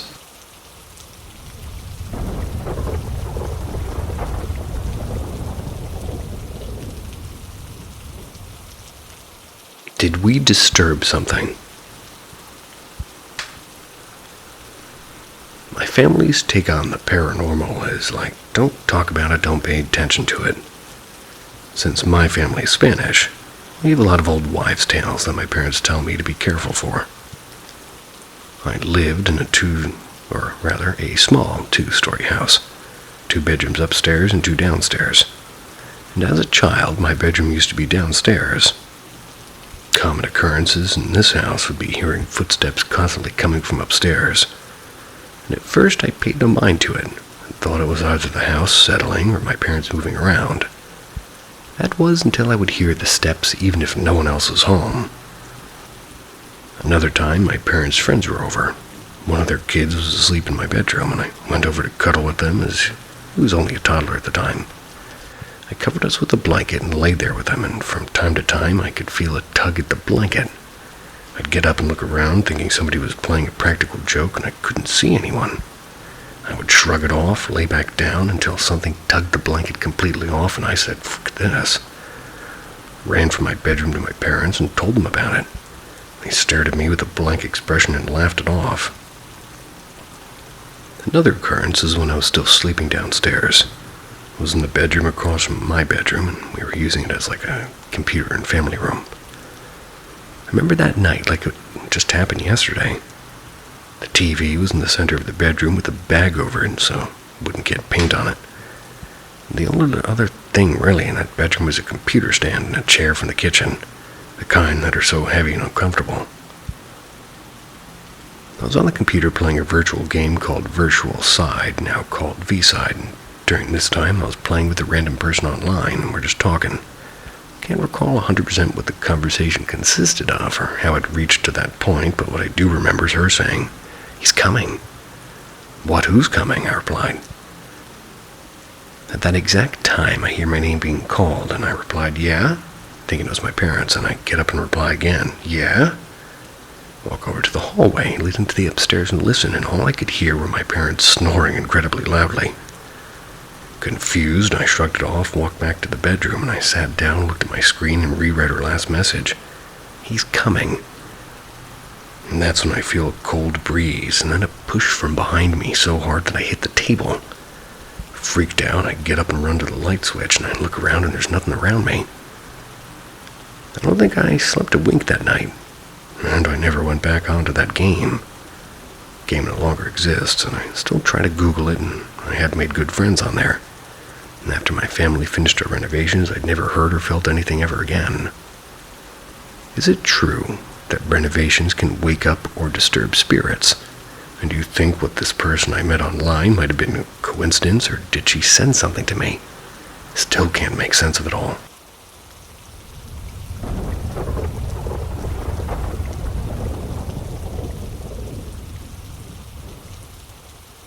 proof that for me, something else exists beyond this world.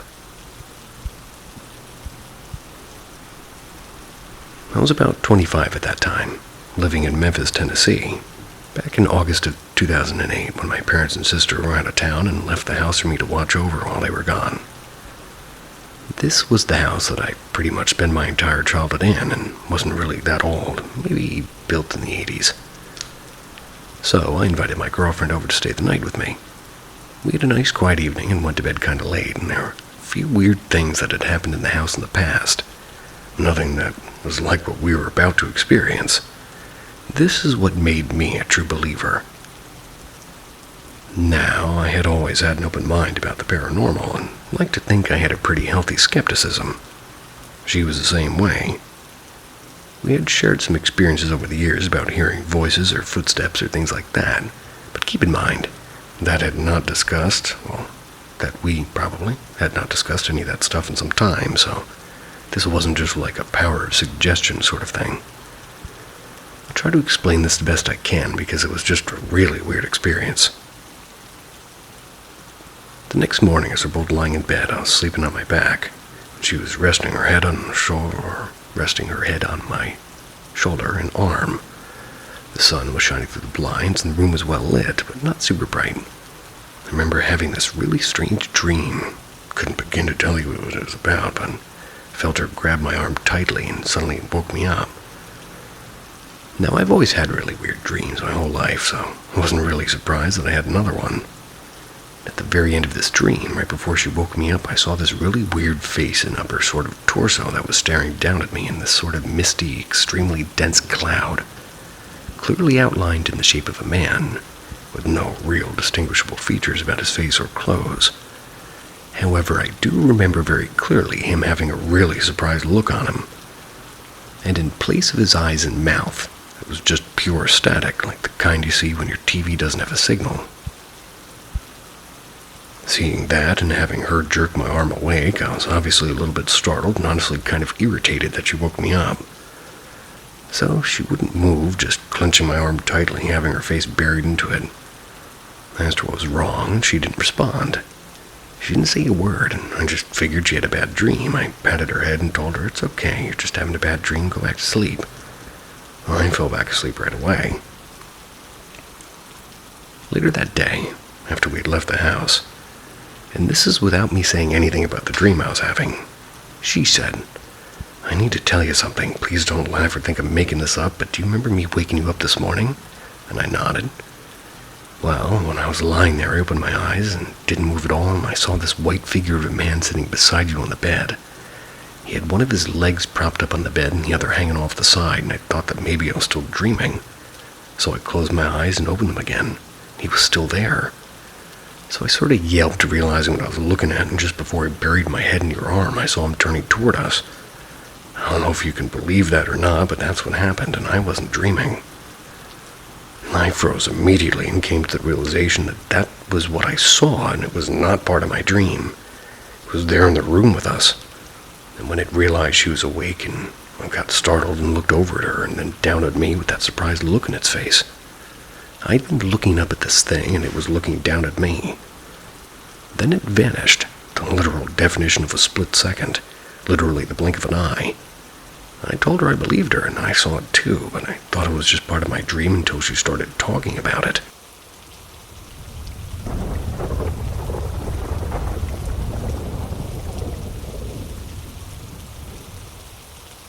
Living in a house, 1909, with a residual haunt.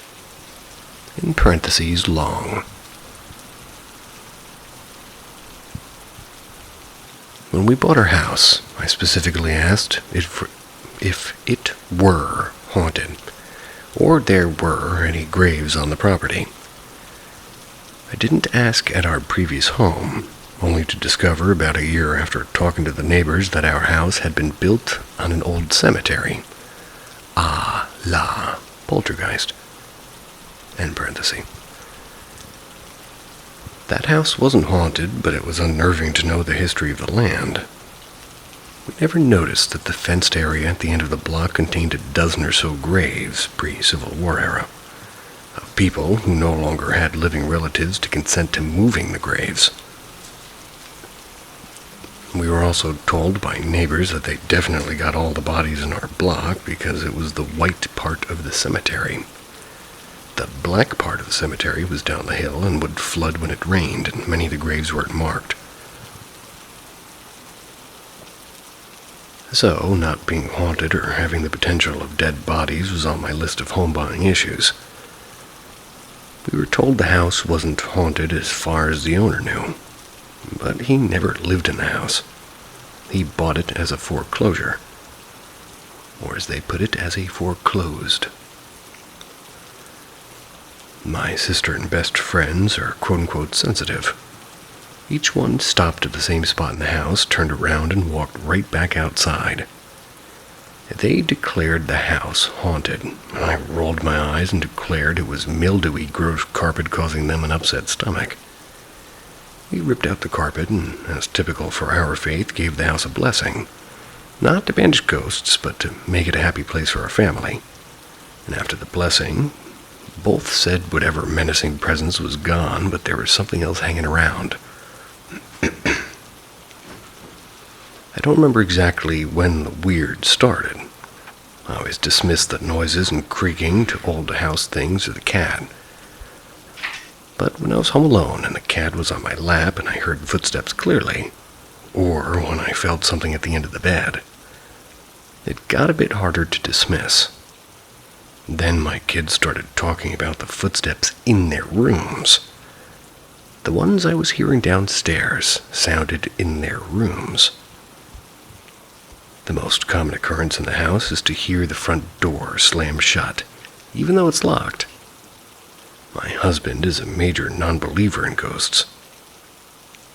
One evening, we're all watching TV when slam! The front entryway shook with the sound of the door shutting. My husband sits straight up. I thought I locked the door. He got up to check, and sure enough, the front door was locked. My children have also reported seeing floating lights in their doorways. I dismiss the hot and cold spots because our house doesn't have any insulation and is drafty as fuck. Creepiest thing so far was I was in the kitchen and I was home alone. I heard a child's voice call out hello. My dog is hacking something up. Sir, are you okay? Go lay down. Go lay down. What is on your ear?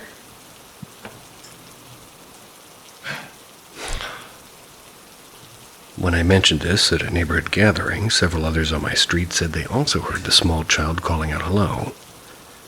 Our neighborhood used to be a plantation. And surprise, surprise, not being from the South, I didn't think or to ask about, that part of the history of the land. Our part of the neighborhood contained the slave quarters, and I started attending the neighborhood association meetings and was informed by the neighborhood historian. We live in a historic district. That our house is one of the most actively haunted in the neighborhood. Can't catch a break on houses. One of my next-door neighbors passed away about 4 years ago, and a year and a half after her death, I heard her very distinct voice calling for her cats. She was a cat hoarder. The house on the other side of me has its third owner since we've lived here. Previous two owners, independent from each other, told me about the woman in white who appears in the house. She doesn't do anything besides appear to check out the new owners and leaves. I will be interested to hear if she appears to the new owner.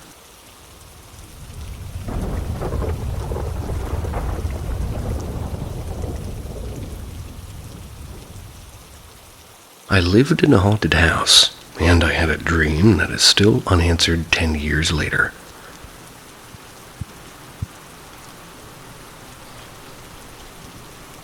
So back in about 2012, I was only about 6 years old.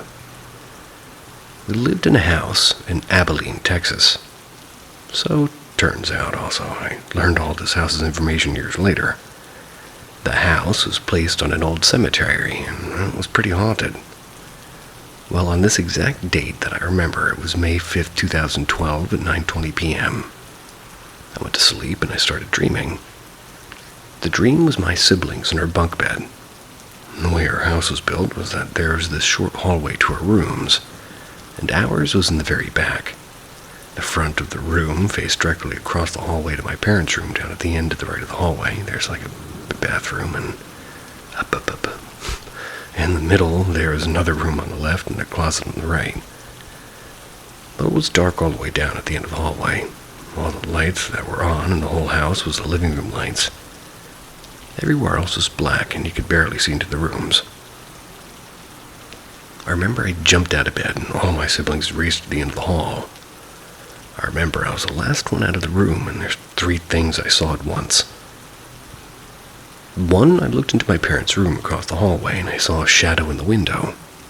2, I saw my siblings at the end of the hallway all of a sudden. And I felt a gravity pin me against the wall. I tried to move and scream, but I couldn't, and I was pinned against the wall, and I couldn't talk. I looked to the right into our room, and we had a short dresser, maybe 2.5 feet tall, and on it we had a box television like the big-ass old ones. I was able to hear everything. The TV started playing this very disturbing but extremely clear-sounding orchestra sound. And on the TV, a somewhat big green font, it said these exact words: "This was not an escape from your hell." An escape. I looked left into my parents' room and I saw the shadow again, except I saw it very slowly creeping up on the end of their room and across from their room, staring at me pinned against the wall. I remember that I saw the shadow and I looked down the hall and they were gone. The light in the living room shut off and it was dead silent. And not a single thing was making a noise. I heard a whisper and I can't remake what it fully said, and it was something like, "I have, large underscore, and it's over." I spinned my head to the area of the shadow where it was staring at me still, and the moment I looked, it flew into my face. And the last image was a cloudy cloak and huge white eyes like pearls going into my vision. Once it got to a distance to where I saw, like black, I just woke up. I was sweaty and it was disturbing. I didn't know what it meant, so I played it off like a normal scary dream. Then, exactly 4 years later, on May 5th, 2016 at 9:20 p.m., I, for some reason, remembered everything. Then I started piecing everything together, and I realized that that wasn't a nightmare. It seemed more like the dead trying to communicate with me. And fast forward almost 10 years later, I have no answers to what that dream meant. Now keep in mind that I'm not into seances or dark magic stuff or Ouija board things. I believe in afterlife, and I believe in ghosts, and my dad and I even are pretty theoretical people. We believe in a lot of strange occurrences that happen around the world daily. Again, I've never had a personal experience of an unknown entity person, and at least that I have a memory of. Now, we lived in the same house, same year, but a few months later after this dream happened. My parents, including my siblings, swear that I would talk to and play with an unknown entity in our kitchen. I have no memory of this whatsoever. So many things I've heard of, and yet I have no memory of it at all. All this is unexplained and has definitely left a huge dent in my mind, wondering what it is, and we'll never find out unless the future withholds a bad experience that awaits for me. I pray that this unknown entity doesn't reach kids when they grow up.